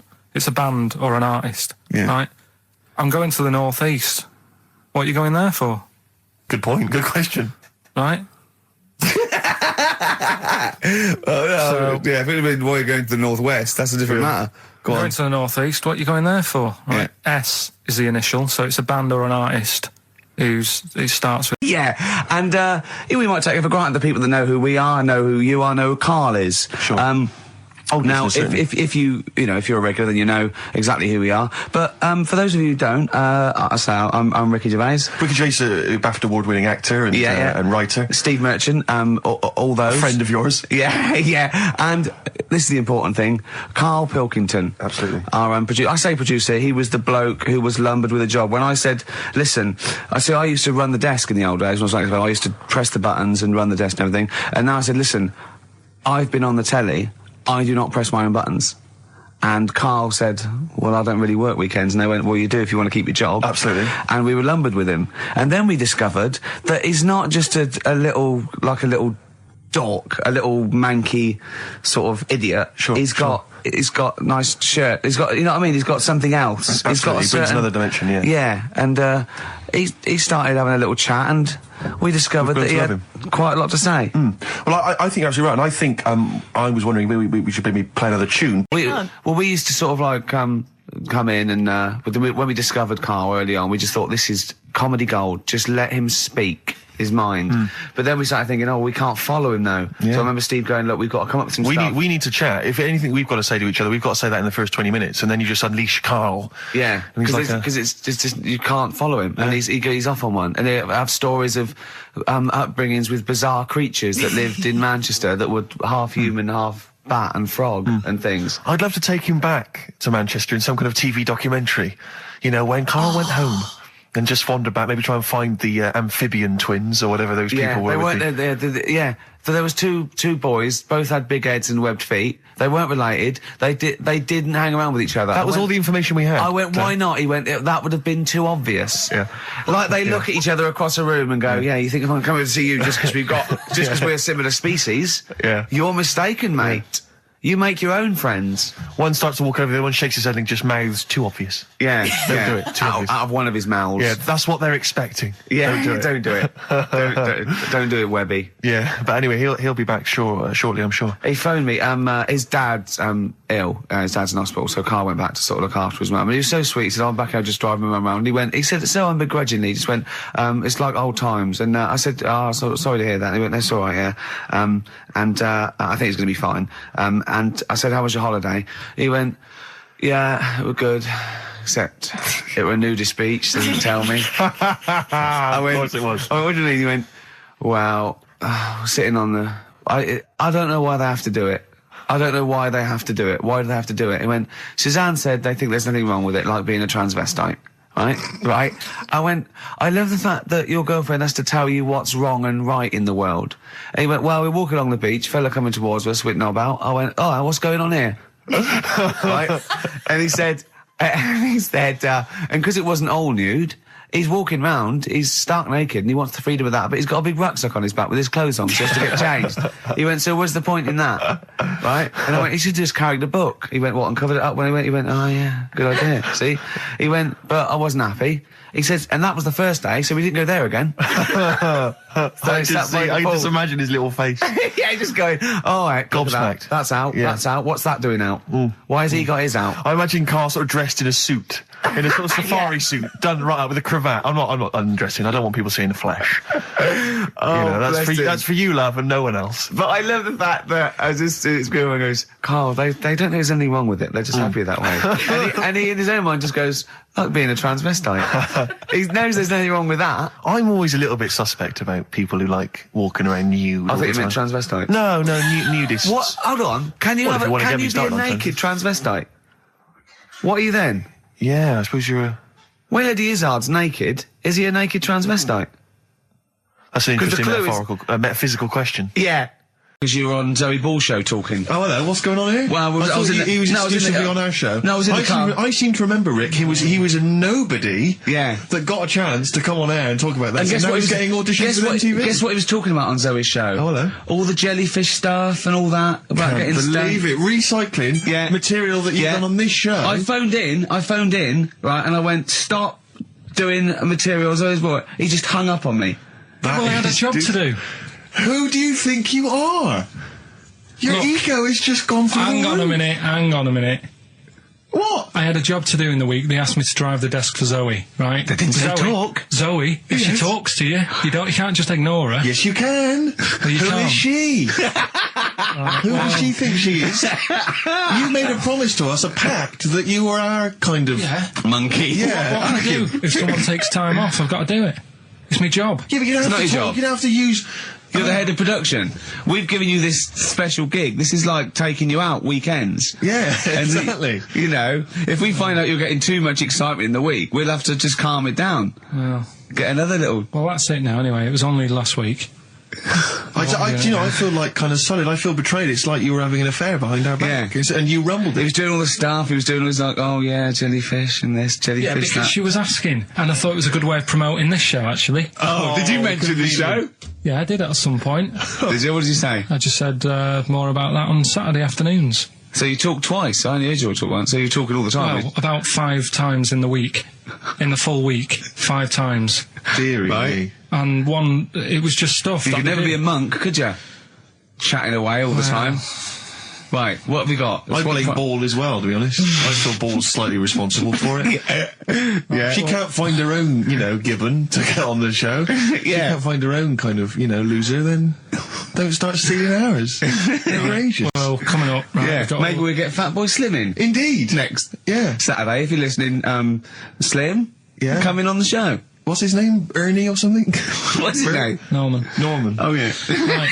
Ernie! Yeah. I don't know. Oh, that's great, Ernie Ball. Yeah. He wouldn't change his name. That's it, yeah. Right. That's great. Anyway, coming up today, we have got Educating Ricky. Right, okay. Is this the last one? You've promised it might be. I believe there's a book out that might help me with this feature, so we'll see how it goes. I was thinking of new features in the week. I've got, I wanted to come up with, I wanted to do Celebrity Fact Club. Celebrity Fact Club, alright. I've just got to get some celebrities in first, before we can kick that off, so maybe in the new year. Ball and maybe Cook. Zoe Ball, yeah. Ball and Cook, start off. Maybe, right, and I've also got, Cook and Ball stories. Yeah. That's nice. Good one. Cheers. Thanks, Karl. Yeah. Maybe you could sell that to Zoe's show. And I'm also thinking Through the Ricky Hole. Through the Ricky Hole, okay. What's that? That's, I'm quite... No, you just got the title again, haven't you? Yeah. Okay, play record. So, Rockbuster's coming up as well. Yeah. Right? Yeah. Eminem, Lose Yourself on XFM 104.9 on Ricky Gervais with me, Steve Merchant. But not Karl Pilkington. No, Karl, no. He's gone back to Manchester, innit? It's better than London. Yeah. You don't know it. Manchester's better than London. Instead, Claire Sturgis. Claire Sturgis round of applause for Claire, Thanks. Yeah, the bosses. He's coming there in sort of the camouflage gear, and is that quite trendy? Is that what the kids are wearing? It's funny. Someone actually mentioned that this morning. Or are you on manoeuvres? Yeah, I am actually, taking time out this morning from what I normally do. Sure. I missed the second half, talking like that, of Celebrity Boot Camp. I don't know what that Coolio. Is it? The fella from Milli Vanilli. What, the one that's not dead? No, the one that killed himself, Sure. Steve. Okay. No, I just want to clarify for people. A lot of people don't realise that one of them is dead. Right. I thought it was important to mention it. Actually, I didn't know. I'll be honest with you, I hadn't thought it through. No. It was a piece of interesting Milli Vanilli trivia that I had, and I wanted to slip it in. It wasn't really trivia, because it was a question. You went, what? The one Rick, who's not what dead. I'm saying, Rick, is I could have found a more tactful way of bringing up the death of one of Milli Vanilli, because I think there's a lot of people out there now upset, maybe Actually, didn't realise. people who didn't know. That's quite a shock. I didn't see, I mean, I should have sat people down. Who died? Vanilli or Milli? I think it was Milli. No, it's Milli. I don't know. No, but I didn't know. I'm guessing. Actually, I'm guessing. I'm not confusing Milli Vanilli and Scritti Pilli, because I mean that is a danger. Oh no, you're thinking of the fellow out of Grumple Palumple. He was amazing. He was amazing. It's a great shame that he topped himself. They're not around this. Anyway, cool. We've got some great tunes lined up. We're going to play today our favourite singles. It's a favourite tune, some of which didn't quite make it as singles maybe, but tunes of the year, because obviously Christmas very soon and we'll be away for a short time. And, I think next week we'll be doing our favourite Christmas songs of all time. Yeah, I'm worried we're not going to fill 2 hours with that. I mean, how many times can you play Shakin' Stevens before... Fairy Tale of New York. Yeah, exactly. I mean, that's the only one, isn't it, really? That's the best one. That's the best Christmas song That one's good, ever. but obviously there's Joni Mitchell's The River. That starts with a kind of Christmassy feel. Beautiful. I don't think if there's anything else. Not a great deal. The Waitresses, Christmas wrapping. Is that one? Is that brilliant? Mine. Is that good? Yeah. So this is Christmas. John Lennon. Paul McCartney came out with Simply Having a Wonderful Christmas Time. Christmas time, yeah, exactly. Yeah, but so John's was Happy Christmas War is over. Yeah. Of course it wasn't, but but I mean, at least he wanted to be. He was dreaming of it. He was dreaming of it. Yeah. I mean, bless him. And to show how much John Lennon's dead as well. I don't know if anyone's... Yeah, no, they do. That's just another bit of rock and roll trivia. I like John's protest against war. He stayed in bed for a week. Yeah. I've been doing that. I've been protesting against war for ages. Yeah. I'm eating hamburgers against war. Absolutely. I just go into Burger King on the way here. I went to the counter. But of course, that's not product placement there. And there's a number of other burger joints that people may wish to go to if they choose. McDonald's. Yeah, exactly. McDonald's. But I went into Burger King because it's close. It's convenient, but then often McDonald's will be convenient. McDonald's is just convenient. Depends where you are. Just as convenient depending where you are. And I said, could I have a cheeseburger and small fries? Take away, please. And he recognised me. He went, "Oh, I've seen you on telly enough, one." Yeah. He went, "There's your meal." So I went, "Thanks." He winked and went, "I'll put large fries in." Brilliant. So that's so it's paying off at last. True genius is being rewarded by the burger joints. Because I mean, there's been a couple of times where I've been with you and we've gone to a restaurant and someone's given you a free meal or whatever. And it's the way that it's like you don't ask for it; it's just kind of offered. But I don't know what they're expecting in returtion. Nothing. I mean, do they think that you'll go away and you'll always think fondly of Chad who works in Burger King? I just think they think, oh, I don't know. They make. I'm going to give him a little treat. Yeah. I know, I don't like it, but then I'm always grateful, and I never... Yeah. But the thing is, I'm slightly embarrassed. Did anyone around you hear what had happened? No. Because I imagine the resentment, just the whole room turning on you. No, they didn't. I had to go around telling them. I went, I said, "Excuse me, did you hear that?" He goes, "No." He just gave me the free thing because I'm on the telly. And I went, "I don't recognise." I went, "You don't recognise me?" I'm terrified now that that someone could be listening at Burger King HQ. You know, I'm assuming this is an unorthodox procedure. And that little fella's got fired. Well, they know it's Leicester Square now because I just mentioned it, so they know which Burger King it is. Oh my God. I don't know. What was his name? Ralph Littleton. He had a name badge. Number 342. Well, I just hope Littleton doesn't get in trouble. So, what are we going to play? That could be a sad Christmas for him. He's probably keeping his whole family afloat. Bit of Springsteen. Well, tunes of the year. I mean, I know people dismiss Springsteen, but as I say, the gig I went to see earlier in the year, I made Sturgis couldn't believe we were going to play Springsteen. Brilliant. I just think, leave aside what you think is cool and trendy and the fact that he's older now or whatever else. Really? Just leave all that behind and just listen to the tunes because, he remains a great musician. Lonesome Day? Lonesome Day's current single and it's the first track on the album. Free chips. Absolutely. It angered me that is there a lot of cheap housing in Leeds? Would that ruined it for him? But it just was. I assume maybe she was squatting or something. But it was like, and it just depressed me because it was like, not only is he homeless, but he's got a homeless girlfriend, but the homeless people are finding love. Yeah. This is the reason because actors are often quite handsome people, but yet they're always quite obnoxious. We are. No, I mean they're normally quite obnoxious, Rick. Again, you're a good example of that. And yet, I think it must be the small man complex. That's what makes them so obnoxious and so kind of desperate for attention. Didn't realise it before. Steady on. Because, of course, I tower above everyone. You do, don't you? I'm, for people who don't know, who are listening, I'm 6'7" tall. That's high. Yeah. That's and for people who've never seen him, he doesn't hold it well. It's not like he's a sort of handsome athlete, is it, Carl? He's a bit of a, what do you call him? Carl, don't answer. No. Don't get drawn into that. You know the game he's playing. No. Do you know yesterday when you were in the office? Yeah. You did a little move, and it reminded me of Blakey.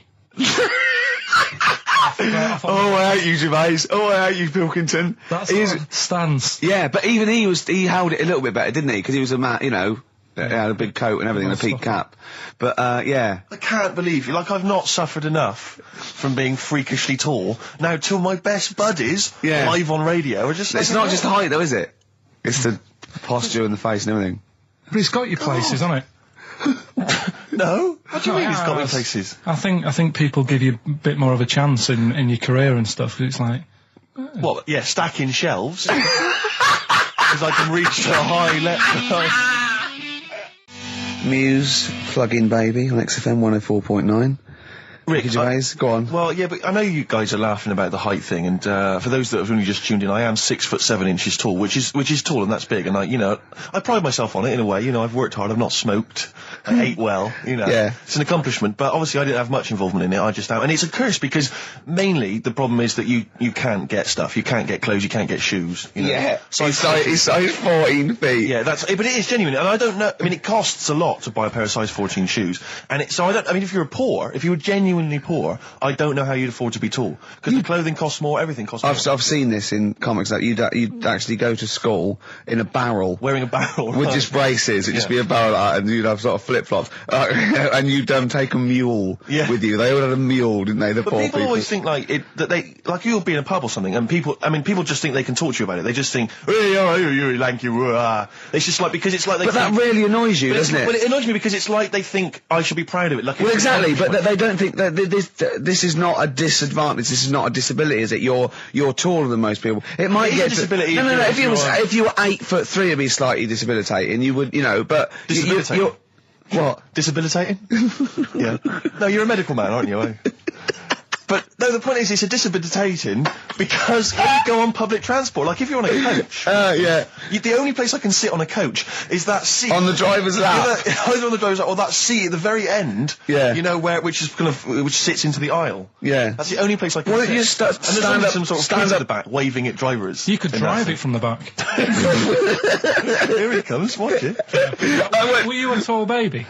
Oh, Mr. and Mrs. Merchant, you've given birth to a basketball player. Look at his dribble already. Were you a tall baby? Babies aren't tall. At what point did you suddenly, Jesus, nothing fits me? Well, it didn't happen overnight, Carl. Let's do a little graph. How tall were you at 5? Oh, I don't know. 3 foot. 3 foot. How tall were you at 12? 6 foot.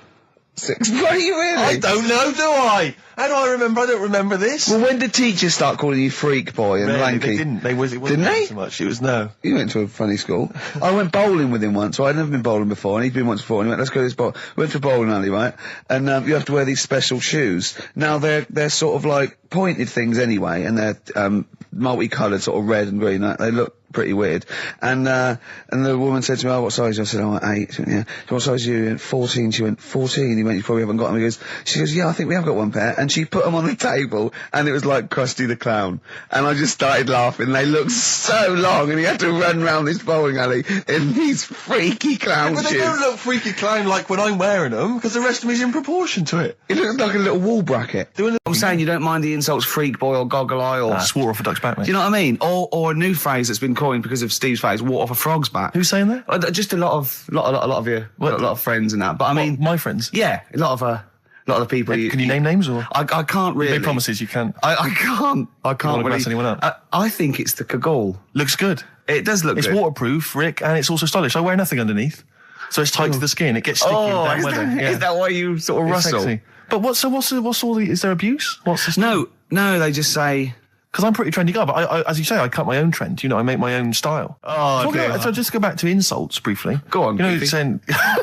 No, see, that's... Goofy, that's not fair. No, because that's what he said. It's in my head. What do you mean he said? When did he say that? No, I mean... When did you call me goofy? No, he didn't. He said about what's in the head. Hey, no, when it's... come on. Come off it. Don't What? Who's start calling me goofy? No. I'm not even goofy. Goggle-eyed's fair enough. Yeah, but you can sort your look out. I can't. What do you mean I can... How could I sort my look out? I'm not even goofy. That's not fair. You've got the proper features. What? Just needs sorting out a bit. I can't help it if my hair's not good. I noticed the other day when Carl was sitting on your knee having his picture taken. It's a long story, right? He's got a completely spherical head. It's slightly too small. I'm not being funny because, I mean, you know, I'm not perfect. But he's got a completely spherical little head. He looks a little bit like a baby hamburger. You know hamburger off McDonald's? Sure. He looks like a little baby hamburger. And it's sort of quite put upon. It's Suzanne thinks I look like that thing in that Dulux advert. Do you know when the woman pulls the head off that? That little plasticine morph type and then they make a new ad for it. And it's like a little head. Really? And that's your girlfriend saying it. I know. Anyway, listen, let's get back to business here. I just want to clarify for people. A lot of people don't realise that one of them is dead. Right. I thought it was important to mention it. Actually, yeah, I didn't know. I'll be honest with you, I hadn't thought it through. No. It was a piece of interesting Milli Vanilli trivia that I had, and I wanted to slip it in. But it wasn't really trivia, because it was a question. You went, what? The one who's not what dead. I'm saying, because I could have found a more tactful way of bringing up the death of one of Milli Vanilli, because I think there's a lot of people out there now upset, maybe Claire Actually, didn't realise. people who didn't know. That's quite a shock. I didn't see, I mean, I should have sat people down. Who died? Vanilli or Millie? I think it was Millie. No, it's Vanilli. I don't know. No, but I didn't know. I'm guessing. Actually, I'm guessing. I'm not confusing Milli Vanilli and Scritti Politti, because I mean that is a danger. Oh no, you're thinking of the fellow out of Grumple Palumple. He was amazing. He was amazing. It's a great shame that he Grumple Palumple, they're not around us. Anyway, cool. We've got some great tunes lined up. We're going to play today. Our favourite singles. It's favourite tunes, some of which didn't quite make it as singles maybe, but tunes of the year, because obviously Christmas very soon and we'll be away for a short time. And, I think next week we'll be doing our favourite Christmas songs of all time. Yeah, I'm worried we're not going to fill 2 hours with that. I mean, how many times can you play Shakin' Stevens before... Fairies Out of New York. Yeah, exactly. I mean, that's the only one, isn't it, really? That's the best one. That's the best Christmas song That one's good, ever. but obviously there's Joni Mitchell's The River. That starts with a kind of Christmassy feel. Beautiful. I don't think if there's anything else. Not a great deal. The Waitresses, Christmas Wrapping. Is that one? Is that brilliant? Mine. Is that good? Yeah. So This Is Christmas, John Lennon. Paul McCartney came out with Simply Having a Wonderful Christmas Time. Christmas time, yeah, exactly. Yeah, but John's was Happy Christmas War is over. Yeah. Of course it wasn't, but but I mean, at least he wanted to be. He was dreaming of it. He was dreaming of it. Yeah. Bless him. And to show how much John Lennon's dead as well. I don't know if anyone's... Yeah, no, they do. That's just another bit of rock and roll I like John's protest against war. He stayed in bed for a week. Yeah. I've been doing that. I've been protesting against war for ages. Yeah. I'm eating hamburgers absolutely. against war. Absolutely. I just go into Burger King on the way here. I went to the counter. But of course, that's not product placement there. And there's a number of other burger joints that people may wish to go to if I they often go to McDonald's. Yeah, I often go to McDonald's. But I went into Burger King because it's close. It's convenient, but then often McDonald's will be convenient. McDonald's is just convenient. Depends where you are. Just as convenient depending where you are.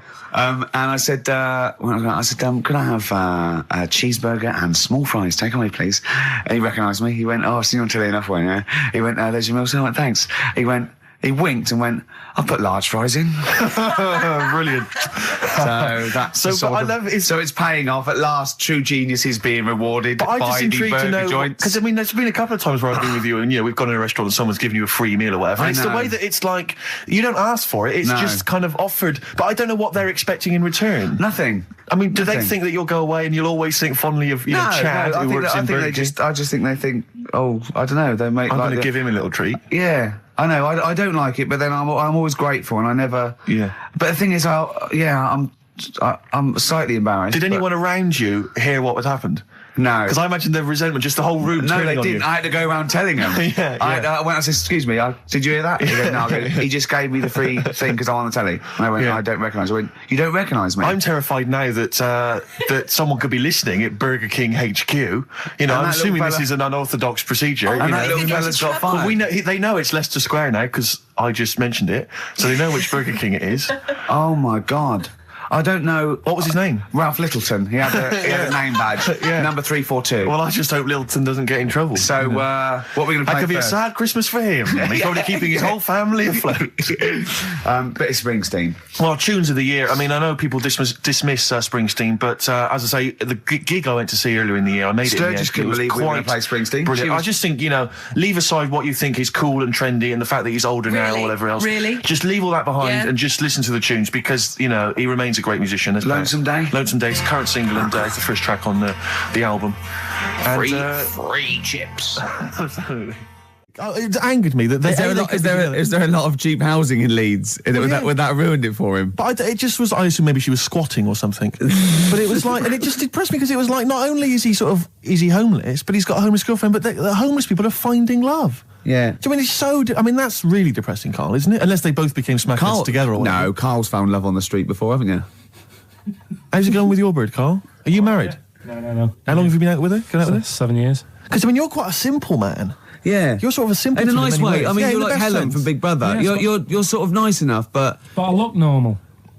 Well, yeah, you sort of do. But you could be one of those that just suddenly go mental with a pen. Yeah, do you know what I mean? Stab people through the eyes. Yeah, you sort of look normal. But if I wouldn't really want to wind you up to a point of frenzy. How did you meet your girlfriend? Through work. What, through her work? What, you phoned up and said we worked at the same place. Oh, you're right. Yeah. You're quite an enigma, aren't you? Could you give us more on that? At work. You met her at work. What, she came in selling sandwiches? She was going through the bins outside. What do you mean you met her Why at are you work? having an attack on me? You're the one who's sad and lonely. Oh, he's done you again. Yeah, but what I thought was interesting was I just scratched at him and he just went mental. Yeah, no, it's like a bear caught in a trap. It's funny, isn't it? You'll never learn. No, I was just interested to find out what the story was because it might be a really romantic story. Well, it's not. All right, jeez. I love the fact he doesn't want to talk about his love affair. I was thinking about you in the week, and does it worry you? I mean, you sort of joke about it now, and we're talking about it in the office, is Steve really touchy about the way he looks? And, what's this? Where's that come from? He's done it again. He's done you again. I was walking home the other night, and I was thinking about it.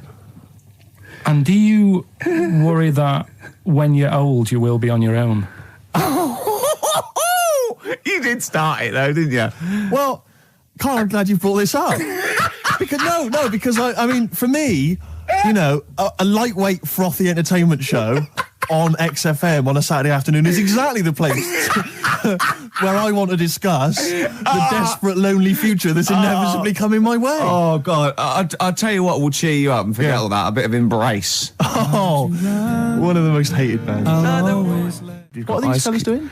There's a couple It's quite noisy, it's just distracting. Yeah, there's a couple of fellas behind us taking pictures. I don't know why it takes two of them. I think one of them just got a couple of hours out of the office. Yeah. They're from the what are you from? X-Mag? X-Ray. X-Ray. What's X-Ray? It's the XFM magazine, Steve. The XFM what? Magazine. And where's that go then? Is this available in shops? Is it just a giveaway thing? It's kind of giveaway, bit of information on bands. Right. Gigs are coming up. How is it available? Who gets it? It's in top magazines. You're really selling it, Carl. You're obviously a fan of the magazine. It's all right. Yeah. I don't want to make it... This seems now like you've said, let's pretend we don't know what it is. You sell it on air, make it sound... I don't know what it is. Well, I'll show you later. Okay, cool. And if people want a copy of it, they can go to the website and subscribe and you get it for free.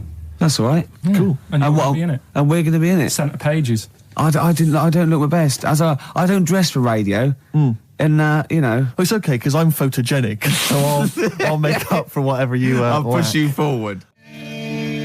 White Stripes and their version of Jolene. What did you make of it, really? I loved it. Good. I want to ask Carl a question, though, because Carl sometimes in awe of this newfangled world that we live in. What do you think of the scenario? What do you think is going on there? Because it's a bloke singing to a woman, begging her not to take his man. What do you think's going on there? Say again. Well, that's a bloke there singing. Yeah, to his wife Jolene. Right. Were you listening to the lyrics, or? You see, I got mixed up anyway. I thought it was about that one about the person who chucks himself off a bridge. So I was thinking more about that than listening to that one. Right, listen. Well, go on it. Right. Jolene, I'm begging of you, please don't take my man. You flaming locks of auburn hair, even though you can, don't. He's all I've got. You're a beautiful woman. Don't take my man, because I can't compete with you, right? Yeah. What do you think's going on there, though? Because, it's Dolly Parton singing it. We know what's going on. They're fighting over the same man, aren't we? Yeah. What do you think's going on when a bloke singing it to Jolene? What do you think of the scenario there? That's one of them names, isn't it? That could be a bloke's name. It's like Leslie. Oh, Christ. Okay, sorry, it was a... I wish you'd not asked him that question. It's so exhausting. I love him. Do ants sleep, Carl? Which bird's got a cock? Swan. Okay, nice one. Listen, I want to play that song for various people who've emailed and phoned in saying they want requests. We don't really play requests on the show. We'd like to mention them anyway. Matt Barr, Magic Thighs. That's not Matt Barr's Magic Thighs. No. That's Matt Barr and Magic Thighs. Yeah. Kieran in Dublin, Stuart in Hackney, Lisa and Alison in Crouch End, and Glenn in Crystal Palace, who was phoning up with a nice message earlier. All of you, thanks for listening and thanks for enjoying it. Sorry we didn't play your requests, but tune in next time. It'll be fun. Anyway, that's all I wanted to say, really. Here's tragic. What's tragic? What did you want me to say about that song? Just your opinion. Your own opinion was fine. In fact, your own opinion is better than anything I could really hope for. Without doubt. Whenever I ask you a question, you constantly surprise us. Yeah, it's wonderful. So only ever carry on telling the truth, carry on saying exactly what's on your mind, and I think this could become a great... You're like a man who was frozen in Victorian era and has been reawoken and he's kind of discovering the world. Some things make sense, other things don't. It's beautiful. As opposed to one that was made in a castle in Victorian times, like Steve. Oh, that's just... Oh, I've joined in with Carl. I can't believe you're I'm sorry. on my side. Yeah, no, it was irresistible though, wasn't it? I'm really sorry. Yeah. It was Carl, it was you that worked out the maths and worked out I was 28, because they just worked out I'm 27. You are 27. No way. Yeah, I asked you, didn't I? And I said... No, but what I sort of questioned was, I said, well, if you're 27 today, that means last week you were 26. Well done, yeah. That's irrelevant. So therefore you assumed that I must be 28 then? Yeah. Whereas I assumed you were using, your knowledge of maths, such as it is. I wouldn't do that. No, sure. Wow. I actually got lost in that conversation because I genuinely didn't know what he meant would mean last week you were 26. I don't know what that meant. I don't know what it meant. Wow. Well, it is Steve's birthday. But he would have been 26 last week. Sometimes you genuinely frighten me because it's those staring eyes. There's nothing behind him. It's this little bald head. Looks like Davros looking at me. Genuine fear on his face when he enters into a conversation with another human being. What bit don't you understand? If he's 27 today, he would have been 26 last week, and he doesn't look 26. He didn't look 26 last week. He looks older than 28 today. You've started on his birthday. You're still having a go at him. Carl, I don't look like the kind of hot stud that I actually am, but face facts, that's the truth, mate. Yeah, live with it. Get with the programme, jeez. Well, let's have a little bit of cake. Okay. Oh, that's appropriate. See the what birthday. But you mean the band, don't you? Not the cake. You haven't actually bought a cake, have you? Got anything at all? Anyway, the winners, Carl. I think you took some answers. Tim and Neil. Well done, Tim and Neil. Are they going together or are they? No, two separate. Lucky people. Yeah. I don't think your heart's in it anymore either, Carl. I was all right today, but Steve's really dragged me down.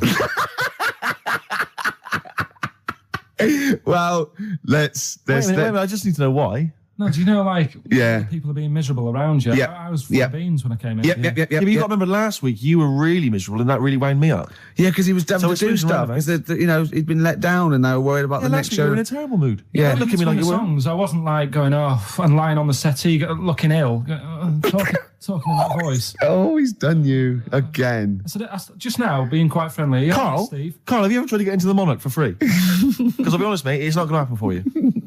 Come out with me, mate, you got a quid off. All right? When you can get in places in Camden for free. Yeah, I'm all right, yeah. Oh, yeah, he's done you. Right, now it's time for Song for the Lovers. Now, this is one of my favourite songs of all time. You'll know this song better done by... That was nearly a sentence. Oh, come on, that was nearly a sentence. What's his name? Glenn Campbell. It's Galveston. Oh, yeah. This is the man who wrote it. This is the original. This is Jimmy Webb. Oh, yeah.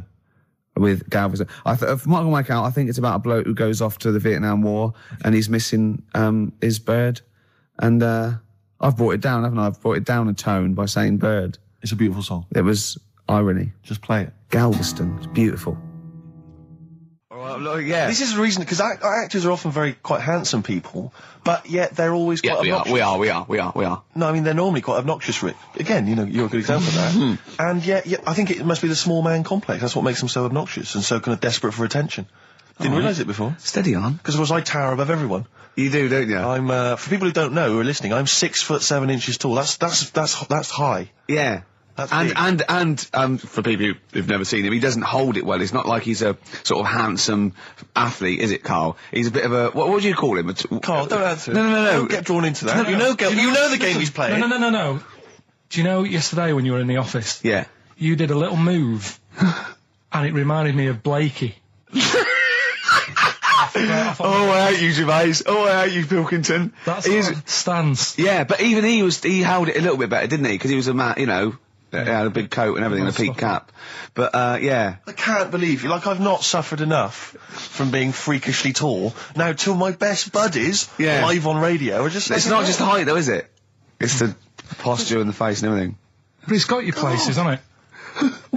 No? What do you mean it's got me places? I think people give you a bit more of a chance in your career and stuff, 'cause it's like... What, yeah, stacking shelves? Because I can reach to a high level. Muse, Plug-in Baby on XFM 104.9. Rick, Gervais, go on. Well, yeah, but I know you guys are laughing about the height thing, and for those that have only just tuned in, I am 6'7" tall, which is tall and that's big, and I pride myself on it in a way. You know, I've worked hard, I've not smoked, I ate well. You know, it's an accomplishment. But obviously, I didn't have much involvement in it. I just am, and it's a curse because mainly the problem is that you can't get stuff, you can't get clothes, you can't get shoes. You know? Yeah, it's size 14 feet. Yeah, but it is genuine, and I don't know. I mean, it costs a lot to buy a pair of size 14 shoes, and if you were genuinely poor, I don't know how you'd afford to be tall, because the clothing costs more, everything costs more. I've seen this in comics, that you'd actually go to school in a barrel. Wearing a barrel. With just braces, it'd just be a barrel like that, and you'd have sort of flip-flops. And you'd take a mule with you. They all had a mule, didn't they, the poor people? People always think like you'll be in a pub or something, and people just think they can talk to you about it. They just think, hey, you lanky, it's just like, because it's like they But that really annoys you, doesn't it? Well, it annoys me because it's like they think I should be proud of it. Like, well, exactly, but they don't think that this is not a disadvantage, this is not a disability, is it? You're taller than most people. It might get disability. No, if you were 8'3", it'd be slightly debilitating, you would, but... Debilitating? What? Debilitating? Yeah. No, you're a medical man, aren't you? But, no, the point is, it's a debilitating because when you go on public transport, like if you're on a coach... yeah. The only place I can sit on a coach is that seat... On the driver's lap. Either on the driver's lap or that seat at the very end. Yeah. You know, which sits into the aisle. Yeah. That's the only place I can sit. Well, you stand up, some sort of kids at the back waving at drivers. You could drive it from the back. Here he comes, watch it. Were you a tall baby? Oh, Mr. and Mrs. Merchant, you've given birth to a basketball player. Look at his dribble already. Were you a tall baby? Babies aren't tall. Oh, at what point did you suddenly, like, Jesus, nothing fits me? Well, it didn't happen overnight, Carl. Let's do a little graph. How tall were you at 5? Oh, I don't know. 3 foot. 3 foot. How tall were you at 12? 6 foot. 6 foot? Are you really? I don't know, do I? How do I remember? I don't remember this. Well, when did teachers start calling you freak boy and lanky? They didn't. It wasn't so much. It was no. You went to a funny school. I went bowling with him once. So I'd never been bowling before, and he'd been once before, and he went, let's go to this bowl. We went to a bowling alley, right? And you have to wear these special shoes. Now, they're sort of like pointed things anyway, and they're multicoloured, sort of red and green. They look pretty weird. And the woman said to me, oh, what size? I said, oh, 8. She went, yeah. So what size are you? He went, 14. She went, 14. He went, you probably haven't got them. She goes, yeah, I think we have got one pair. And she put them on the table, and it was like Krusty the Clown. And I just started laughing. They looked so long, and he had to run round this bowling alley in these freaky clown shoes. But they don't look freaky clown like when I'm wearing them, because the rest of me is in proportion to it. It looked like a little wall bracket. One of the worst things that happened to me was when I was like, I don't know, when I was about 16 or something, we went to, it's a fire There's a fire alarm going off. There's a fire alarm going off. And the fire light's going off. Yeah. Should we not just maybe play a record and go and check that out? Wrap it up if you want. Oh, no, not wrap it up. Play a record, I'm gonna go. No, it's gone off, Rick, it's gone off. Oh! Well, we might have burnt down! Yeah, I think we'd know about it. The flames licking around our ankles would be a clue. God. I'm gonna go and investigate. You shouldn't ignore a fire alarm, did you? Blimey. We're entertaining the nation. Oh, look at him, he's scared of fire! What do you mean?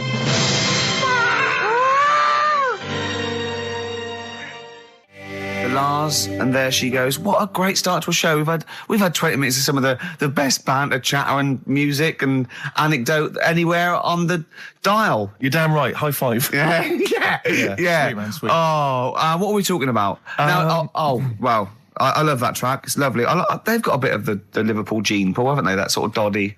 You know what I mean? I like the Scouse sort of look. You know, the Cilla Black and the Stan Boardman. Yeah, it's particularly unique to Liverpool. It's sort of happy and teeth and ears. And, it's happy and teeth and ears. Yeah. Oh, brilliant description. Yeah. Happy and teeth and ears. Yeah, that's just 3 of my friends. Yeah. Now, we've got a great track lined up, haven't we, Carl, that I've brought in? Simon and Garfunkel. Now, I'm not ashamed. As you know, me and Steve aren't worried about being part of a trend or you know, being trendy or jumping on about it. Steve particularly doesn't worry about, like, looking good or, well, you know. No, I'm saying, as a compliment, he doesn't worry about walking along like that or, you know. Well, I'm looking good. No. But I'm saying you don't mind the insults freak boy or goggle eye or... swore off a duck's back, mate. Do you know what I mean? Or a new phrase that's been coined because of Steve's face, walk off a frog's back. Who's saying that? Just a lot of you, a lot of friends and that. But I mean... my friends? Yeah, a lot of the people. Can you name names or? I can't really. You made promises, you can't. I can't. I can't really mess anyone up. I think it's the Kagul. Looks good. It does look good. It's waterproof, Rick, and it's also stylish. I wear nothing underneath, so it's tight to the skin. It gets sticky in damn weather. Is that why you sort of rustle? Sexy. But what's all the? Is there abuse? What's this? No. They just say. Because I'm a pretty trendy guy, but I, as you say, I cut my own trend. You know, I make my own style. So just go back to insults briefly. Go on. You know, saying.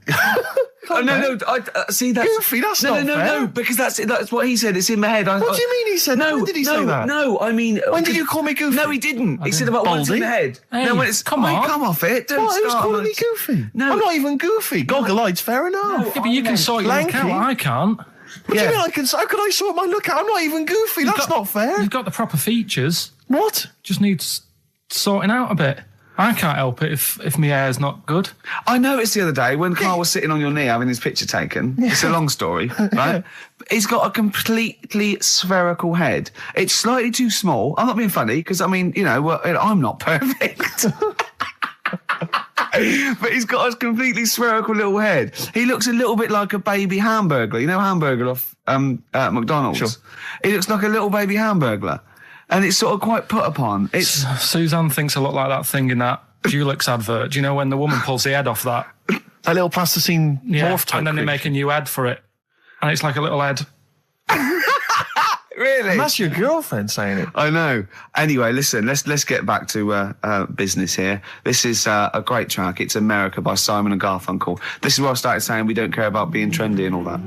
That was it. Because I just want to mention to people that they should be very excited because it's going to be Carl's special night tomorrow.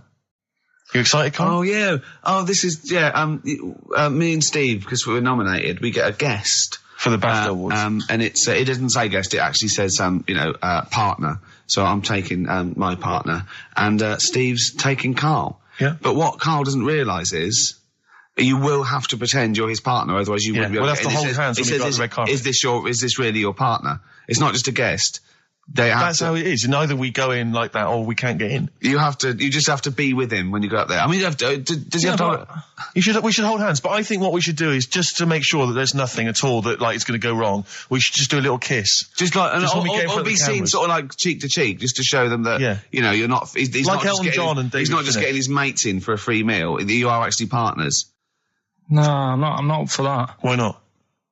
Well, because we know we're not actually gay. No, but so it's not a problem. You've come out of it looking quite good because you've got a good-looking fella. But I'm meant to look like, you know. I mean, I'm not gay, but if I was, I don't think I'd go for your thing. Oh, he's done you, Steve. It's turned on you again. I cannot believe we were trying to get him. Wait a minute. I have got the cream of London's totty phoning me up, trying to get an invite to the BAFTAs. Yeah. Right. We have very graciously asked you if you would like to come along. Well, that worries me even more. That you've got women calling you up. Carl, I can't choose between them. If I let one of them down, they're gonna destroy them. They'll be ruining their lives. Will be ruined. It's better for me to take you and not, ruin the lives of any of those poor women. When he told them he was taking you, it was like a scene from Graceland. There was just like there was weeping. They were crying. Like it was horrible. Hundreds of them, and really? He just went. And I got upset. He just had to say, "Look, just chill out, bitches," didn't you? I did. I just said, you're all my hoes, but I can't choose between you. So I'm taking Karl. You know, he could get you a discount frocks. No, I had a letter from the people that there's an organisation. No, listen, Karl. There's an organisation that sponsors the BAFTA Awards in terms of clothes and fashion. They sent me a letter. They said your partner. They've not specified the sex. They've said your partner can come along and choose an outfit. Now I suspect, by the look of it, it is a woman's outfitters. I'm thinking we could get you a lovely trouser suit. Well, it may look feminine, right? But I think people will be fooled. It'd just be a little bit roomy in the hip and probably narrow on the shoulders, but you're a bit skinny. Why don't you take it? Because it's a lot of an insult. And maybe just some pearls as well. Be lovely. Wouldn't you? I haven't got anything sorted to wear yet. See, you're slagging me off. You're likely to end up going in a tracksuit. Yeah. I'm going out today. I've never bought a suit since I was like 11, right? I went to my brother's wedding. That's the last time I wore a suit. No, but it's like how when I went to the BAFTAs with you and I wasn't really enjoying it, you were like... What? No, you didn't tell us this. Ungrateful. There are so many people. You're like a little charity case. You're like... Oh, God. I had chicks queuing up around the block. You'd usually have to. Someone like you would have to write to Jim or Fix It or Esther Ranson to get them to meet us sort of people. And now it's on your doorstep. I'm amazed that you didn't enjoy it. Why didn't you enjoy it? You got to walk down the red carpet. You went in. There was George Best, one of your footballing heroes, was there. A load of other big names. You sat there, you had prime position. You came backstage with a load of other big names. Hey, you had a lovely bit of grub. You were filming this thing for the DVD we're making. That's you, a cameraman on our DVD. And yet you think, now you look grumpy because you had a couple of pints and I can't believe So tell us why you didn't enjoy it, because the ceremony, what didn't you enjoy about that? It was interminable, wasn't it? Far too long. Wasn't it awful? 3 boring. hours. I'm sorry. I thought you were going to say something. Really? Sorry. 3 hours. Yeah. I mean, I suppose for you two, at least, you were going to get something. Sure. Yeah. But with me, it's like, I've never graduated or anything, so... Have you not? I'm trying to think of a situation. Basically, I sat there for 3 hours knowing that I'm not going to get anything out of the night. Yeah. Right? Now... Sorry, when we invited you and you said yes, did you think you were up for an award? No. I thought we were going to be sat round tables having a nice bit of food whilst people are going up there winning awards. Yeah. But 3 hours of the same thing over and over again. I mean, if a film's 3 hours in the cinema, you go, well, it's long, but, I wonder how it's going to end. Yeah. But this was just like the same thing over and over again. Some guy going up, thanks a lot, cheers for the bit of brass. And then going down, sitting down, the same thing over and over again. Honestly, right? I'd say it was one of the worst things I've ever had to do. I enjoyed the night afterwards when we did have a bit of lamb and a nice bit of veg and that. That was all right, and I went home and I was happy, and I got the little freebie bag that you're talking about that we're giving away. Yeah. Which wasn't much good stuff in it. Oh, all right. Right. No, what would you have done on that Saturday night? Suzanne what would you have done or the Sunday night rather? What would you have done had you been at home? I would have stayed in with Suzanne, right? Watching telly, having a nice bit of pate on toast or something, cup of tea, watching 24.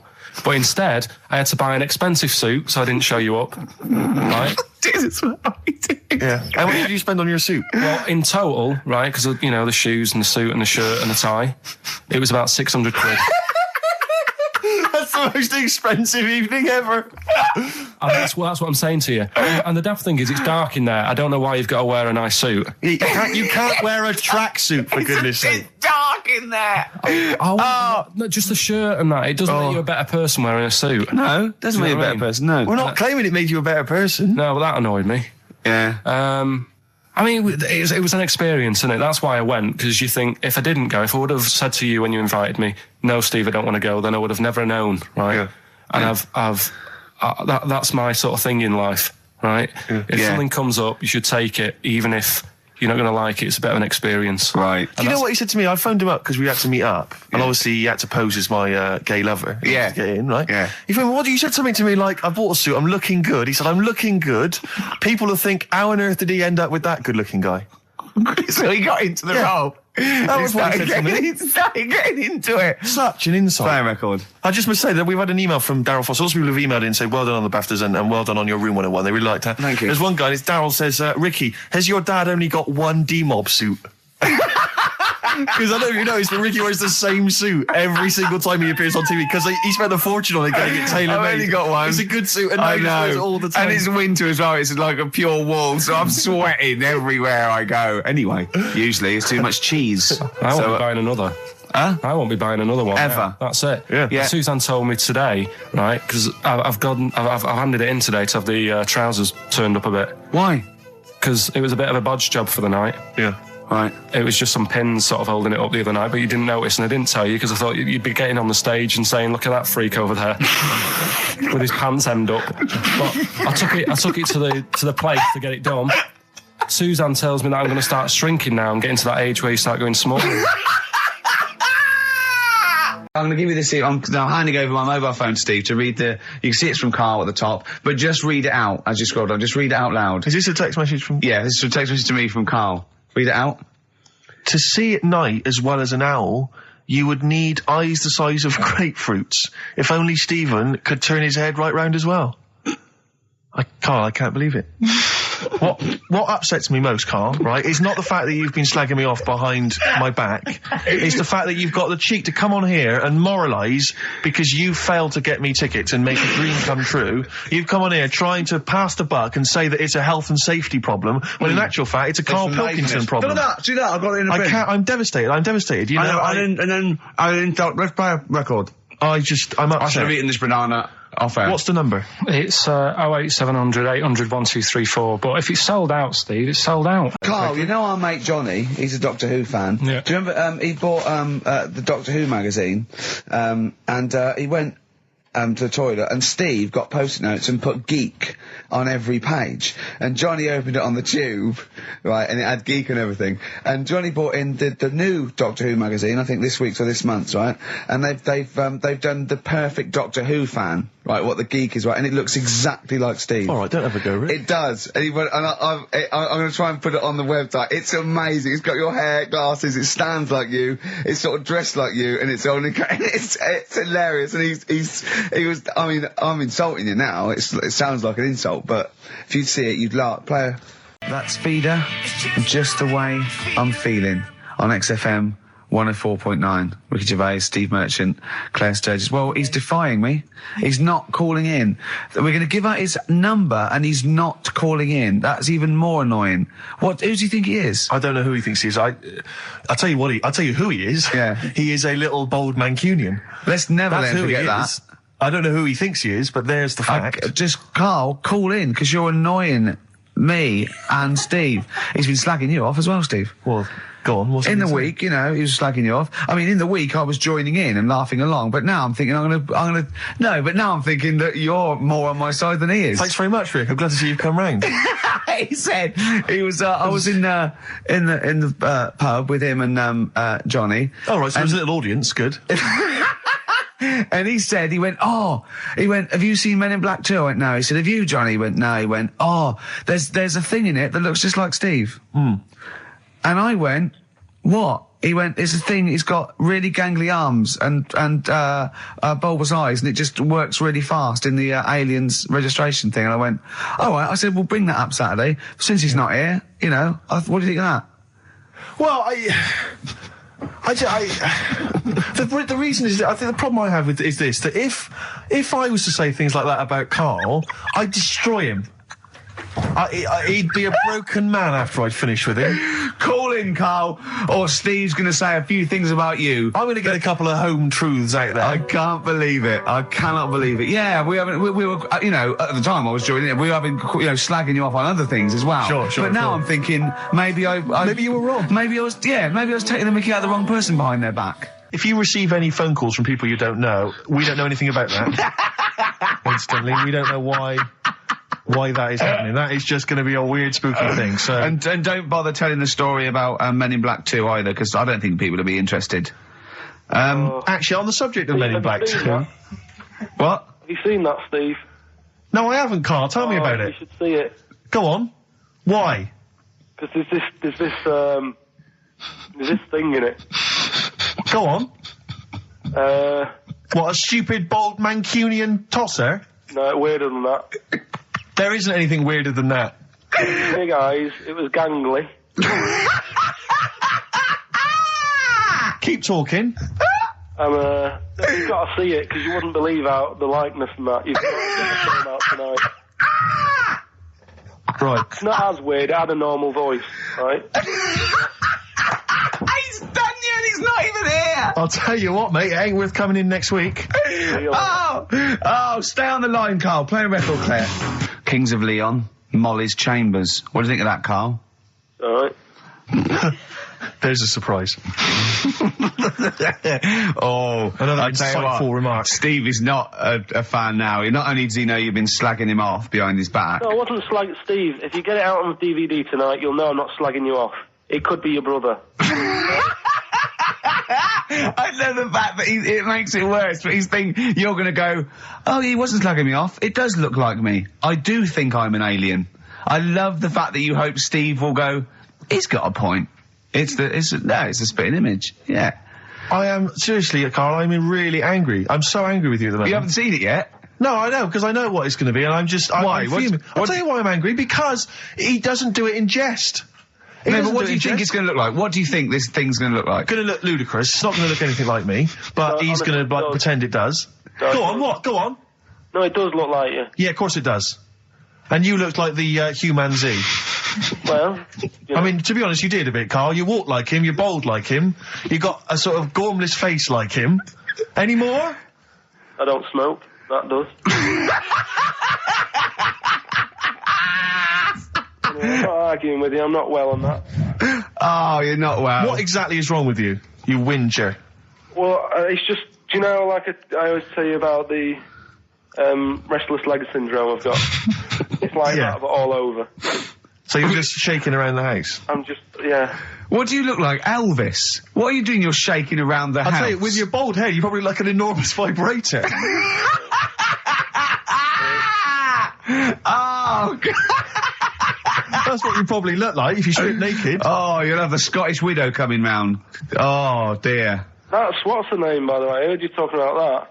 That's, Amanda Lamb. Amanda Lamb, who's in the Place in the Sun programme. Is she actually a widow? Is she a Scottish widow? Hoots, man, my husband's dead. Do you want any money and a bit of my clam? Brilliant. All right. That's the sort of quality you've missed out on today. Well, anyway, you're going to be back next week. We need you back next week. Yeah. Well, how do you know? Also, how did you know you were going to be ill today? Because you phoned and arranged this yesterday. Convenient. And I spoke to you yesterday and you didn't sound very ill. I felt ropey yesterday. You've got a bit of a bunged up nose. Even though I have a bit of a bunged up nose. I still sorted it out. Yeah? I'm a little bit sweaty. Carl, sorting it out does not mean you phone up Sturgis and send her down. That's not sorting it out. That's making things worse. Have you learnt nothing? Thanks, Claire. If you're not part of the solution, you're part of the problem. Mate. Yeah. My leg's a little bit achy. I'm wearing wet jeans. Oh, I put wet jeans on again. My lasagna it was frozen. Can you hear the venom and hatred in our voices today? Where'd you go on holiday? Sardinia. Good? Yeah, it's alright, yeah. Nice food and that. It's important, isn't it? Yeah. And nice beaches and what have you. Excellent. Always like a nice long beach to walk down. Yeah. But, so we're having a nice walk, right? You know how, nudists do me head in? Sure. Right. Not a problem though, is it? It's not like being scared of spiders where they might jump out under the kitchen sink at you. You know what I mean? It's not a big problem having your head done in by nudists. Yeah, but it just annoys me. It sort of ruins the day a little bit. Because it makes me feel uncomfortable. Right. Take your clothes off if you feel uncomfortable. It's much more relaxing. Yeah, but, well, anyway, right, so I'm walking along the beach, right? Lovely long beach, what have you know, watching the sea, picking up shells and that. And what are you wearing? What's your natural beach club? When he says picking up shells, I imagine he's on all fours going, yeah, like that, you know what I mean, looking at things. Just like washing his nuts in the sea to get them tasty. Yeah, going into the sea and then kind of shaking himself and all the water flies off. Yeah. I've just got, flip-flops on, pair of shorts, and like a little light shirt. Sure. So anyway, walking along, and Suzanne goes, oh, look, right? And there's this woman, German, I think, coming out of the... How can you tell she was German? Underarm hair? I'll get to it. Forget the underarm hair. She came out, it looked like she was smuggling seaweed. I'm gonna burst! I'm going to burst! Oh, God! And the funny thing is, right, she... Smuggling seaweed! Oh, God! She was a bit hairy down there, was she? Mental. I felt bad because I hadn't had a shave for 2 days, right? Looked at her, it was ridiculous. She might as well have kept her trunks on. It was just like she was wearing furry trunks, right?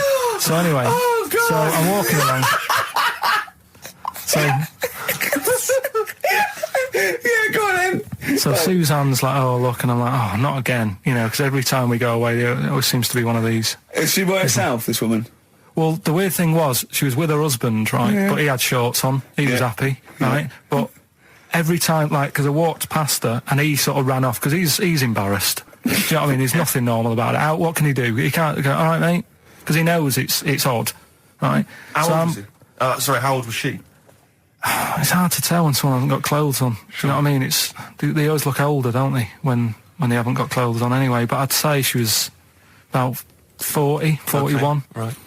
So I walked past, and the annoying thing is, she got there on a bike, right? No clothes on, little pair of boots next to the bike. So if you can wear boots, just pop some shorts on. You know what I mean? That takes more effort for me, putting boots on. So put the shorts on, right? So anyway, the husband kept running off.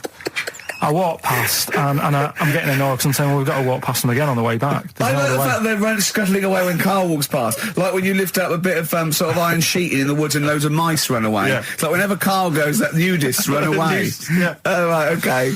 So we sort of come walking back and what have you, and I have another look and what have you, and he runs off again. Why are you another look if it offends you so much? Oh, you might as well just have a look. You know what I mean? It's just putting it on show and what have you. But the interesting thing was that I just wondered whether the husband... If the husband were nude, you'd looked at his tackle. Because remember, when you went to see those two strippers and it was a woman and man and they whipped their shorts off, you said you looked at his tackle first. I think any bloke would. Wow. You would. You just check it out. It's natural, isn't it? You just go, oh, right. So it is normal or whatever. Because you don't know if... you know what I mean? You don't know if what you've got's right until you see someone else's. No, do you know what I mean? Yeah. But anyway, so, but he got us talking, because I was, then, as soon as I saw her, sort of, day's been ruined a bit, so I'm walking up the beach. It's been ruined! Walking up the beach with Suzanne going, how does it happen? Do you know what I mean? Why do people do this? What fun are they getting out of it, and what have you? And, I just was thinking, is there any chance that fella, right, didn't even know that she was a nudist until they went away? Do you know what I mean? Because I said to Suzanne, say if I met Suzanne, it's like we're getting on, everything's fine. Yeah. And then you go off on holiday and you go, you haven't got much luggage. And she's like, no, it's fine, this is plenty. And I'm thinking, that's weird. And then we go down the beach and she whips her knickers off. I'd be annoyed, but there's nothing I could do. Do you know what I mean? Sure. So I'm just wondering whether that's what happened to this fella. Every time someone came walking up, he was like, oh, God, this is embarrassing. And he kept nipping off. Yeah. I was talking to Karl the other night, because I've been rewatching for some reason that film Witness with Harrison Ford, where he's a policeman that has to protect a little boy who's part of an Amish community. Amish? Yeah. And I tried to explain to Karl... You look plain, John Book. Exactly. And I've obviously tried to explain the Amish to Karl. He'd never heard of them. Completely stony-faced. Amazing. Now, for those... Okay, you explained it to him, have you? Okay, then. Yeah. Now, I don't know what you said, but I'm assuming you got it right? Karl, now tell me back now, what are the Amish? They're just people who sort of live like in the olden times. So to them, they're sort of in about 1842 or something. So they're getting old papers and that. They haven't cut up to. No. They don't have telly. They don't deny that the 20th century has happened. They just don't want to be part of it. They look up and they see planes and they know what they are, and they go into the town and they see it in the window of Dixon's, a telly. They just don't want to be part of it. No, they're still living They're still They are still living like it's that's what I mean. Yeah, but they don't. They know about everything else. They just don't want to be part of it because they think that the sort of the revolution was a bad thing. They think that society became more and more depraved, and they wanted to go away from it, and they want to go back to old values, and they think they don't need TV and jets and that way of life. They can survive in the old way because the old way was better. Missing out on Live 8. Yeah, but they haven't had Band-Aid yet. Yeah, I think this is the problem that Karl had. He in his mind, they were just a bit delayed, so that in his head they were slowly moving towards the 20th century. They wouldn't be able to watch most of these bands, all their electric guitar. They'd be allowed to watch Tracy Chapman. Yeah, doing an acoustic set. Yeah, between the bands. Yeah, that'd be all right. But no, in Karl's mind, it's like if he. Although they wouldn't like Fast Car. They wouldn't like singing about that. They go, I don't know what you're talking about. Pony and Trap. You got a pony and trap. That'd be all right. But are they still? Do they still get sort of rubbish posts and that saying we need your money for this, or get behind this charity? They live in an isolated community. They're farmers, aren't they? They're farmers. It's an agricultural community, and they're obviously very staunchly religious. In actual fact, it would suit you very well because you hate crowds, you hate groups of people, you don't like the modern world. You'd love it down there, wouldn't you? He wouldn't like getting up at 4 o'clock to milk a cow, though, would he? Well, no, but he'd get used to it. Go back to bed, couldn't you? It's probably out. I mean, have they got anything to do with the Hare Krishna people? No, nothing at all. Because out of all the religions, that's I'm not a religious person. I don't understand. You're only saying Hare Krishna because you've got the head. That's the only reason you think it'd be. I'm halfway there. Yeah. But the thing is, out of all, you just what was that? Money just fell out of my pocket where I'm nearly laying down. That's the danger of wearing sweatpants everywhere you go. I'm only ever lying down in a chair. No, I'm I've never been a religious type. If people want to do it, I let them do it and what have you. Good of you. But out of all of them, I want one that's not going to take over your life. I don't want one where you've got to get up 3 times a day and you've got to go and pray and that you've got to get up early. Forget that. It's getting in the way. But if it's something like, I was walking to work the other day, right, across Oxford Street. There's a little Hare Krishna fella there, and he sort of had he had a leaflet and stuff, and he said, are you interested? And I said, what do you do? And he said, well, we're against getting stressed out and what have you. And he gave me a plum. They hand out food for some reason. But I sort of asked a few questions. That's the imagery. These 2 bold people, one of which is wearing an orange smock, holding a plum in the middle. He hands the other one a plum. It's almost like you can imagine some kind of religious painting. Exactly. Yeah. But what is their sort of main thing? Because he didn't really tell me that much. He was a Japanese bloke, so I didn't know what he was saying that much. Why? He wasn't speaking English. Not very well. He wasn't the best sales bloke to send out for them, is what I'm saying. Yeah. But what's that? Are they? You're saying they're nothing like? Well, I believe Hare Krishna is a kind of as an offshoot of a sort of Buddhist faith. It is. I think they are Buddhist, aren't they? Yeah, and obviously their kind of trademark, as it were, is that they have to say. I believe they have to say Hare Krishna, Hare Krishna in a certain rhythm, in a certain order, a certain amount of times per day. That's why you see them walking down the street saying Hare Krishna, Hare Krishna, because it's actually a sort of religious chant which they're obliged to do. So you see, even if you go into the Hare Krishna faith, you may find yourself, in Tesco or whatever, forced to say Hare Krishna, Hare Krishna. Out loud, not just thinking it. Yeah, no, out loud. You can put it on an iPod and you can put that on an iPod. That doesn't count. No, I think you have to actually say it. So I guess that kind of eats into your social life a little bit. And there's the wearing orange as well. Particularly frustrating, I imagine, if you're in a cinema or a library. A little bit awkward there, midway through. Or Star you Wars, live next door to a bloke called Hare Krishna, who constantly thinks you're calling him. Yeah, that probably. Yeah, so that's in this. I mean, I don't think we've quite done the Hare Krishna faith its full service there, but so interesting to you. I mean, you got handed a plum. You've been treated well by them. Yeah, well, but he couldn't tell. I just wanted to know how much time it would take up. What are the benefits?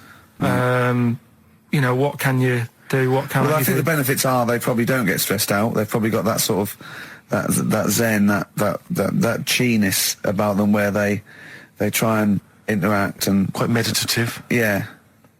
I've got some nice trainers as well, don't they? With their Yeah. Orange. What are you looking for then in a faith, Carl? You say what are the benefits? I mean, obviously Catholicism, you get the communion wine and bread, so... Yeah, but I can afford that. Right. Probably, just, I like the Crusaders. I was forced into joining that as a kid, because a mate sort of joined it, and he sort of said he'd join in. I sort of swore at him. I said, I'm not doing that. Right. Yeah. He said, right, if you don't come with me, I'll tell your mum that you just swore. So I was like, oh. So I went. So I went along, and they used to just go on the Friday when they played, Sabutio and stuff. And then I went on one Sunday, and it was totally different. There was no Sabutio. There was no sort of, table tennis. The thing where you hold a thing and knock things over. Skittles. There was all that on a Friday. Went on the Sunday, it was rubbish. He said, right, sit down in this room. They gave me a Bible. Thought, this looks too heavy, this is too big. I'm not interested in this book. And I never went again. I used to hide on a Sunday when they came round. And that's been the only sort of... why did it suddenly turn out to have to hide on a Sunday when they're coming round? Because they wouldn't leave. They wouldn't leave. Who was it? Were they adults? It was well, he seemed like an adult to me at the time, but he was probably about 27. Well, that is an adult. Yeah, but do you know what I mean? He seemed a lot older when I was a kid. Yeah. And he came knocking and that, and he used to say to me, Mum, I'll just tell him I'm ill or something. And he used to hang around to see if I'd eventually come out to play and that. And if I did, I think they would have grabbed me and took me there. I love the idea that for you, religion has to bring with it some kind of gift. It's like, join our faith and you get an alarm clock radio. It's like something like I think religion does bring a gift. Usually, it's the gift of the Lord. Well, the gift of everlasting life, isn't it? And that's the problem with it, A lot of people believe in it because they think... But for Carl, his feeling is like, that should be a given. That's safe. I'm definitely going home with eternal life. But what else can I have? Is there an iPod? You have to have a religion? Because obviously I don't have a religion. I don't miss it, and I wouldn't want one. I'm an atheist, and that's out of belief. That's out of logic. And we don't get into the politics or the morality of it. Why do you feel you need a religion? Why don't you just get a hobby? Well, I didn't want one. I don't want one. I just was saying that, if I was to get one, which one would I go for? Is what I'm saying. I'd like to see you perhaps as a Jew. I think Judaism would suit you well, I think. What are the hours like for that? Tough. Can be tricky. That's what I mean. I don't want anything that's, And they have a day where they don't eat and stuff. I couldn't be doing that. So then they have days when they eat too much? Yeah, but what happens if I'm not that hungry that day? Like I say, I don't like change. No. I like my Cheerios in the morning. I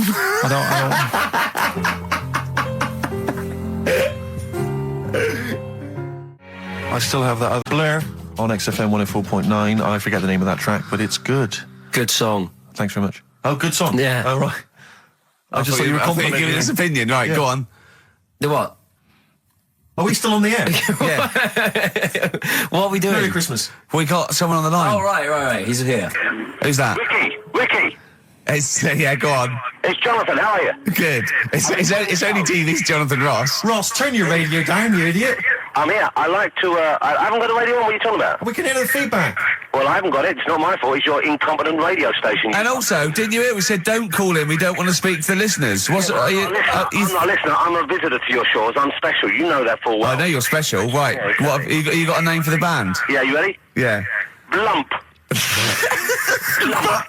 B-L-U-M-P. I tell you for what, you can't have a normal word. If it's the monolith band of all time, if it's the big, you can't have a regular word. It doesn't make sense. How can you have a regular word? All these ideas you come up with are rubbish. You need a word which only stands for that one thing. No one's heard it before. No one will use it again. Blump. I can't help but feel that that's a more appropriate name for maybe one of Ricky's bands. Yeah. I love seeing that picture of him in that band. You see it everywhere these days. He was like a girl. He was like a little girl in a suit. It's like a little dyke at a wedding. What was that? That's got to be the kettle calling the pot black, surely. Yeah, I've always looked nothing but 100% heterosexual. We're not sure about. There's not anything wrong with it, I know that, but look at you. I actually had to get that in. There's not anything wrong with it. I'm Jonathan Ross. Oh, dear. I was thinking the other day, right? Oh, yeah? The Comedy Awards. Yes, sir. You didn't half say some awful things about poor celebrities, poor has-been celebrities with coke addictions and fat lips and faces that where surgery's gone wrong and everything. And when they're on the show, they're going, "Oh, you look lovely." Yeah, oh, I'm nice to them. Well, I'm nice to them to their face, but obviously when I'm not with them, I like to let my true feelings be known. What's wrong with that? That's how everyone. Well, I'll tell you what, you can get anything off your chest you want on this show. Any celebrities you want to talk about? There's no one listening. Yeah, it's just between me and you. A lot of people listen. They listen to my show, and after they've had a few hours of good laughs, they like something bland to just cool them down afterwards. So they flip over. We know this happens. Did you mention my DVD on your radio show? You know what? I forgot to. I forgot to mention it. Christ! I meant to mention by the office, but I forgot to mention it. And then I thought afterwards, it's not like he needs the cash, is it? It's not like he needs it. It's not like it is, but he's probably earned more money in a short space. You're like a lottery winner, and you've got about as much taste. You're like one of those burglars who's won the lottery. I am. I'm dressed like an Albanian window cleaner at the moment. Burglar from Reading who won the lottery, and now he's fritting it away on what? I do feel sorry for my neighbours. I've moved into a really nice place. I feel like it's the hillbillies. No, it's nice he's moved in though, because it's nice. He's given them something to sort of talk about behind your back. You've united the whole block. Right, go and play with some Japanese wind-up toys now. I'm going home to play Mario Double Dash with my son. It's going to be a good afternoon. I phoned you once after I finished my show. It's about 5 minutes past 3. Yeah. And I don't mind if you I said, how you doing? You went, it's brilliant. You said, this is what you said. You went, everyone's out. Jane's taking the kids out. I've already masturbated twice, and I'm playing with a new Japanese toy. I'm masturbating now. I just wonder if there's one more contender. I don't know who this was, Ian, that phoned in with it, but possibly it's topical. Deathly Hem. Yeah. Deathly Hem. It's brilliant. Oh, it's Deathly Hem. Please welcome to the stage, Deathly Hem. It's Deathly Hem. Who's that? We've got to give it to I don't know who that was. Oh, well, if you came up with Deathly Hem, email again, Deathly Hem. It's the greatest name for the greatest rock band of all time. Will you please welcome to the stage, Deathly Hem. It's golden tonsils. Isn't it? I went to, I was going to go see him once at the Camden Underworld about a year ago, and they had this sign up, right, saying that Graham Bonnet, who sang that song, had cancelled, right, and it said, God willing, he'll be performing tomorrow. And just in case you thought he cancelled because maybe no one bought any tickets, the doctor's certificate was beneath the cancellation sign. Brilliant. Well, we've sung that a couple of times drunk, haven't we, Ian? At the top of our voice. We have done it. It is the best ever. Yeah, it is. Ben has won whatever you're giving away. Yeah, Ben came up with Deathly Hem. Deathly Hem. Yeah. I mean, if you are in a rock band, you're looking for a name, and you think you deserve that name, then, write to us. We want to know that you're really heavy, and Ian Camphor would officially hand over the deeds of the name Bethlehem. Deathly Hem? Deathly Hem, yeah. Deathly Hem. They only play at Christmas. You only play, like, big venues at Christmas, and it's all things about, like, fighting, like, good versus evil, and God versus the devil, and you got to write songs like that, yeah. Deathly Hem on XFM 104.9. Perhaps that the debut should certainly be a concept album, based on the Nativity play. Yeah, Nativity, yeah, that'd be just the whole kind of Old Testament in kind of rock form. Yeah, it'd be extraordinary. It's the battle for humanity. Yeah, it's called Humanity Manatee, and it's a fight in the ocean of hell. Yes, sure. Yeah, sure. Yeah, I'd like to see a serpent. Maybe pictured somewhere. There's a serpent, isn't it? Track 4. Track 4. Yeah. Track 4. Yeah. I think we should give massive props and suitable regards to Ian Camphor. He's come in, he's pressed the buttons. He's stood in for an idiot brilliantly. He has stood in for the retarded. It's a shame that you've not displayed some of the usual incompetence that we've come to love and expect from Karl. It's a shame. Okay, well, you are the greatest DJ in the world, though. The way you sort of like drop press these buttons. But every time I've pressed a button off air, Ricky's been going, "Oh, what great DJ!" It's great because he ends it. It's just brilliant. I mean, we're lucky if we can talk with the mic on. That's the title, not talk over a record. We did some great links during the ads. Yeah, and of course, Jonathan Ross masturbating live. On air. Just looking back at some of the highlights of this don't get that show. on Capital Gold, do you? Like Tony Blackburn getting a call from Fluff Freeman going, all right, mate, I'm knocking one out. Yeah.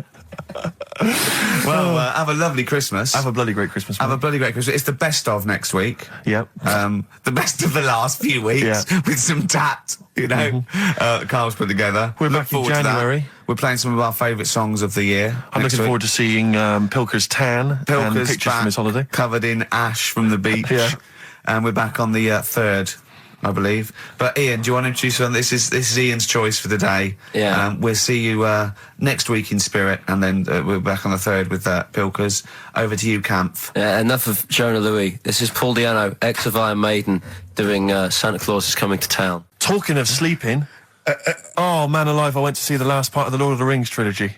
Why? Well, it's like a family thing now. Every Christmas, my family and I have been going to see the Lord of the Rings, the next instalment. It's like a family thing. What will you do if they keep making them? Oh, I'd say I've wasted now about 10 hours of my life with that tripe. You can never get that back. I can never get that back. That's what Peter Jackson owes me. 10 hours now he owes me of my life. It is absolute drivel. Well, I know. We've said this before. I don't want to harp on again about it, but I cannot fathom why everyone is so excited and loves these films so much. Like you say, people review saying it's the best film ever. I think this is the greatest movie I'll ever see. And I don't...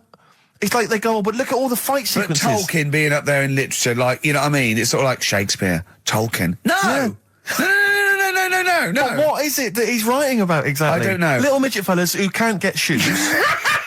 I mean, I've got big feet. I've got size 14. I can get shoes. Oh, God. Send off from mail order. I know, it's like Harry Potter taken seriously. Yeah. But I know who's watching it. It's like these people who are watching it are obviously nerds, people who live in Forbidden Planet. They love it. They can't believe their luck. But that's the core audience, but it's obviously bigger than that. But then it's also people who can think they have a go, like menopausal women thinking, well, I'll write a book then. the Globplin came into the cave. Exactly. Right? And they're sort of like 13-year-old sons who've never shown interest in anything except glue now writes Orc yeah, exactly. on his exercise book, and so they're loving it. It's like, it's God. Sort of uniting, bringing people together. But at the end, right, I mean, it's taken them now like 9 hours to get from one part of Middle-earth to the end, to the other end, so they can destroy the ring, the evil ring. Did they do a line? Was it? I don't know what they... Like these little Chinese fellas. And it's taken them 9 hours of their time and my life as well to get there.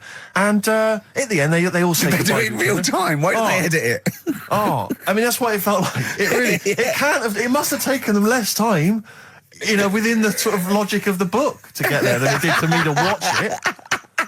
And at the end, they sort of say goodbye to each other and they all hug. So there's like, you know, there's little midget one, you know, Frida, saying goodbye to, you know, Bjorn. What are they Benny. called in the thing? Because are they PC in it? Are they called like midgets and dwarfs? No, they're called hobbits. Oh, are they? Yeah. So we should call small people hobbits from now on. That's what they are, just to make it kind of topical, and they'll like that as well. Give them sort of, you know. So if you see a little, on the way home, if you saw a little midget fella, 4 foot midget fella, just say, "Excuse me, hobbit." Yeah. Okay, that's fine. Call him then. Frodo. Right, Frodo. He'd like it. He'd love it because everyone loves the Lord of the Rings. They love it. No, everyone loves the Lord of the Rings. In the end, if you ever get to the end, they all hug each other. They say, well, basically Frodo has to say goodbye to all his other little fellas, and so he's hugging them. I don't know how many of them there are, and he's hugging them, right?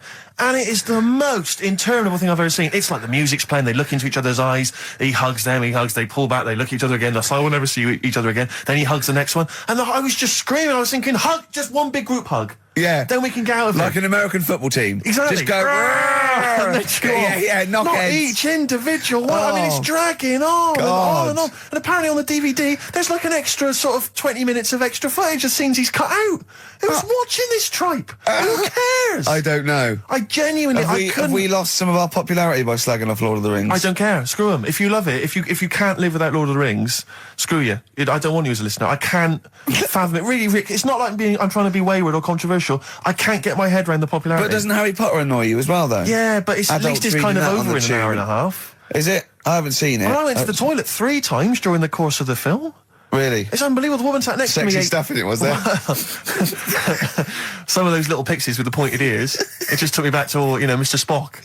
Oh, all those glorious days. But it really is just. I mean, have you seen any of them? You've not bothered. I've seen one, and it was long, and I thought it was nicely filmed, and I thought, well, okay, I'll just get through it. I even think, you know, it was just a list of, and here come the orcs. Exactly. Right, okay, we see the orcs now. Yeah. But it's like people go, look at the amazing fight sequences, the amazing immense battles. And it's true, he's got thousands of actors and stuff on horses, brilliant. But I'm not impressed by good time management.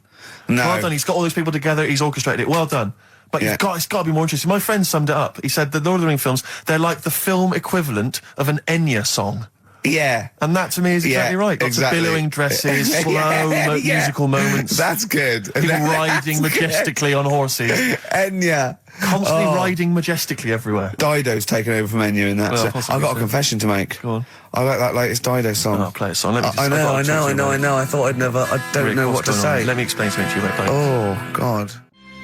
Snow Patrol and Run on XFM 104.9. Yeah, not bad at all. So everyone had a good Christmas though, yeah? Really? Carl, even though it was like a little bit Lanzagrotte, it was a nice Christmas. Yeah. What was the book you read, by the way? Someone just emailed in and wanted to know. What was the book you read? It was The Governor. The Governor? Yeah. Right, okay. Did you buy Suzanne a gift in the end? Which you surprised her with on Christmas Day? Yeah, after that show that we did before Christmas. Yeah. I was walking home thinking, might as well treat her then. Yeah. Went and got her a necklace. Nice. Actually, she said she wanted a necklace, but I didn't know which one, but went and got one. Yeah. And she was happy with that. Yeah. That shut her up. yeah. But, yeah. And did she get you something? Your gift back? She did get me something, yeah. See, we knew she would. She would. Yeah, but the thing is, right, she got me a little Game Boy Advance to take on holiday because she knows I get bored. Lovely. Right? So that was good, but I was like, hang on a minute. I know how much I spent. And I know how much these are, right? But I was clever, though. When I got to the airport, I bought her to get me an extra, bought me an extra game for it. Yeah. Got the value. Of course. When you were growing up, did you wait to ask your mum for sweets right at the counter so the woman would embarrass her into getting you it? What, you mean just slip it in the basket? Well, no, just wait till there's some, a stranger watching before you ask for sweets. Mum, can I have a Kinder Egg? Did you sit in front of Suzanne when it got to the... Suzanne, can you get me something else? Because remember I spent more on that necklace than you did on that Game Boy Advance. And the woman in Dixon's goes, you better get him something else. And she goes, bloody hell, all right then. Nah. She did well, though. You know what I mean? She's done well to keep you, hasn't she? Done well. Because you're such a find. You're quite a catch. Yeah, she must wake up every morning and go, I am the luckiest girl in the world. Well, she told you that the other night. What? She said the other night how good it is living with me. Yeah. I said to Suzanne, it must be great, because I only see him 2 hours a week and I like to squeeze his little head. You can do that all day, every day. Does she ever squeeze your head? No. No? No. It's like that thing, though, isn't it? It's like when you work in a chocolate factory.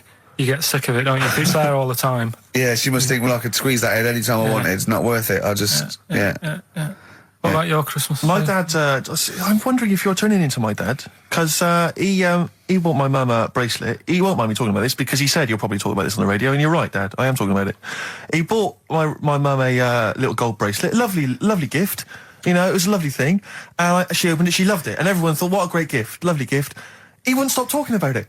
He wouldn't stop talking about the gift he bought. He kept on grabbing my mum's arm and showing it to people. Look at that. Look at the gleam on that. The gleam! Steve, look at the shine on that. Look at the gleam there.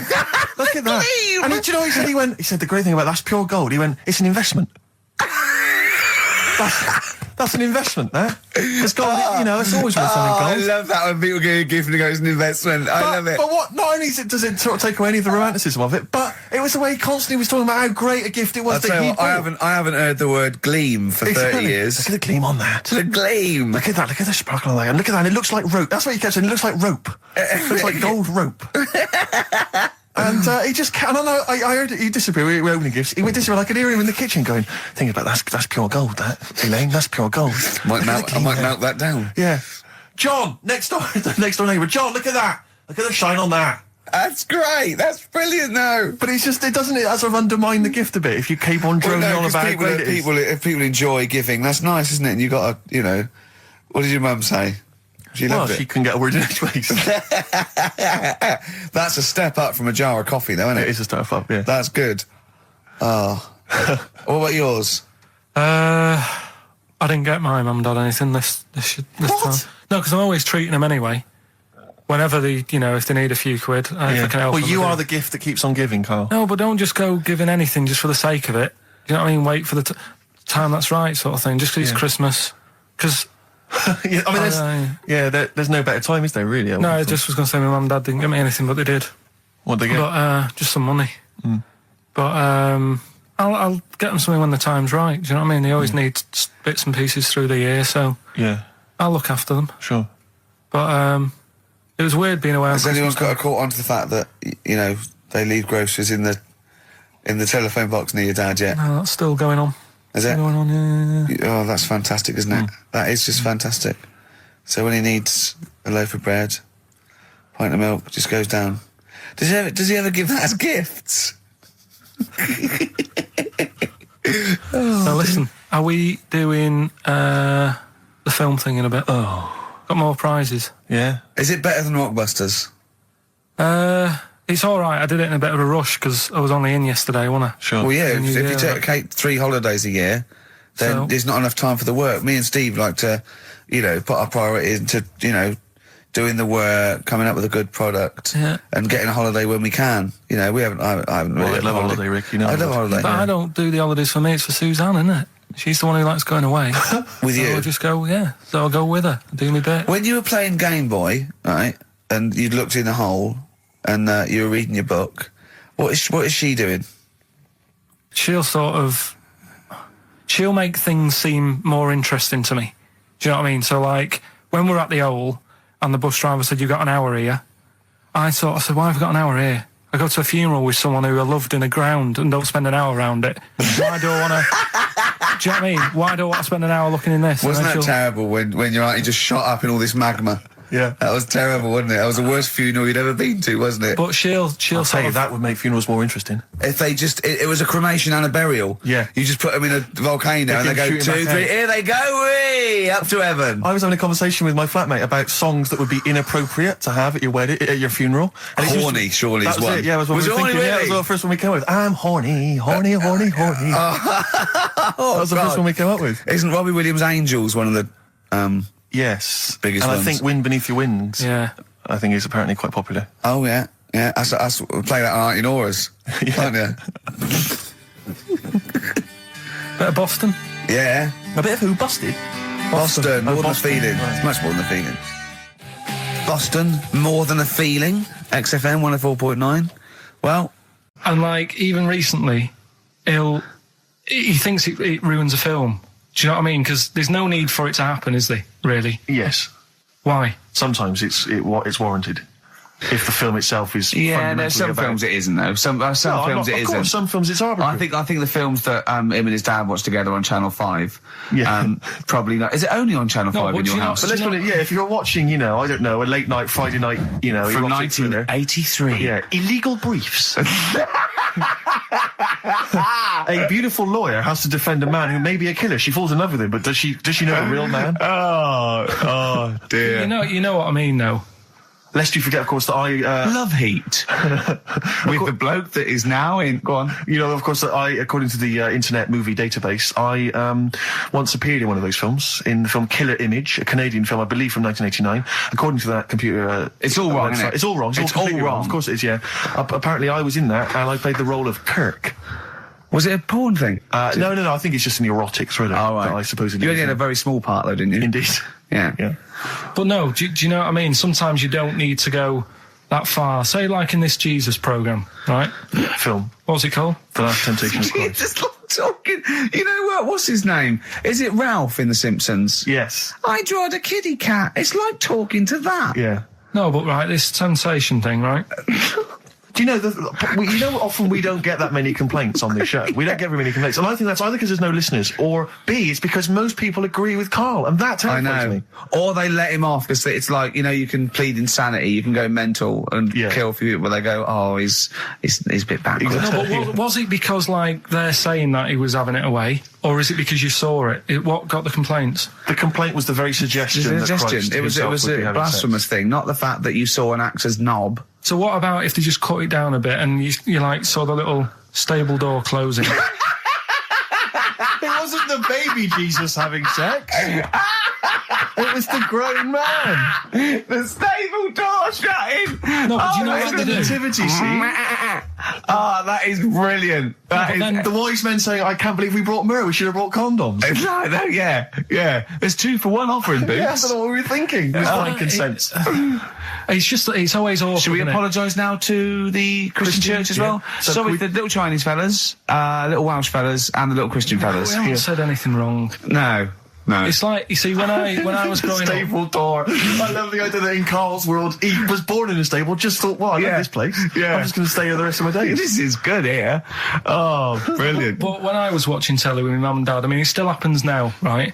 My dad will sort of go, oh, ruined. Good film ruined, right? Yeah. If some sex scene happens. But what are we talking about sex scene? Are we talking about a kissing or are we talking about penetration and looking at the camera?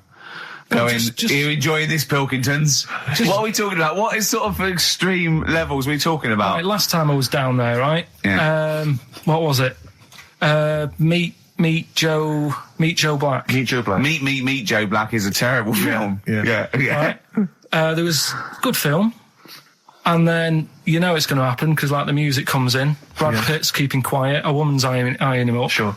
So my mum, I love that. my mum's worked it out already, and she's going.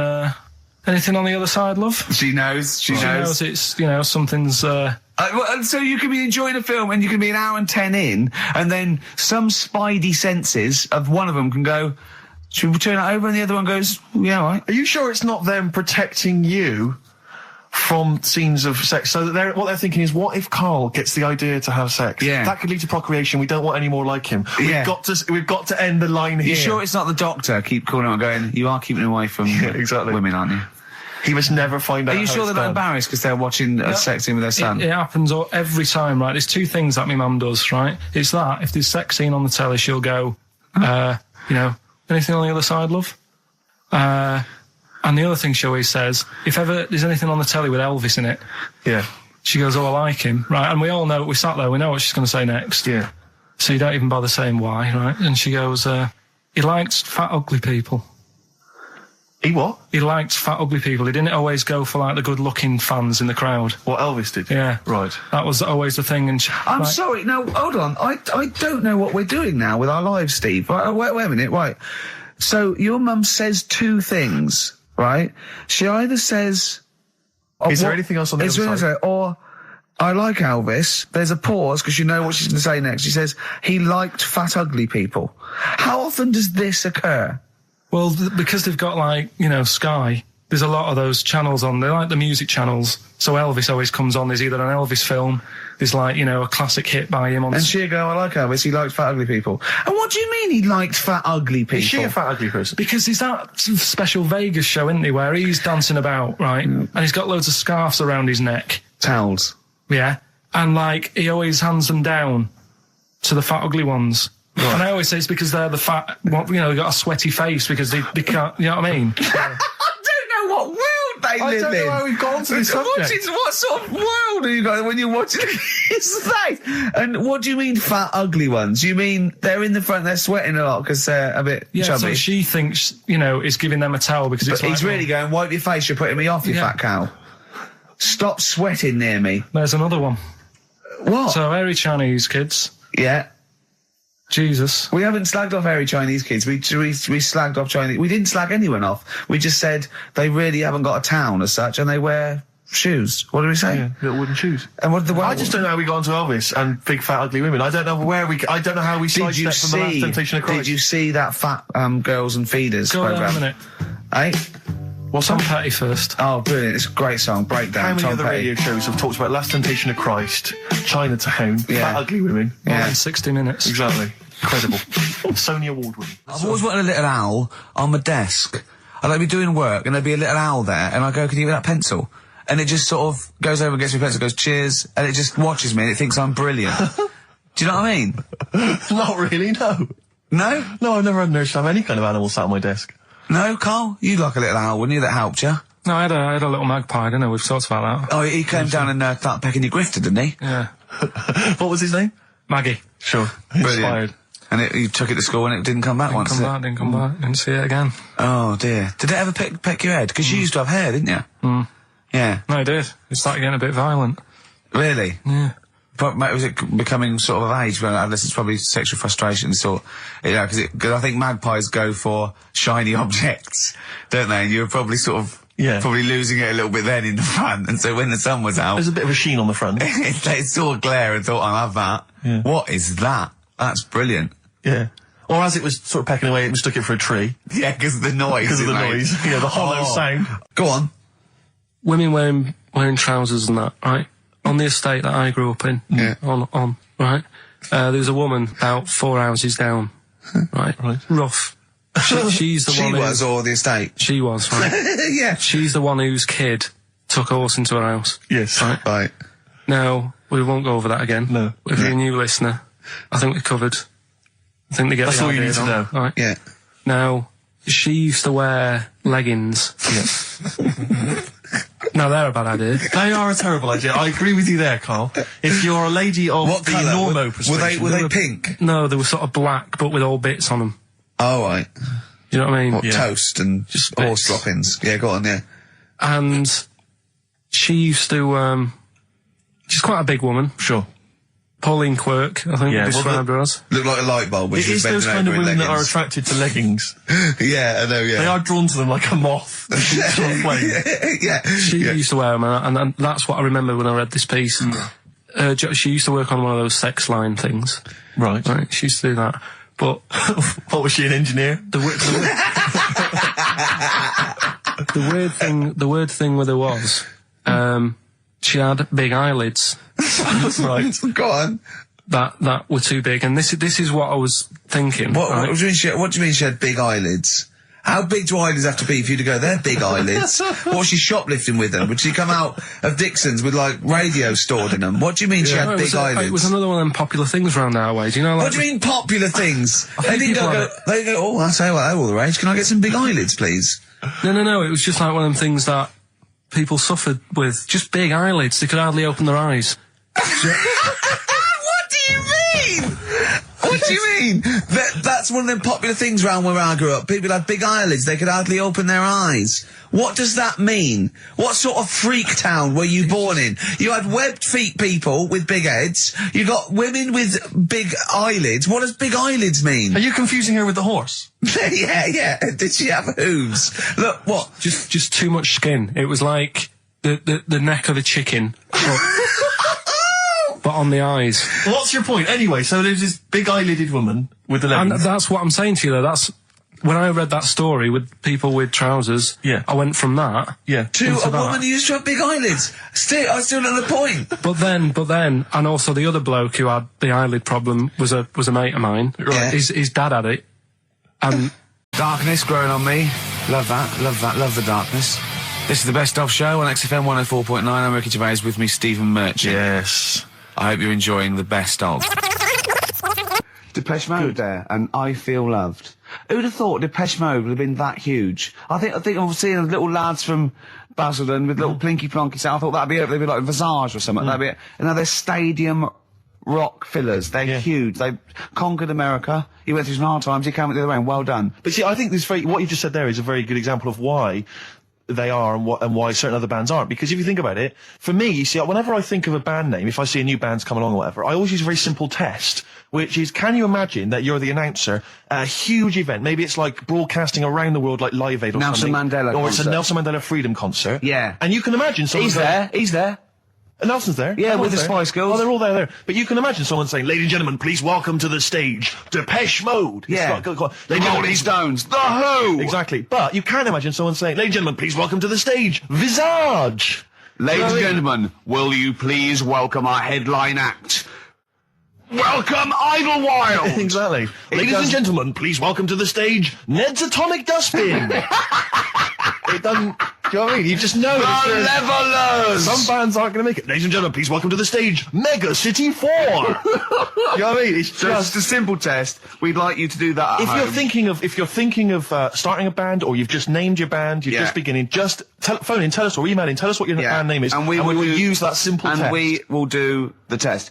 Ladies and gentlemen, will you please welcome to the stage... the Franken Walters! Jimmy Eat World. Ladies and gentlemen, please welcome to the stage, Cooper Temple Claws. I don't think it's going to happen for those lads. Here's a good It's one. a simple test anyway, but 100 email. reasons, please welcome to the stage. 100 reasons. 100 reasons. There's a shadow somewhere. It's already good, isn't it? I'm loving it already. No, right. There's a shadow. I think it was in America. Yeah. And it's on a quiet road. I'm guessing somewhere like Boston. That's what you mentioned. Okay. Right? No. Somewhere like Boston. And people at night used to see this shadow moving about. And they'd go, what's that? Right? And it got known, the town, the little local town got known for this shadow, but it didn't cause any problems.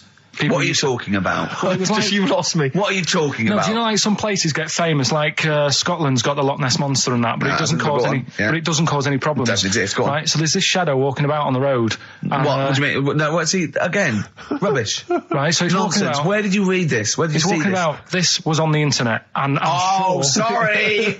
Sorry. Right. I thought it was shite. I didn't know it was on the internet. Right, so this shadow is moving about, and Independently of an object. yeah, and the local mayor and that is like, yeah, it's a bit weird, but it's not harming anyone. The mayor involved. Was he Mayor. elected to that post? Hey, mayor, we got a problem down here. Seems like a shadow. Well, it's not causing any. No, it's Is just it causing any problems? Yeah, go on. But that's the thing. It was left for years, and then it did start causing problems. I see, that's it. If you leave these shadows to go unchecked, Rick, they go crazy. Yeah. You let them run amok in the Yeah. city. Yeah. You've got to stand What did around it do? on What did it Roman do? shadows. What did the shadow do? It was pushing people off the bikes. It was what? It was pushing people off the bikes. Oh, I'll find out more for that next week. Right, that'll tease oh, them. you're a maniac. We'll do more on that. We haven't had time for educating. Please never have children. Right, listen. You are Just promise me now you'll never have kids. Like when you're born, you're a little baby, wrinkly and stuff. When you get older, you sort of morph into a baby again. And you go through the same phases. So when you're young, you buy singles. You get old, you got nothing to do all day. You got all your pension money. What will I buy? Cliff Richard's on the telly. Here's my video, buy me song. You see, that started off as quite a sensible point, because I actually think they do it. But what was all that alien stuff about when you're born, you go wrinkly and you go wrinkly again? So sometimes you mix like normal things that human beings say with I don't know what. Well, look, when you're a baby, you've got a little bald head, no teeth. You get old. What happens? Are you a philosopher? Are you an official philosopher? Because, I mean, it sounds like it. Oh, Carl, play a record. You're a gem. You're a diamond. Oh, chimpanzee, that monkey news. Right. There's this monkey, right? Yeah. And it had been, do you know you hear about monkeys being badly treated and stuff like that? Yeah. So, anyway, it goes into this home. It's 14, this monkey. It's called Matty, right? Goes into this home where it's looked after. What do you mean home? Just like just a little monkey home, right? Okay, so zoo. Yeah, kind of, yeah, but they haven't got any other monkeys there, right? What have they got there? They've got just other animals and that, but not that many monkeys. But anyway, because he's there on his own, again, you know... When you say monkey, do you mean a chimpanzee, by the way? Because you usually do. Yeah. I can't believe that journalist thought this was scripted. Amazing. So anyway, yeah. So he gets sort of pally with the people working there and that, and it's smoking fags. It's having a drink at night and all this, right? What do you mean it's having a drink at night? How? It's all here. It's all here, Steve. I mean, we haven't really got time, but Well, don't say it's all here like it's proof. You've got another stupid story that someone has put onto the internet. Someone sitting at home in their bedroom has put onto the internet. So he's having a fag, he's drinking a lovely glass of Bang Rock Station. Yeah, the wine that's perfect for a barbecue. Yeah. Anyway, it's loving life. It's forgetting about its past and everything, right? When this other monkey comes along, Oh no. Trouble's brewing. Go on. right? That comes in. Something said. Right, forget it then. Forget it. No, forget it. Yeah, but it's all the time. It's not just, I mean, you haven't done that with me, taking your clothes off and that yet. But, like, last night we were sat in the pub and I was saying, right, you know, let's not even worry about new features then. Let's get the current ones, you know, going. Like Getting what? Good. Like, the one that I was trying to work out, the cheeky freak of the week. Think of that! Yeah, but I was Think of saying, that, though, as a normal conversation. yeah, but I'd looked online, right? I didn't find that much. I found, actually, I'll tell you what I found later. Brilliant. We're looking for them, right? And then at one point, I think you said to me, go and, what about the Guinness Book of Records? Yeah, they'll have like Yeah. the best freak in the world or whatever. Yeah, ever. So I said, yeah, bring one in. Now, you've got one at home. Yeah, I got a But you couple. couldn't be bothered carrying that in today, so I had to go out of the pub that I was at, Yeah.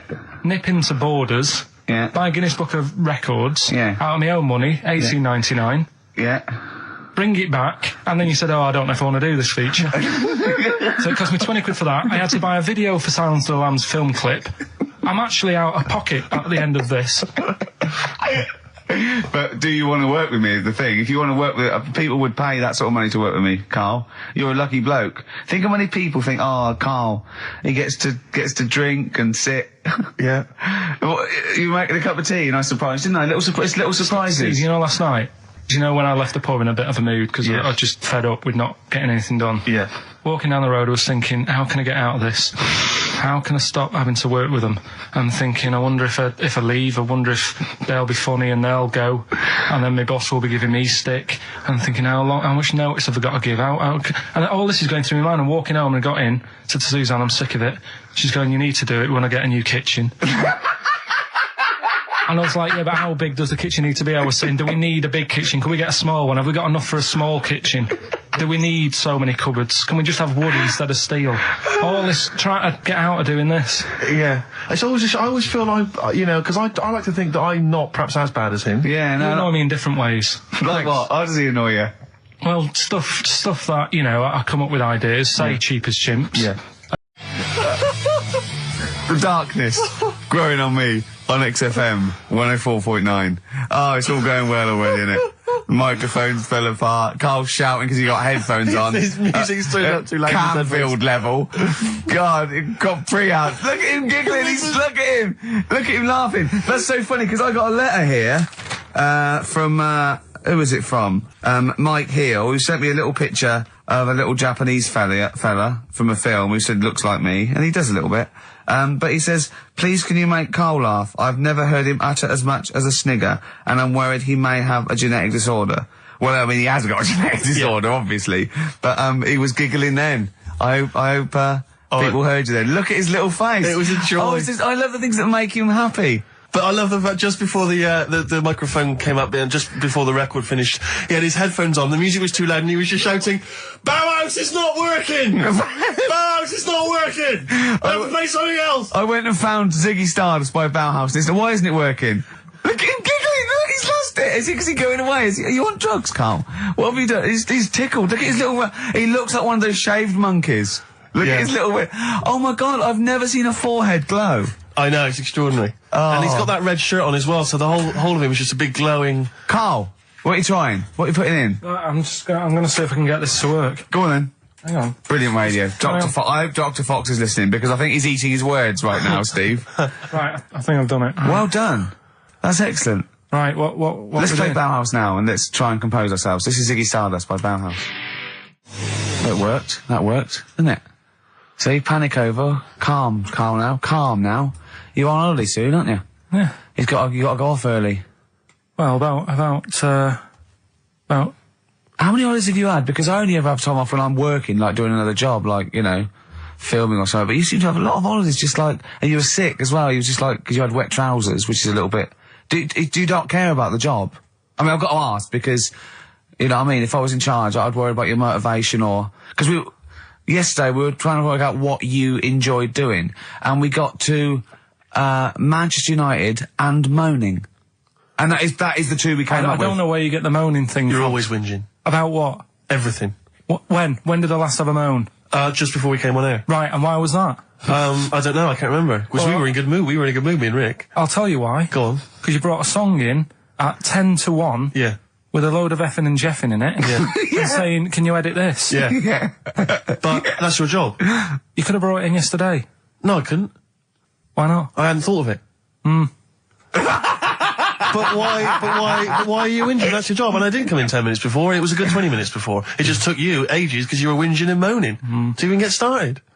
I'm not being dragged into this. You are always... I'm on my holiday now. Well, not yet. No, you're not on yet. You're still working. Well, that's what's funny. This isn't even work, right? And yet it should be. Compared to what I do in the week, this is a doddle. Well, it's because you're not putting any effort in, clearly.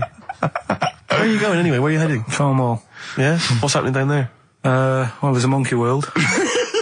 You're excited about that? We're going to see that. Probably go twice to that. Yeah. Whilst I'm down there. How long are you waiting for? The whole week? Yeah. Yeah. So, this is with your parents, isn't it? Yeah. Taking them out. Your father, what do you think your father will be up to? What's he going to be nicking on this holiday? Well, Tin. There's a lot of tin in Cornwall. Since they've shut the mines. He's just called Suzanne, said they've got there. Said it's a nice little place. Mm-hmm. There'll be no towels when you get there. So what are you do? What are you to do? Just going to chill out and sort of like go to the pub and stuff? Yeah, like I say, I mean, all I've got planned is probably probably Tuesday and Thursday at Monkey World. What about Wednesday? What are you thinking of Wednesday? Just wandering around? Just sort of think about, you know... King Arthur and that. Where he was down there, wasn't he? I don't know, but I'll tell you something. Going? What town? I don't know. I don't know where it is. Suzanne sorted it out. Yeah, she's sorted it out. I had you on the phone to her saying, well, pack 2 pairs. Poor woman. She's packing your bags for you. Yeah. He's paying for Father's Day. He's paying for the cottage that he's going away with his dad. Are you really, Carl? Yeah. Right. Well, there's no way of us proving if that's true or not. Well, what do you mean? Well, you could be lying. But why would I do that? Well, because you want to show off. I didn't do it on air. You mentioned it. I don't want people to know how generous I am. Just do it. Just get on with it. You know what I mean? Yeah. Like charity work and that. Yeah. Exactly. But I'd have thought that you wouldn't have fallen for Father's Day. I'd have thought you'd have known that it was like... Well, we don't. I mean, to be honest, there's a bit of a coincidence because I paid for it anyway and it happens to fall on Father's Day. Right? But don't I mean, buy a Dad's card. not normally that bothered. Don't fall for it. I mean, obviously that and Mother's Day and a plethora of other things were, I mean, literally invented by card companies to make more money. I know. Yeah. That's, I mean, my dad always says don't get him a card or anything. Because he hates it. With all these things that I'd like, you know, rip-off times, really, just ripping people off. Yeah. So it sounds a bit stingy, that. Fair enough. Well, no, I mean, he's right. Yeah. He's right. It's just, because fellas aren't bothered about getting cards anyway, are they? But the other thing that he noticed, you know, helping out the flower companies, the Princess Diana thing, when she... Oh, sorry. Yeah. Jesus. Carl. So when... Carl, what do you mean? What do you mean? That's what he said. He said, oh... I nearly swore then because I was... you surprise me all the time. No, I'm but just... that is incredible. Sorry, what? I don't understand. What are you talking about? All the flowers that were sort of sold that day... Right. Or for people to leave as a commemoration or something? Yeah, they made a mint, didn't they? Who did? Flower companies. Right. So what are you saying? He was just saying, you know, makes you wonder. What, whether... About what? Whether it was Interflora behind the hit. Oh. So it's a conspiracy. It's a conspiracy by the flower companies. I would love to see you and your dad just sitting at home watching a bit of Channel 5 when apes go mental, right? With your roast dinner. When's that on? And then talk like, well, yeah, you know, kill Diana, don't you? Flower company's son. Right, quite right, Dad, you're not wrong. What are you talking about? No, I'm not, you know, I'm just saying, it's like you were saying about the cards, you know, on Father's Day and that. It's just a bit, too much of a bit weird. Too much of a coincidence. I'd be interested to see sort of, you know, like the business graph. Sure. On how the companies were doing, then suddenly. Yeah. Yeah. But then by the same token, Elton John, you know, he had the biggest selling hit record, didn't he, off the back of that? I mean, so, is he incriminated as well? If you want, I mean... It's a conspiracy theory you've not kind of analysed terribly closely. You've put it out there, and if people maybe who are investigating want to kind of add that into their inquiries, then they can. Yeah. Sure. But, no, that's all I'm saying. I'm just, you know...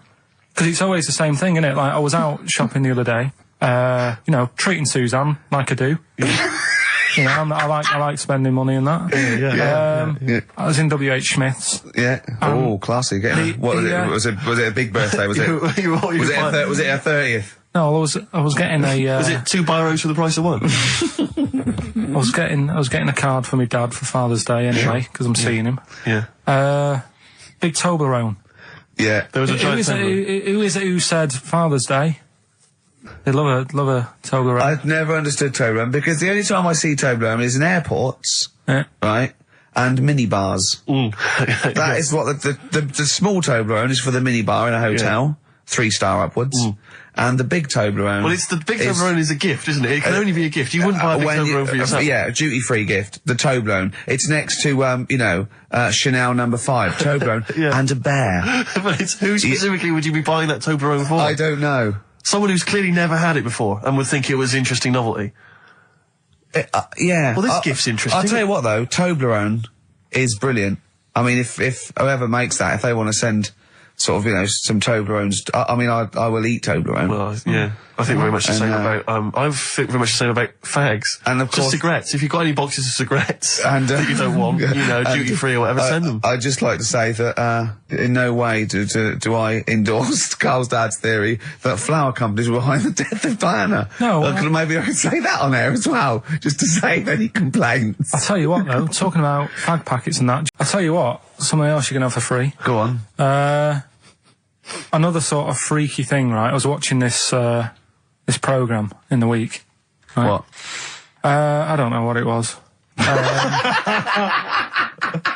But it was about, I just saw this little fella on it, right? What do you mean, little fella? He was doing this history thing. Oh. Right? Yeah, I know what you mean. So, is this he's found out that a Viking was a bit like him? Yeah, that's it, yeah. He was boneless or something, or he's... well, that's the weird thing. What do you think of that, Steve? He's what? He's boneless? No, he was called Harry the Boneless or something. Yeah, but you know what you're going to get there, don't you? That's what I mean. Always have a name, Elephant Man, Harry the Boneless. Where is he? You know what I mean? I'm meeting someone, waiter, what's his name? He's called Harry the Boneless. He's over there flapping around. Yeah. He's over there in the bucket, having noodles. That's what I mean. But, do you reckon you could do that? Do you reckon you could have your bones taken out? I love talking to him! He's brilliant! It's like talking to a 5-year-old. I was asking Suzanne when she was watching it, and she was like, ask me later. Yeah, brilliant. She wanted to know about, What did you said? You were watching this programme about history, right? About Vikings. Like you turned to your girlfriend and said, do you reckon you could have your bones taken out? Yeah. I love that. That is why you are my favourite. What do you mean you think you can have your bones taken out? Firstly, why would you have your bones taken out? If you've only got a small flat or something, and there isn't much room. Yeah. Right? And what I mean is, would all your organs still do the stuff? No, they wouldn't. You'd just be mush. Listen, I'll teach you something now, right? The skeleton, right? Spam. Yeah? Support, movement, anchorage. No, support, protection, anchorage, movement, spam. That's what the bones do. Yeah? You couldn't stand up. You wouldn't be protected because they protect his rib cage, skull, of course. Anchorage, everything holds onto it. Every muscle is tethered to pull against something, like a crane, a pulley system, so you wouldn't be able to move at all. Do you know what I mean? So you'd be in a bucket. There'd be nothing, you'd die immediately, obviously. No, you can't have your bones taken out, Carl. I mean, why do you need to ask that question? Sorry, but Boneless Bob, or whatever his name was. Harry the Boneless.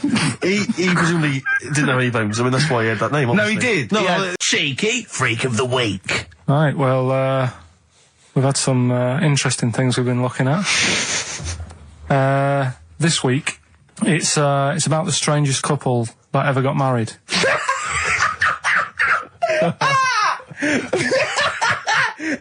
And we've had 2 sets of chimps, so it's stranger than that.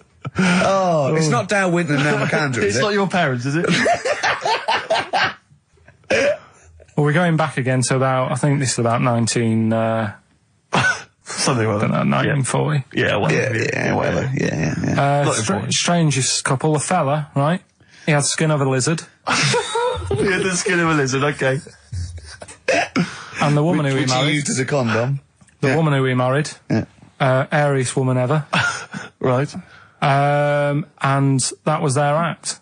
They used to tour the world, and they'd say, it's like, couple who've met, they're having a great life. Let's get them out on stage, here they are. And they'd what do you mean he had a skin of a lizard, first of all?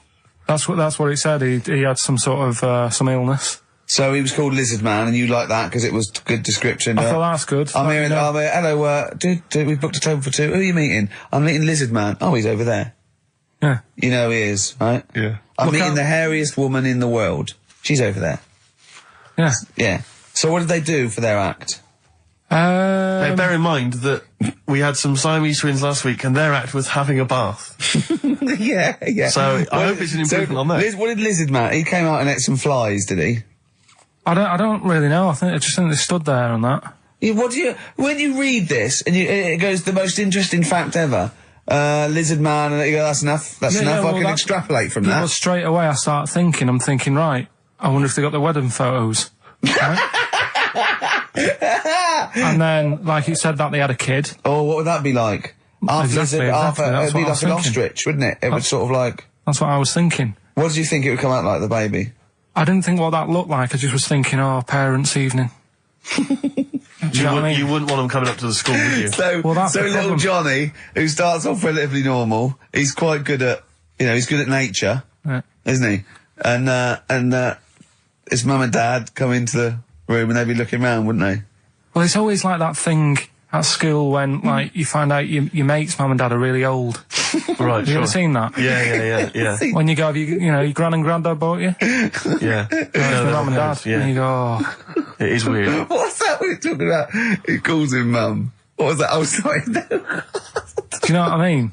Yeah, And no, like- that's always strange. If you had Godzilla and King Kong as your parents, Yeah. and it was they're like you always say, fighting. They're always fighting, and like you say, you're in a school play or something, you wouldn't tell them, would you?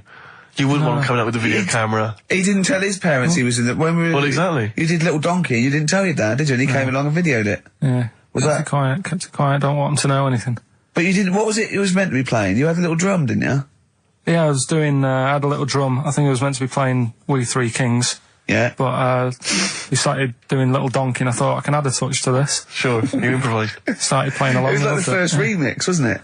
It went down well. Lads, Thrills on XFM 104.9. I'm Ricky Gervais. With me, Steve Merchant and Karl Pilkington. Yeah. Little Carly Pilkington, little baldy mank whinging little twat. How are you? Yeah, all right, yeah. What are you doing? Happy? Feeling a bit happier today? You look as full of spunk, as they say in America. Yeah, I'm all right. Just a bit of a miserable day, though, isn't it? Yeah. A bit miserable. Yeah. Walking in today, right? Do you know I walked through, like, the sort of the gay district of London and that? Right. You don't walk, you mince, don't you? I'm just walking through on the way to work, and I'm always interested in their little shops and stuff that they have, right? Loads of Their little shops. That's don't be ashamed of. If you want to go in and buy something, go in and buy something. I'm just having a look at, looking in the windows and stuff. Little postcard just near the entrance. Yeah. That's meant to tease people in, to make people go, that sounds good, I'll nip in. Right? Little postcard. Free butt plugs with every sale. That's great. How did we get from 5p off milk to free butt plugs with every sale? Wow. What society come to? Well, it's because we're liberated, Rick. Yeah. It's an open society. What did you buy to get them? You didn't buy... I didn't. But what's the purpose? What, of the poster or of butt plugs? Butt plugs, because I really honestly You don't. shove them up your arse, don't you? Whoa, slow down, bum. Shove them up your bum. Yeah. But when is that? Just like when you're doing whatever, doing stuff around the house, or I think it's not to keep things out. Is it like you would use a plug in the sink to keep, the water in the sink? Oh, if you're not gay. Get that? Oh, yeah. No, I know what you mean, yeah. I don't know. No entry. What is it? I mean, I don't understand what I that's don't know. I assume it either feels good or are they... well, I've got to be careful here. Or are they sort of like breaking it in? Right, yeah. Do you know what I mean? Like it's like a shoehorn. Sure. or It's like when you stick paper in your shoes if they're a bit tight. Or those people who sort of like put little bits of wood in their lips, and then as soon they've got big plates in their lips. Yeah. Same with the butt plug. It means you can, you're ready for anything. I don't know, do I? And look at Carl's face. Well, if you know what butt plugs are used for, then why not get in touch? Ricky.Gervais at xfm.co.uk.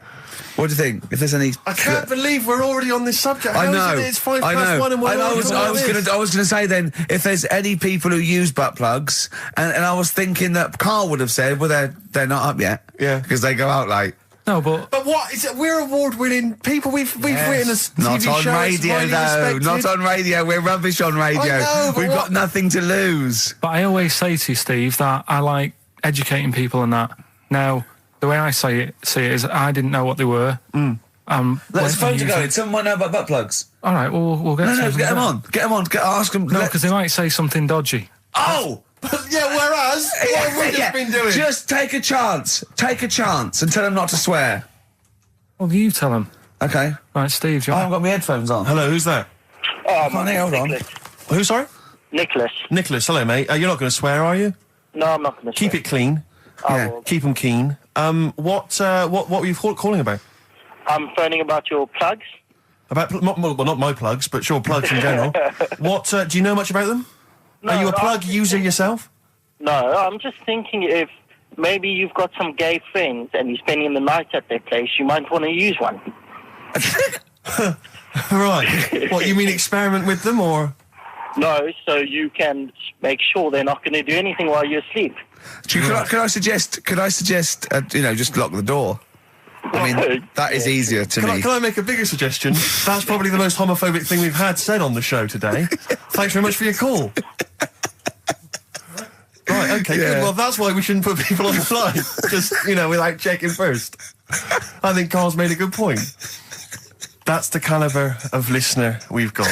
Kings of Leon on XFM 104.9. I'm Ricky Gervais with me, Steve Merchant and Karl Pilkington. Steve, I want to talk to you. I think it was, might have been Wednesday night.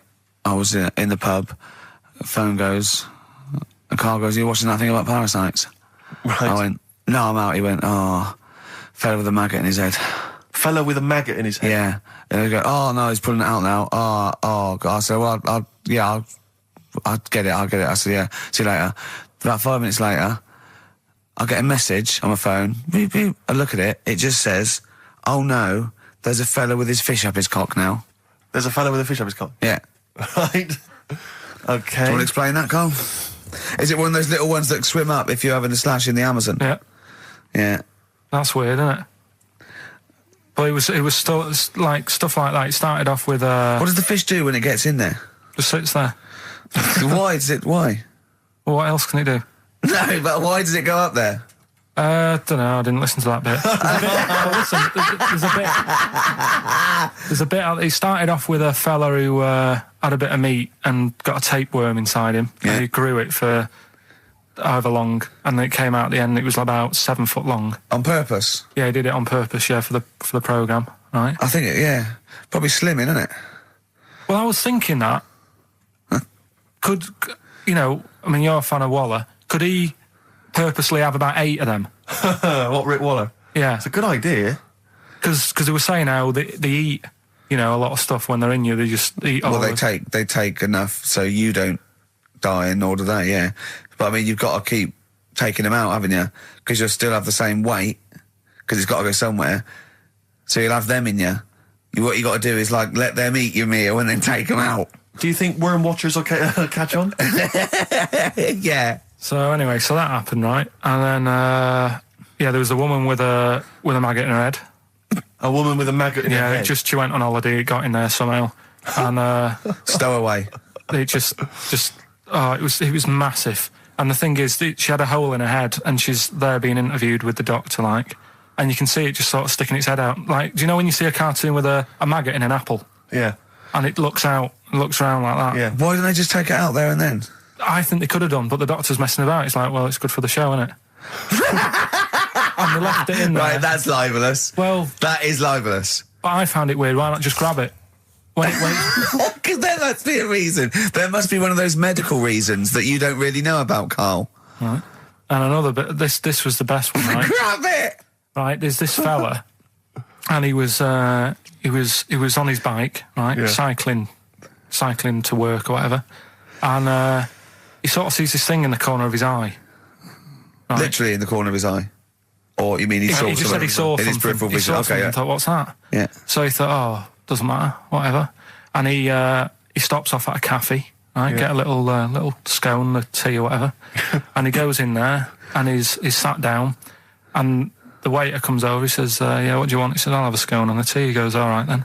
So he goes to get it, comes back. As he puts the tea and the scone down, his face is like, what is that? Right? Like a look of frightenedness on his face. Right? Drops the tea and legs it. So the fella's going, what? So he legs it after the bloke and goes, what? And he says, something came out of your nose. That was massive. Sorry, something came out of the guy's This is all true because people would have watched it, so don't start saying it Sorry, didn't but hang on, I happen. just need to clarify. The guy on the bike... I don't believe he ran away. Wait a I minute. don't believe he legged it. I don't believe he had a look of frightenedness on his face, and I don't believe he said something massive came out your nose. and I don't even believe he had a cup of tea in the scone. These are the things that I think are embellished.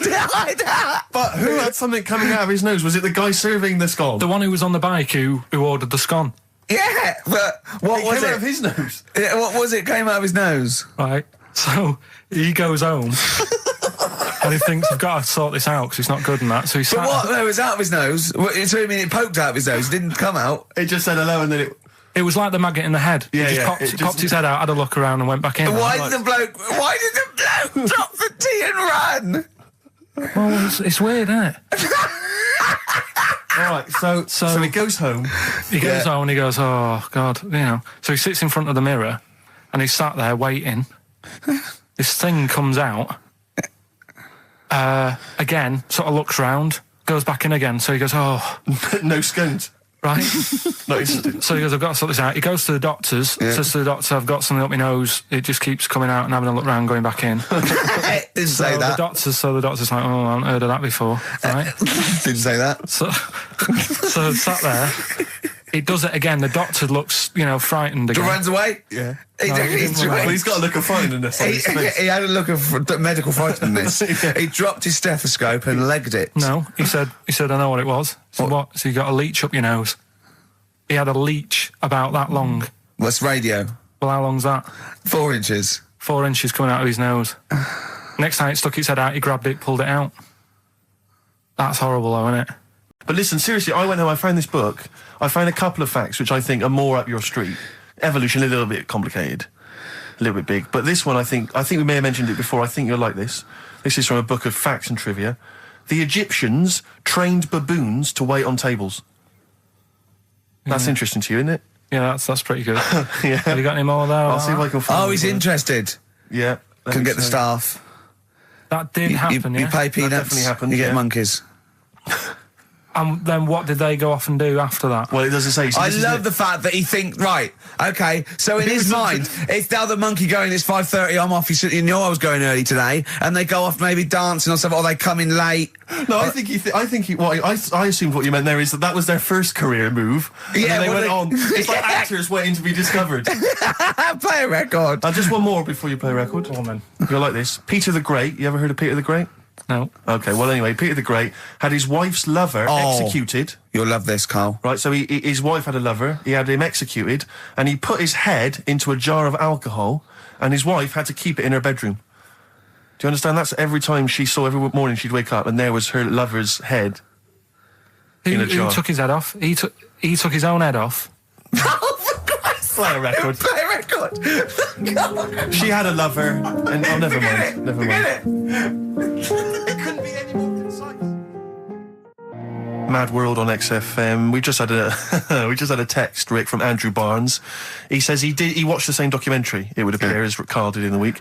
And he says here, just to clarify, the leech nose man got it up there when drinking from a muddy stream.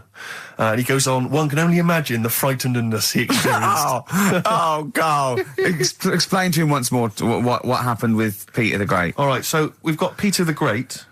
Yeah. Okay.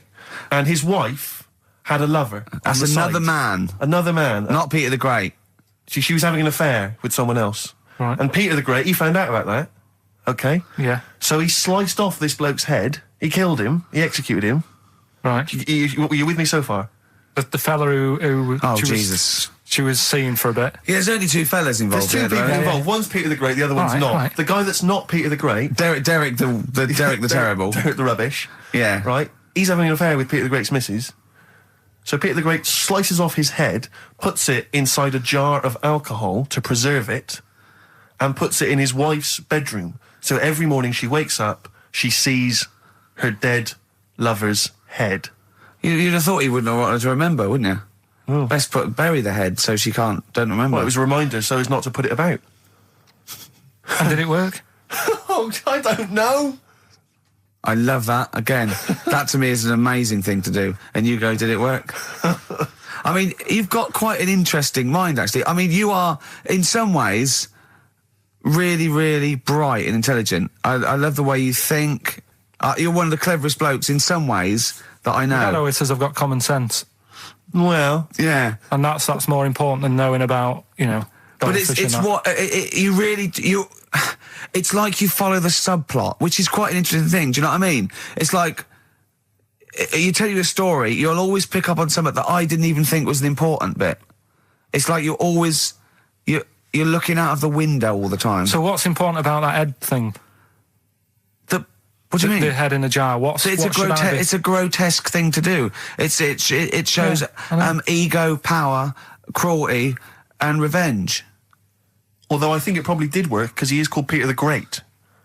Yeah. So you'd assume he got it right. Yeah. I don't see how you can query that. That's the sort of facts you give us. You see now, you're on the other side of the fence, and you've got questions just like we've always got questions. No, but in Carl's thing, it would have been, turns out, some weird happened, right? And he was still alive. Yeah. And so she was still having sex with body. And his head was watching. Yeah. And Peter the Great didn't even know. On XFM 104.9. Right, Carl. This is where he shines. This is what Carl gets Mondays off for. Yeah. Okay, Carl, what is it? You want to explain this? It's the bit when I'm in a film and sort of edit me into it, so I'm like an actor in a major film. Yeah. We've done Kes, we've done One Flew Over the Cuckoo's Nest, Shining, stuff like that. Mm-hmm. This week, it's A Few Good Men. Brilliant film. With Jack Nicholson and that. Yeah. So you listen to this, and will we give the question later on? Probably. Let's give it after this. All right. Yeah, we'll give it after we've heard the clip. I haven't really got one sorted, but I'll think of one whilst it's on. So have a listen to this, take everything in, and then the question at the end. So it's a scene where it's the court case. Yeah. All right? All right. All rise. Call your witness. Yeah, he's just coming now. All right, Jack. Colonel. What? I'd appreciate if he would address me as Colonel or Sir. I believe I've earned it. Defense counsel will address the witness as Colonel or Sir. All right. All right, Colonel. Bit smart today with all the army stuff on. You ever served in an infantry unit, son? Nah. Brother did. He was in the army. He got kicked out though, because he went for a packet of fags in a tank. Weird that, isn't it? No, it's not. It's tragic.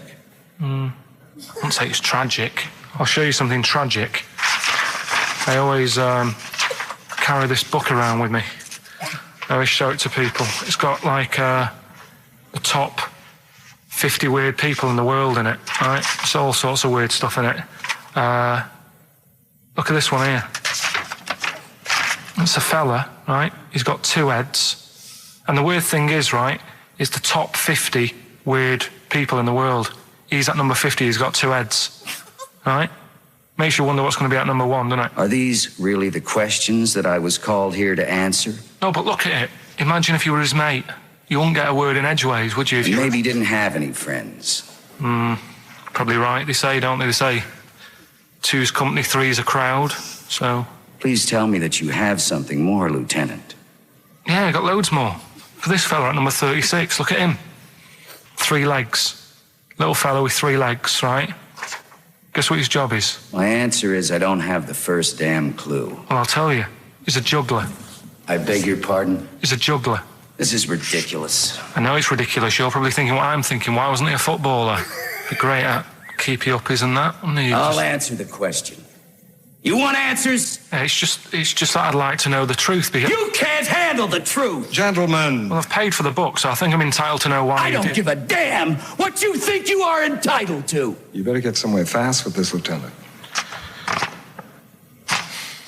What about this one, then? This lad here, he's 12 years old, he looks 48. What do you think? No. Why not, though?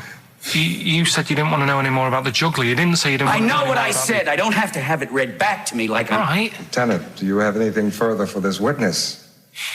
Well, just wanted to know if you thought Mr. Webfoot at number 42 should have took up swimming, but... Absolutely.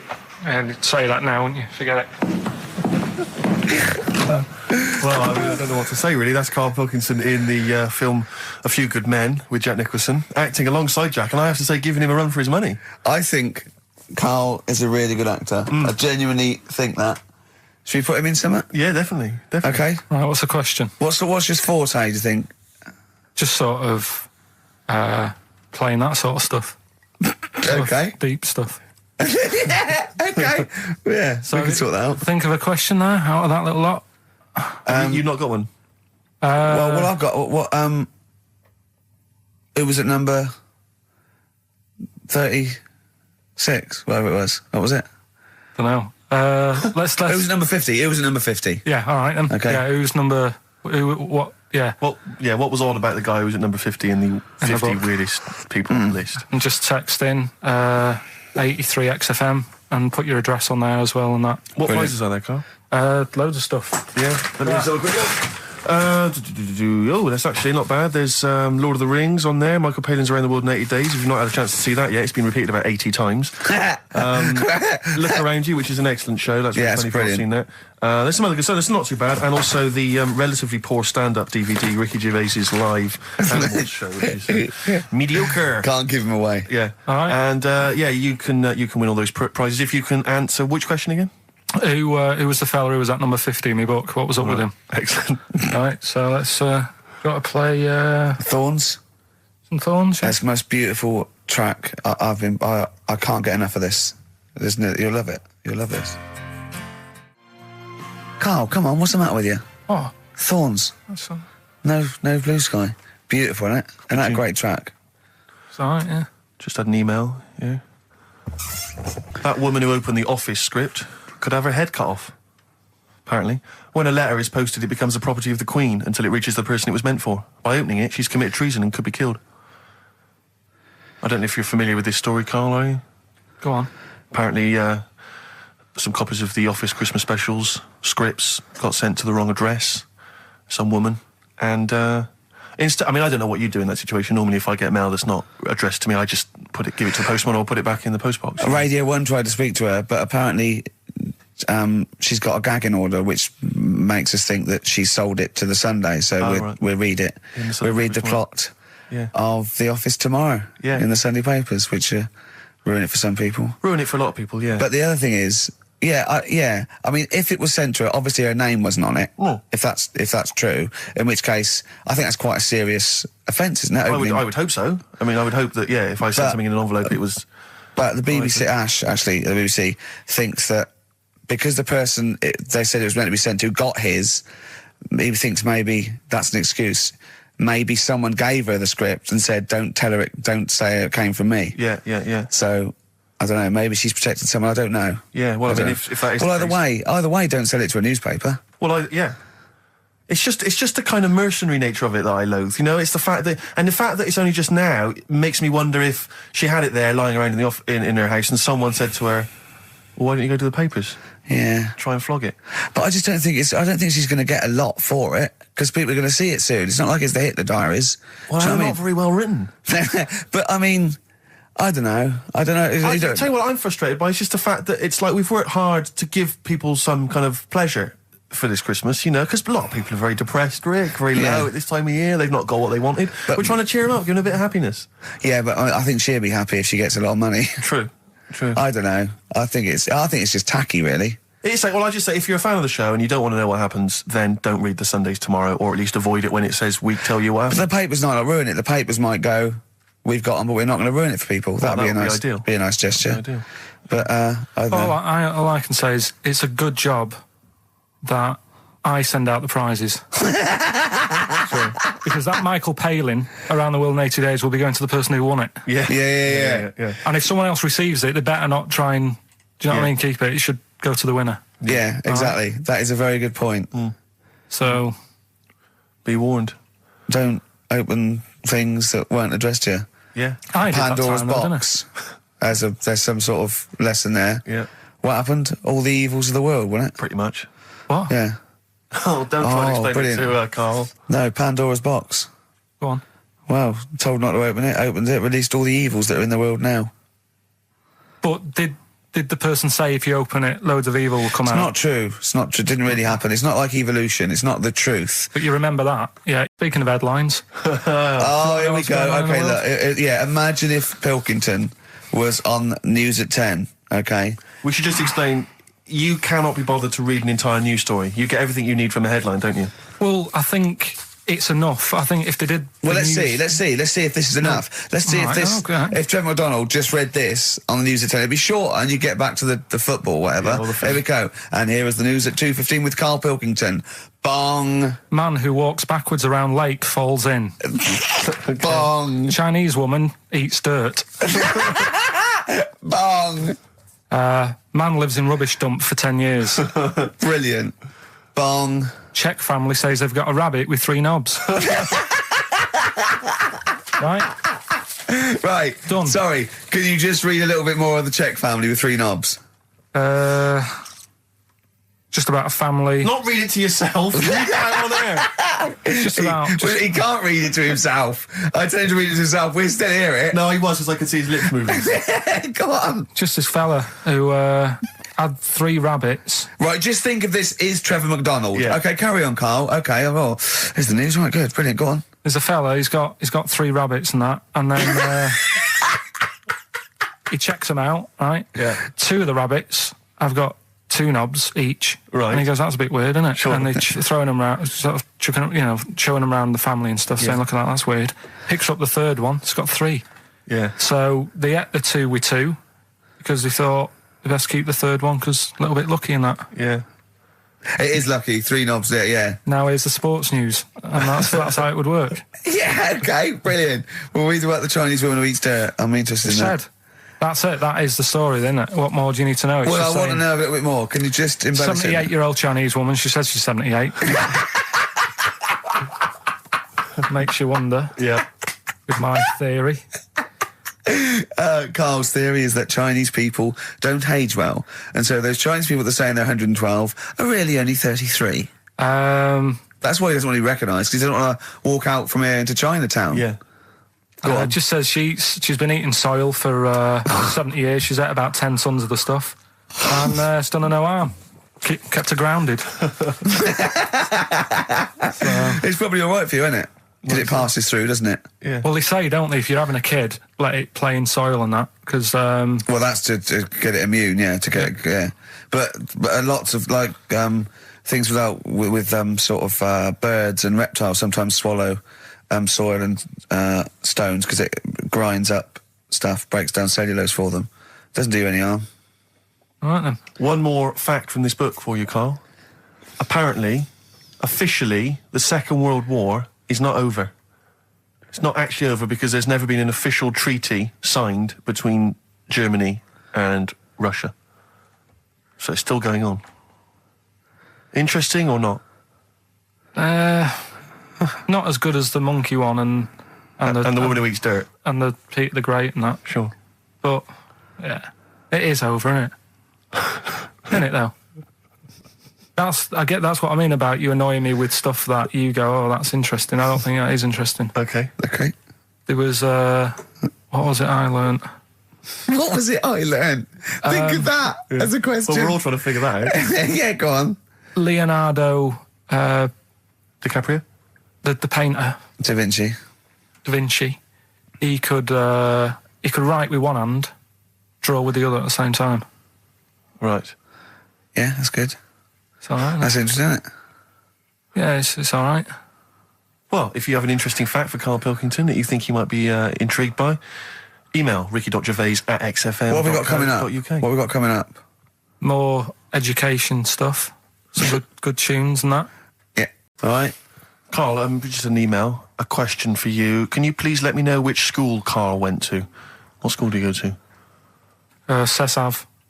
What? Cessav. Cessav? Yeah. What does that mean? It was on Cecil Avenue. Cecil Avenue in Manchester? Yeah. It's just he says, I'd like to know so that I don't send my kids to the same place.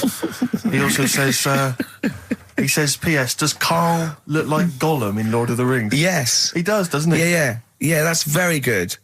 Yeah, in fact, I was just putting a little bald wig on you, wasn't I? Like he needs one. Yeah. So, if you Just want some to of the fun and games we have when the songs are on. Yeah, did it hurt? Just a little bit. The bit that worried me is when you said, let me just staple it. Yeah, well, I was trying to get it under your chin because it looked funnier, and he was scared. Oh, I remember. Do you remember I did that thing with the tea towel? Have you told Steve about that? I don't think I have. It's not something I'd shout about, to be honest. Go on. Went round his place, and he said, "Oh, before you go, I must try something." Because I couldn't get squeezing hard enough. I can't, because I'm not strong enough to hurt him anymore now, or am I? I think I can take it a bit more than I could at the start. Yeah, so I wanted to squeeze his head more. So what did I do? So he said, just hang on, I've got a tea towel. He brought a tea towel in now. I need something sort of long and thin. What can I get? He's asking his girlfriend, where's that there? Comes in with a spatula, right? He puts the tea towel on my head and manages to sort of put the spatula in and turn it round so that the tea towel is tightening on my head. Yeah. Using little pressure, would you say, from you? Yeah, just little. It's brilliant. It was like a tourniquet, and I just turned it a little bit, and he screamed almost straight away, didn't you? It hurts. But I don't. But why did you think that was good? When would you need to use that tool? I knew. I did it on my other bald mate, Rob, who was over, and he screamed as well. Because he just put a tea towel around, like a little bandana, just stick the wooden spoon down the back, just turn it, and it's even half a turn, isn't it? And it really... Hopefully children listening will be trying that on their friends. No, they won't. Don't try that at home. I've got another fact for you, Karl. It might be of interest to you. This is the final one. The ancient Babylonians had few... What? Can just stop you there. What's a Babylonian? My head's gonna burst. What do you mean, what's a Babylonian? I've never heard of one. No, but we'll work out. What's an Evertonian? Someone who supports Everton. Well, or from? From Liverpool. Yeah, so what's a Babylonian? It's from Baba. Yeah, well, anyway, some people from Baba, ancient Baba, they didn't have very many doctors in those days, all right? Because they felt that illnesses should be left to the wisdom of the public, right? So if you were sick, okay, you were placed in the city centre, right? And then a passerby... Outside Baba. Outside Baba. And a passerby who had suffered from the same ailment or who had seen it treated in the past, they would pass by, they would give them advice on how to be cured. Do you understand? So there'd be no doctors, just people passing by would see, they'd say, what's wrong with you? And they'd say, well, blah, blah, blah, I've had the same thing, here's some advice. And pedestrians were forbidden to pass such an individual without inquiring about the complaint and prescribing for it if they knew how to. So hang on, so there's someone ill. Yeah. It's outside the town hall. Yeah. People walk past, go, what's up with you? They go, oh, my foot hurts. And they go, oh, you've got to do this to get rid of that. Yeah. And were they ever right? Well, what do you mean? Were they ever right? Well, how do we know? What are you telling me? What? What have you just told me? What am I meant to take from that? You just said strangers sort of say, you've got that wrong with you. I think he's sulking. I don't think he's ever going to take anything we tell him again because we don't. No, but I don't like the fact that he goes, monkeys can do armed robberies, and we go, no, they can't. I don't understand what the problem is. But how is that different from telling me that a Chinese woman ate dirt? How is that not the same sort of Because that's weird. Someone sat in Trafalgar Square going, I've got a headache, and I go take some Nurofen, isn't shocking. I'm not a doctor. I've given him a bit of advice. But neither is the dirt lady. She's not particularly interesting. Neither of them are particularly interesting. I'm just trying to give you an example of the same sort of drivel you feed us every week. Would you sort of have tea round at her house? It's weird.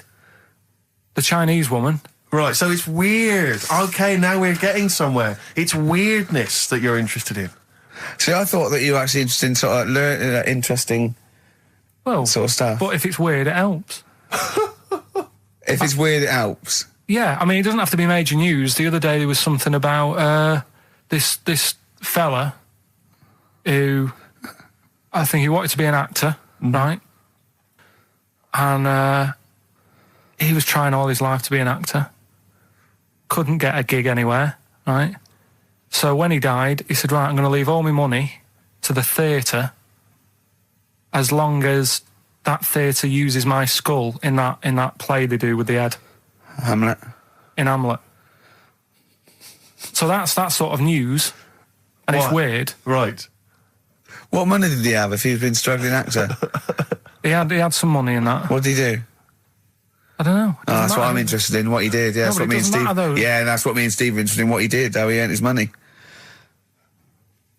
So, because you were going to educate us this week with some interesting facts. Oh, yeah, come on then. Is that it, or have you got more? Well, that's weird. But that's not educational. You didn't give me his name, you didn't give me when, you didn't give me what theatre. No, but also to take from it. Do you know what I mean? If people listening and go, well, I'm a bit like that, it's like if you've got to be dead and have your skull on stage, that isn't the job for you. That's what I'm saying. If it takes that much, give it up, do something else. Right? What else have I taught you? I don't know. You haven't taught us, so you've never taught me anything. See, we'll just have to sort of... What, agree to disagree? Right. I don't know what you can sort of learn from this. Go on 7 Up, the drink. Yeah. Right. We're actually on air now, aren't we? Yeah, this is right, it. Okay. This is it, baby. This is a radio show that we're paid Forget for. That, then. Forget no, come on, 7 Up. It's not really... Not important. It's not interesting or important. Go on, no, come on then. Come on. The little red dot, that's above the 7 on the can. Do you know, it says 7 Up and there's a little red dot. Yeah. That red dot's there because the creator of it was an albino and he had red eyes. And he had that little thing there as his little trademark. Is that true? It's true. That's quite interesting. Right then. So that's what I'm saying. It's not that important, but it's interesting. If it's true, that's interesting. It isn't. It's true and it's interesting. Okay, that's good. You know, Coke used to contain real cocaine. So well, they used to be medicines, didn't they? Tonics, yeah. No, they were medicines. I read that tomato ketchup and Coca-Cola started off as medicines. Probably not a medicine, probably more of a tonic, because it probably a pick-me-up, wasn't it? If I had Coke in it and caffeine and sugar, and same as ketchup, probably lots of vitamin C and lots of sugar, it was probably more of a tonic. It wasn't really a medicine. They didn't say, cancer, have this on your chips. It's some HP. Wasn't a medicine, it was... Well, it was, kind of. All right, okay, let's agree to disagree on that particular one. Okay, all right, yeah. Is that it, Carl? Because you've educated this week. You've given us the 7 Up thing, okay.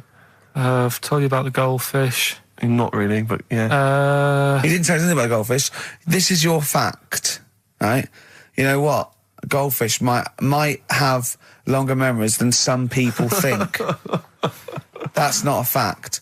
That under no circumstances would imagine Magnus Magnuson saying, what animals might have longer memories than most people think? This is goldfish, correct? Imagine that as a question.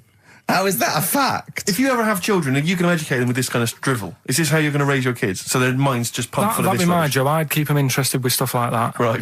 Yeah. Suzanne does the proper stuff. Yeah. So you agree there is some proper stuff?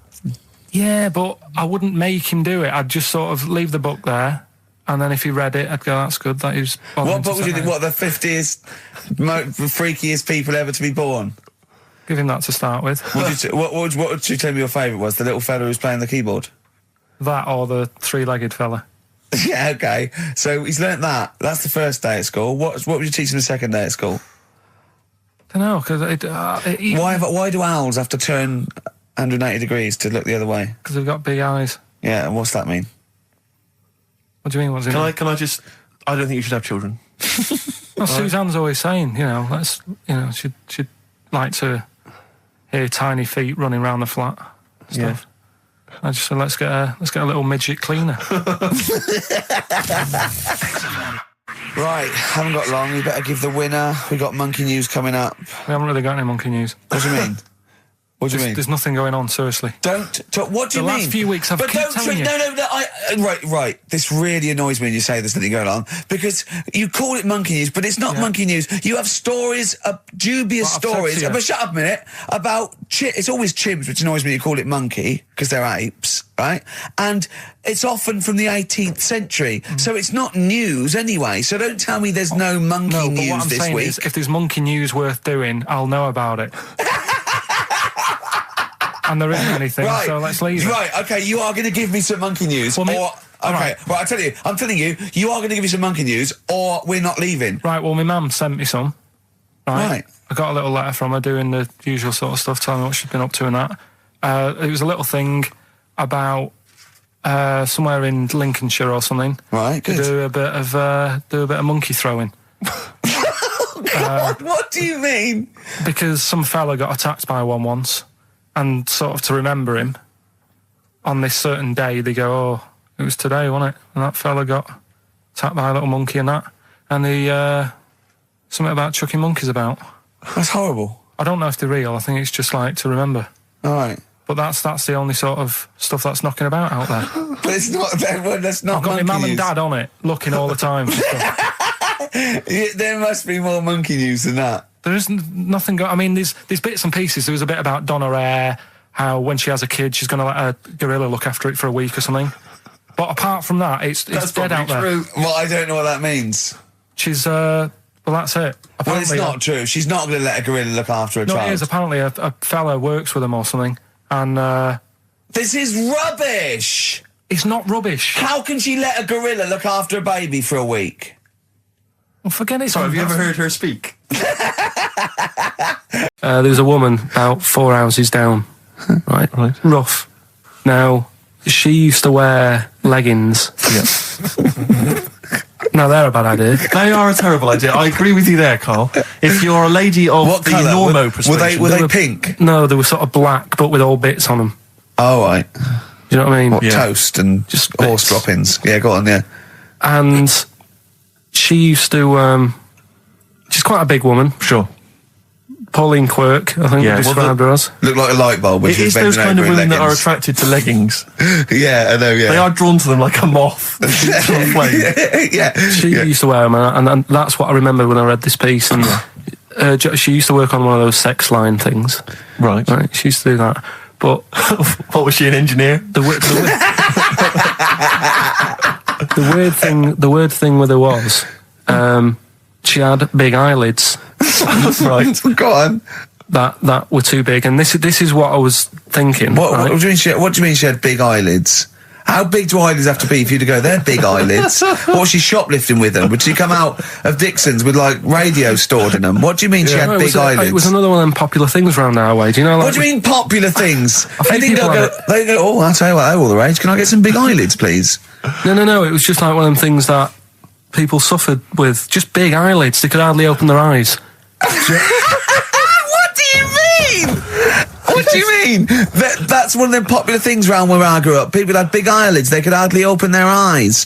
What does that mean? What sort of freak town were you born in? You had webbed feet people with big heads. You got women with big eyelids. What does big eyelids mean? Are you confusing her with the horse?